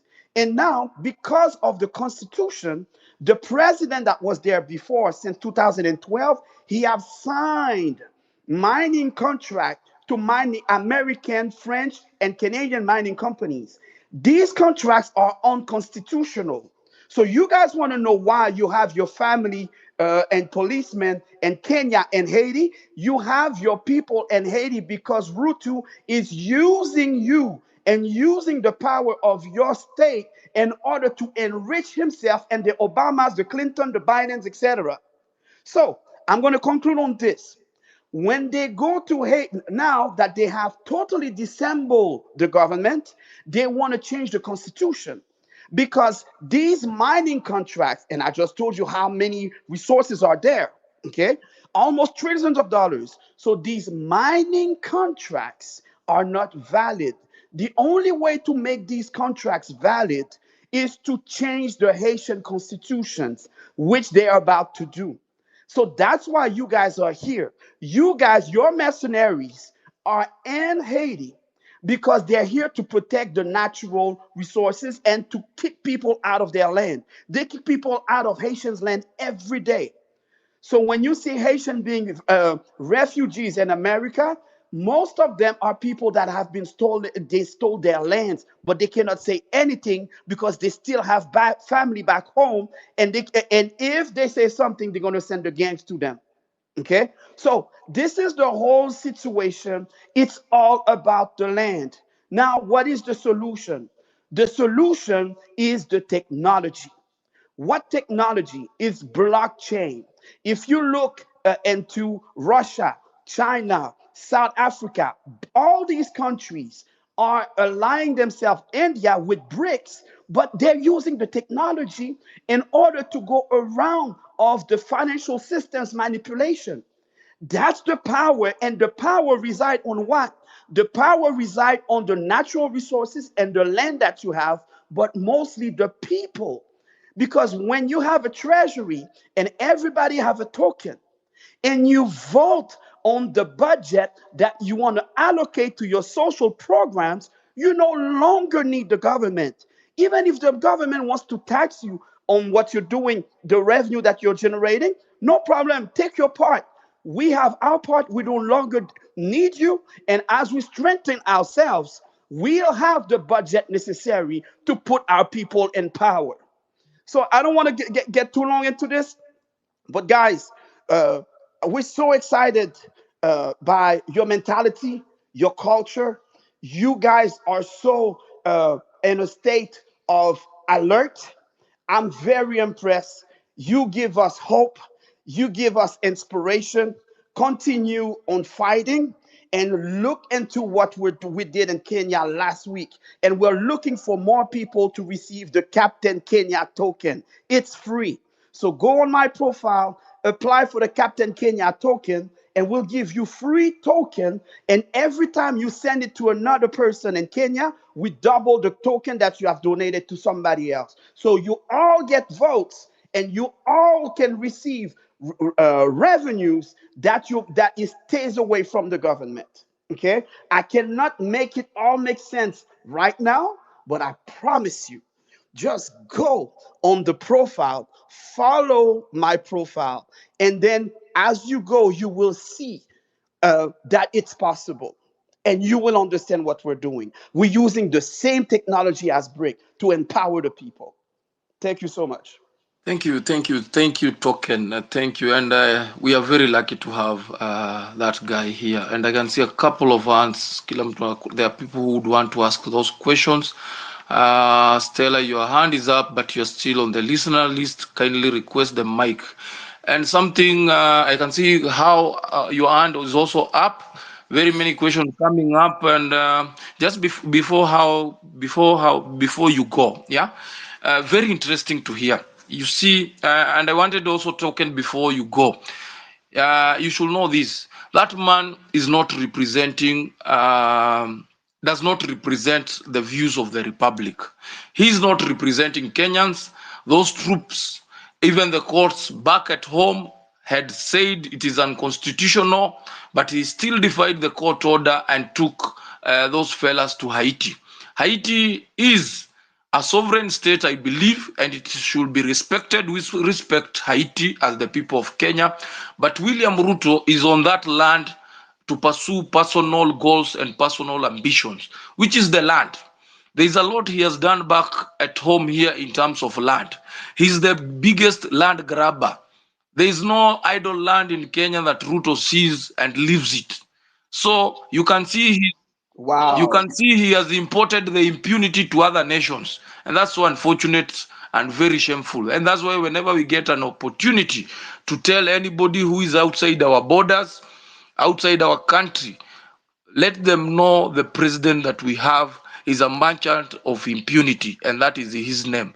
I think there was a couple of questions that were coming to you on your way, Token. Let me give the opportunity to how you wanted to ask something. Yeah, I just have a My pleasure. simple one. Zapase, my brother from Haiti. Nabule. Yeah. So,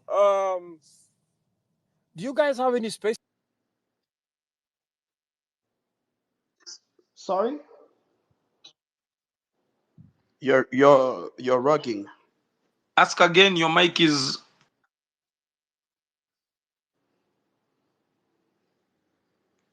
Hello. How you can hear me? Yes, I'm here. I'm Yeah. listening. I'm We listening. we we have not we did not get your My question. audible. Yeah, you're not audible enough. I think something is wrong with Okay. the mic. Yeah. So the question I'm just Yeah. can you hear me Now now? you're clear. You're clear. Can you hear me now? Yeah. Yeah. Yes. Okay. So I was just asking my brother, do you Haitians hold any spaces online? And if it is possible, can we maybe make a plan and have a co-national space between Kenyans and Haitians to just talk about these I'll, issues so that I we get will to see be what is happy happening on to. the other side. Yes, please. I will Thanks. be happy to. Big time. I don't know if you can DM me, and we can organize this. Sure, no problem. Yes, we can organize it, and it will be it will be a great thing to happen. Did I answer your question well? Yes, you did. Thank you so much. And all the best. We are together Okay. in prayer. You are not alone. Okay. Anybody who wanted to ask Token a question, especially the people the Caribbean, there are those in the diaspora. Anybody who had a question for? I saw what's her name? I saw somebody down here wanting to ask a question. Okay, in case there is no the goal, go ahead, ask.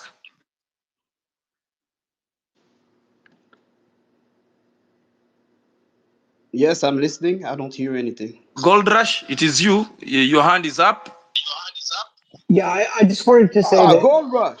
yes, sir. How you doing, sir? But I wanted to point out that I'm doing good. Yourself? I'm doing well, man. I'm doing well. I just got home from work. I'm taking my shoes off. Already took the dog out. Everything's good.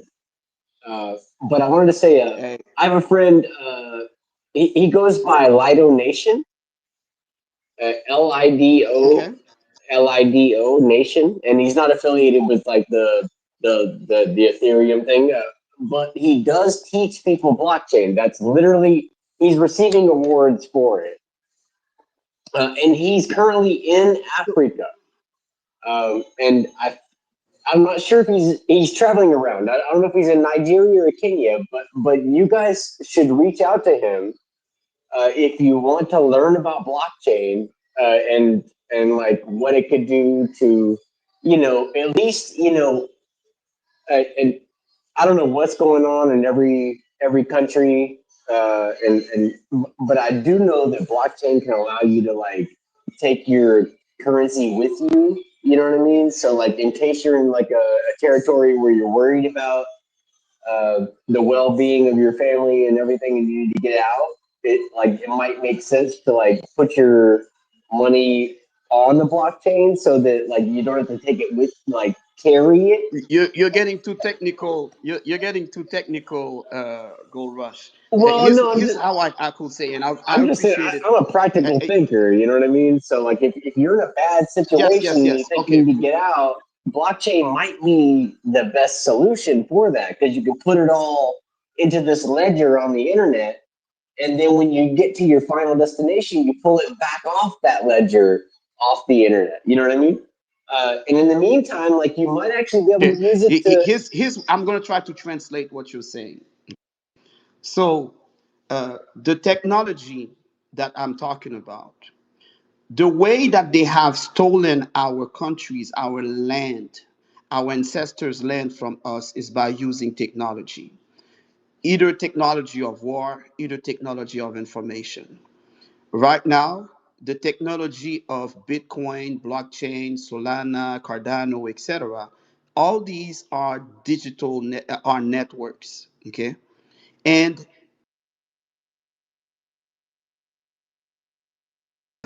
Russia stop Bitcoin.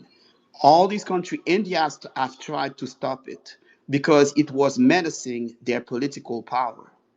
Once they have realized that it is a technology that is totally decentralized, that means nobody owns it. If you have a website and you use your computer to go to that website, and you use a computer, you use a website to antagonize the Kenyan society, the Kenyan government can uh, send a subpoena to your host and to the server and require them to take down your website. But if your website is on the blockchain technology, there's nobody to subpoena because a fraction of the website is located in over 200,000 computers around the world. If you have your money in a bank in Kenya and the government, and you use your profit to finance a new political party, they could subpoena the bank to make it difficult for you financially. But if the asset, the value that you have is on the blockchain, they cannot stop you from making the transactions. That's why all these countries that have tried to block Bitcoin and blockchains in their country, they are now adopting it faster than the America could adopt it because America is on the siege as well. So, in order to defeat the people that have taken control of Kenya, of Haiti, Burkina Faso, and all these other countries that have natural resources, we need to adopt the technology the fastest as possible. So that's why I'm giving it away for free. I have the Captain Haiti Foundation. We receive donation from anybody in the world, and we give away the token for free for the Captain Kenya token, the Captain Haiti token, the Captain Nigeria token. In the past 72 hours, we made a test. We have over 841 people that have applied to receive the token, and we have to put a pause, and that is nothing. So, my suggestion to everybody is to go to follow me on X. I'm going to post the link where you can go and apply to receive the token for free. Even your grandma, your grandpa can do it. And then the world is going to flood money into your token so you can be financial free, so you can free yourself from the Kenyan Well, government, that the doesn't just corrupted automatically land happen. grabber. Thank you. Thank you. Okay. The golden gold rush. I think you can get in touch with our friend Token so that you can take this conversation into another. Because I really doubt if we can exhaust the conversation at this particular moment. The other thing is that we really appreciate our brother, especially from is it the Caribbean or the other side of the world, to really come to and help us. It's the same planet, brother. It's the same planet. Exactly. It's interesting to note that we are facing a similar enemy, we are facing similar challenges, and you can see we are not yet off the hook in terms of fully being independent as countries. Yeah, we are the democracy that they tend to preach to us is not really the true democracy, and we need to do a lot as a continent and as a people. So there is a lot that we need to enslave ourselves from these chains, because the people the people ruling us, the people we are believing that are leaders, they seem to be puppets. They seem to be puppets of some individuals somewhere. So there's a lot we need to do as countries and as a continent. Otherwise, thank you so much for coming into this platform. Thank you for My pleasure. I would like to conclude with one last word, please. okay. I would like to tell people that the only power that they have is the one you relinquish to them. That's the only power you have. As long as you think you can find somebody to represent your interest, you're always going to get played. The only power they have is the one that you relinquish to them.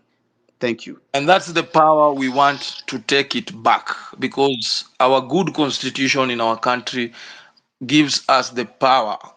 We donate this power to them, and they have misused this power. So we need this power back. And we can only get power back if we exercise it directly or indirectly. I don't want to go into that because we will now be going back to our constitution and blah and blah and blah. But believe me, soon or later we will have our power back. You had to add something, the gold, and I hope it does not revolve around the. No. Well, I mean, I am going to speak about blockchain, but I wanted to say, you can put your capital, whatever is in your bank account. So if it gets really hairy where you are, like if it gets scary, if people are like shooting and shit, you can drop your currency into stable coins on the blockchain. And then you can take that seed phrase with you wherever you go, and you'll be able to recoup that and reinvigorate yourself wherever you find yourself, or maybe on the other side of this dictatorship or whatever you're dealing with, right? On the other side of this thing, you'll be able to reconstitute that, and then now and it can be denominated in USD or whatever you think, or gold. You could actually invest in gold on the blockchain and then take it, because technically the dollar is going closer to zero every day. So like we're dealing with the same shit in the United States. Like we have corporate capture in the United States. We have like we're dealing with the same problem. Like we created this shit. We perpetuated this bullshit, and now like we're kind of reaping the harvest of our bad seeding, right? So Say it again. Say it again. say it United again. States of America have the same problem Well, than it Kenya started as and the same colonialism way problem before as the Haiti. United States was ever fucking created. It started as colonialism, and it was French. It was France. It was Germany. It was it was England. My wife is from India. She can tell you all about it, and like uh, there's a lot of, it's been going on for 500 years probably. And then in the midst of that, there were all of these colonial institutions. And then what really exacerbated the situation was World War I. Now we divided the continent of Africa into just whichever colonial entity owns this swath of land, right? And then now they started like breaking up all of the, now it's like, oh, our companies get to mine your resources, uh, and that was never an American thing, but it became an American thing, even for like bananas and I mean, corporations are kind of the enemy of every citizen that ever existed in any country because they're multinational and they can do whatever the hell they want to do. So everybody needs to be prepared to just stash your stuff away, and putting it under the mattress ain't necessarily the best thing to do. These days, like we have private ledgers, we have ledgers, and I don't care which blockchain it's on. I don't care. I'm not trying to foster you into any particular blockchain. Don't get technical. Don't get technical. Right. I'm just saying that like you can easily stash away your wealth. The gold, the gold, the gold and token, the gold and token. We really appreciate. We really appreciate. I think I'll create some time for you guys to come back on this platform. There's a lot of information, valuable information that you guys have that very many Kenyans would want to get a grip on this particular information. But currently, I'm available anytime. I'm available anytime. I have used the technology to protect my mother's 1.2 million property in Haiti. The government wanted to seize our property, and I protected it by using the technology. I would like to help you Kenyans to protect yourself from Ruto and all the other land grabbers. So reach out to me. We'll make a space, and I'll teach you. Thank you, Token. We'll be organizing that very, very soon. I don't want to look like I'm dismissing that as not so important. It's very important. But whose mic is on? What I'm saying, somebody's mic is on. What I'm emphasizing here is that I would want you guys to have a bigger audience, a bigger platform, so that you can bring the ideas to different Kenyans who, at this particular time, some of them have already retired to bed. Also, you have to understand that back here at home, it's very late. It's almost 3 a.m.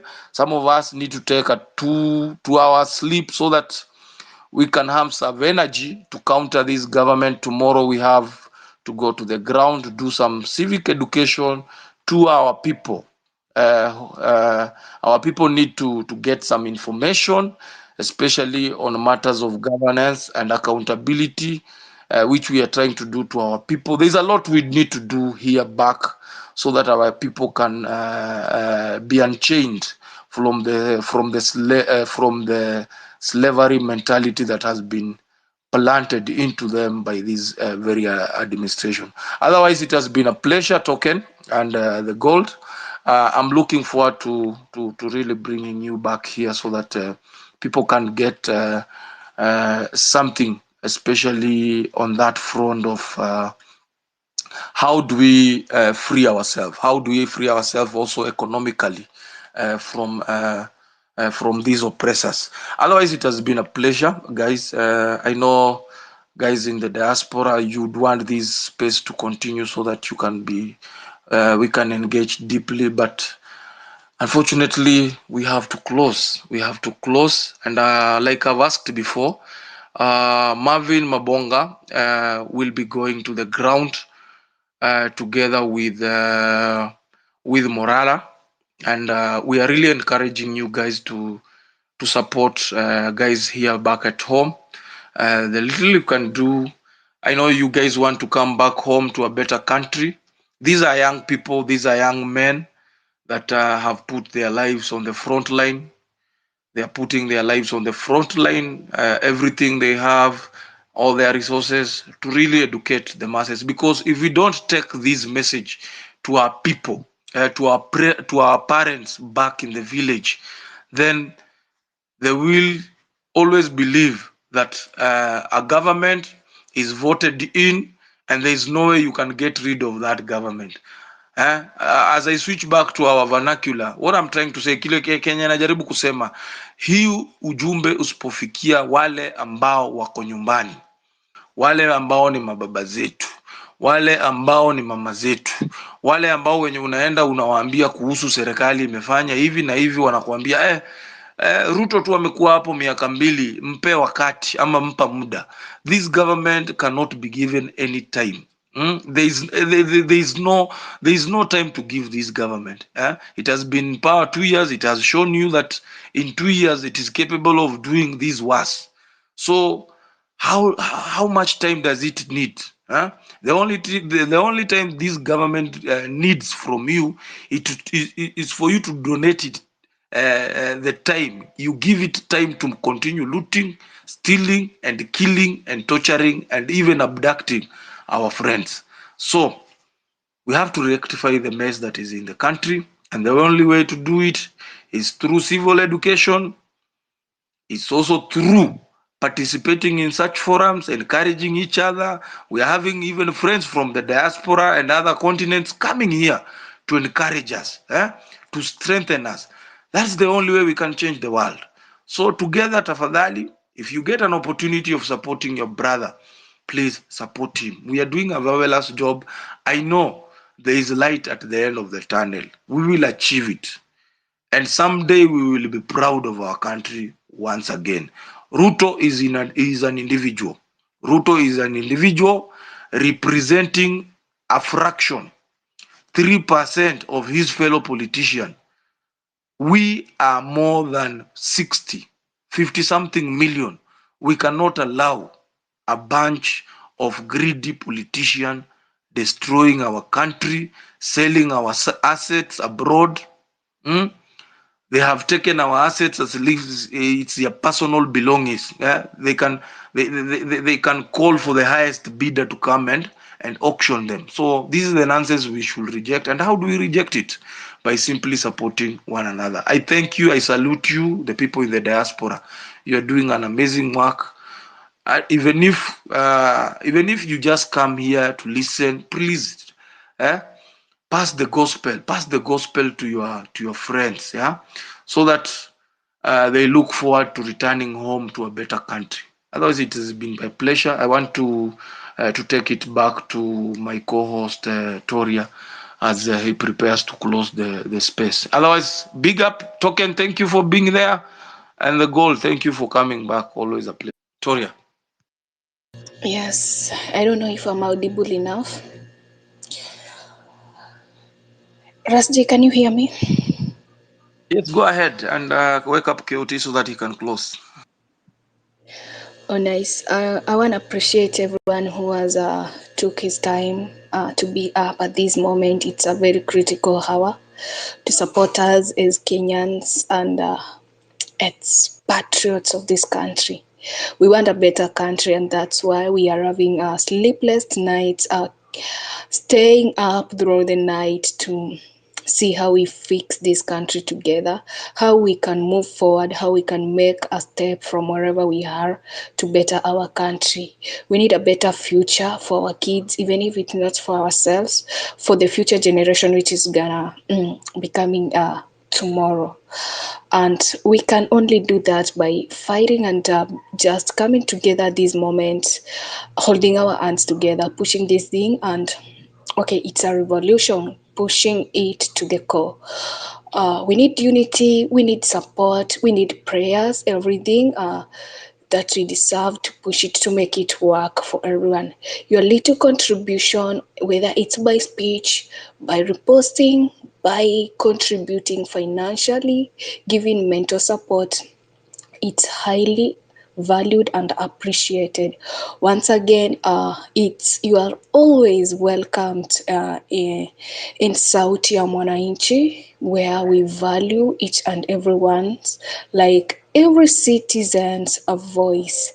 So the girl, kindly, we are closing. We need our host to take a nap, in the morning he'll be traveling for civic education in the grounds, and she will know very well that it's not an easy job.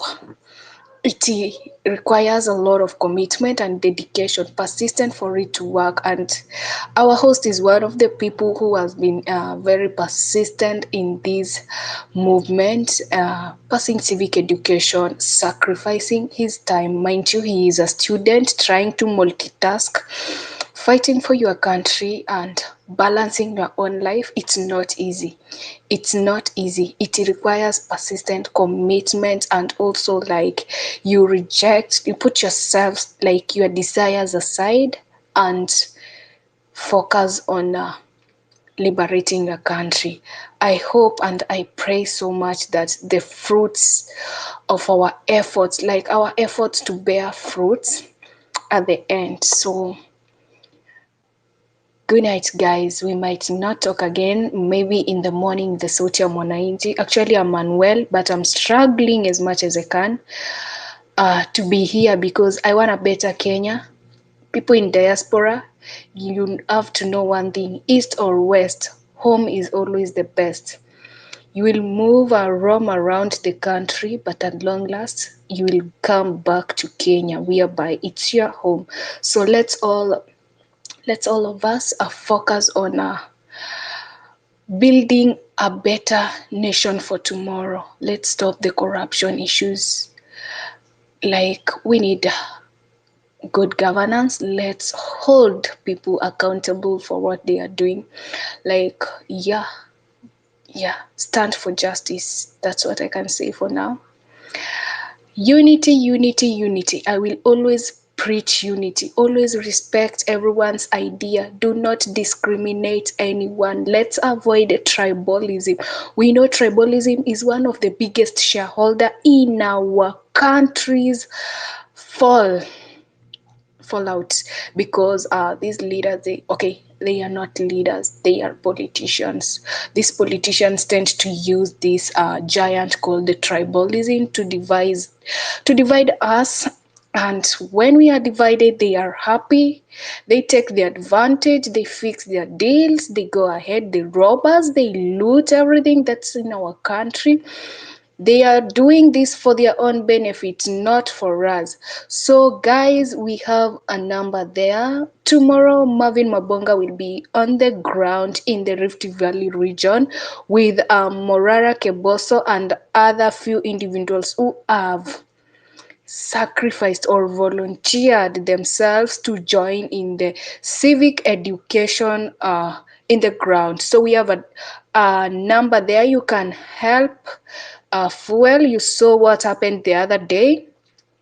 The experience, I don't know if it's a planned or an unplanned accident, which led them to find other means of transport back home. And it's very challenging. You are in a place you don't know, you have to find means, you don't know how you're gonna reach to your destination. It's night. So guys, let's do this. We have that number over there, 0710452543. Your contribution will be highly appreciated, highly acknowledged, because it's gonna support in one way or the other. Let's keep injecting. Change starts with you. Start by yourself, start with your family, start with your community, your churches, everywhere. Let them understand the essence of why we need good governance, why we are emphasizing on good governance, why we are on the streets. They are saying that we are burning down the country, but you're not. We are trying to renovate our country, which is being burnt down by these crooked anarchists, murderers, terrorists, criminals who go ahead and call your patriots, call your citizens criminals. All in all the best. Together we can. That's what I can say for now. Ras, ebu ongea as I try to reach out KOT.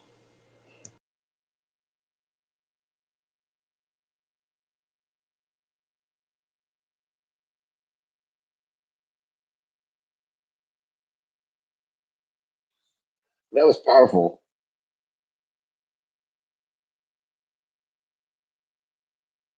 Ras, are you there? Ras.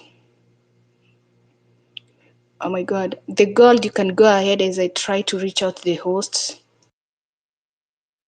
Yeah, it looks like there were people speaking, so I feel like I just spoke over someone. But I could tell that called Sanko. It looks like his mic is on, but he's not speaking. And then Ross, looks like his mic is on, so I was afraid I was speaking over him as well. But no, man. Yeah. So what is exactly going on in Kenya? Or I'm sorry, are we talking about Kenya or Nigeria? Because I have friends in both places, and I'm trying to figure out how to connect them with whoever needs to be connected. Like I want people to find liberty. You know what I mean? And I haven't found liberty. I'm in the United States currently. I haven't found liberty in 43 years. As a matter of fact, it seems like I'm kind of falling into the same trap that like the IMF, the World Bank, the everybody is like creating. Uh, there's a big trap that's happening all around the world, and I'm looking for a solution just like you guys are. So, um,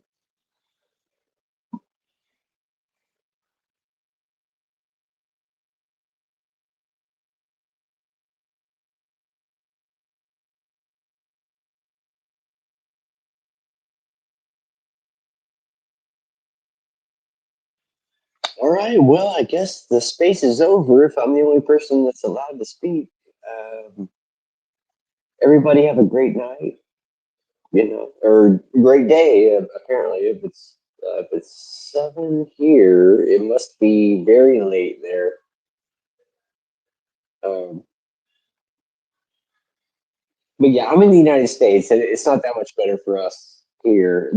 They're clamping down exactly the same way that they started doing, 60 years ago with the rest of the world, and you know, or not even 60 years ago. It actually goes back to the end of the World War One, right?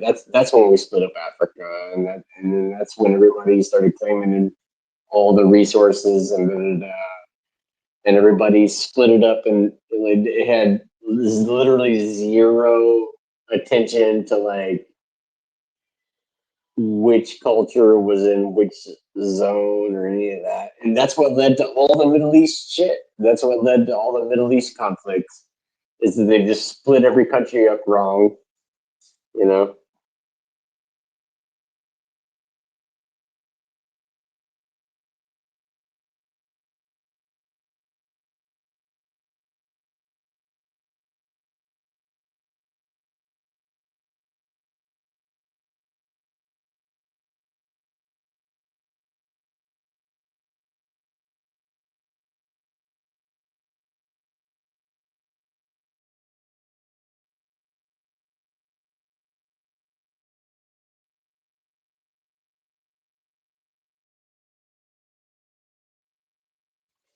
Am I rugged? Like, is someone speaking right now?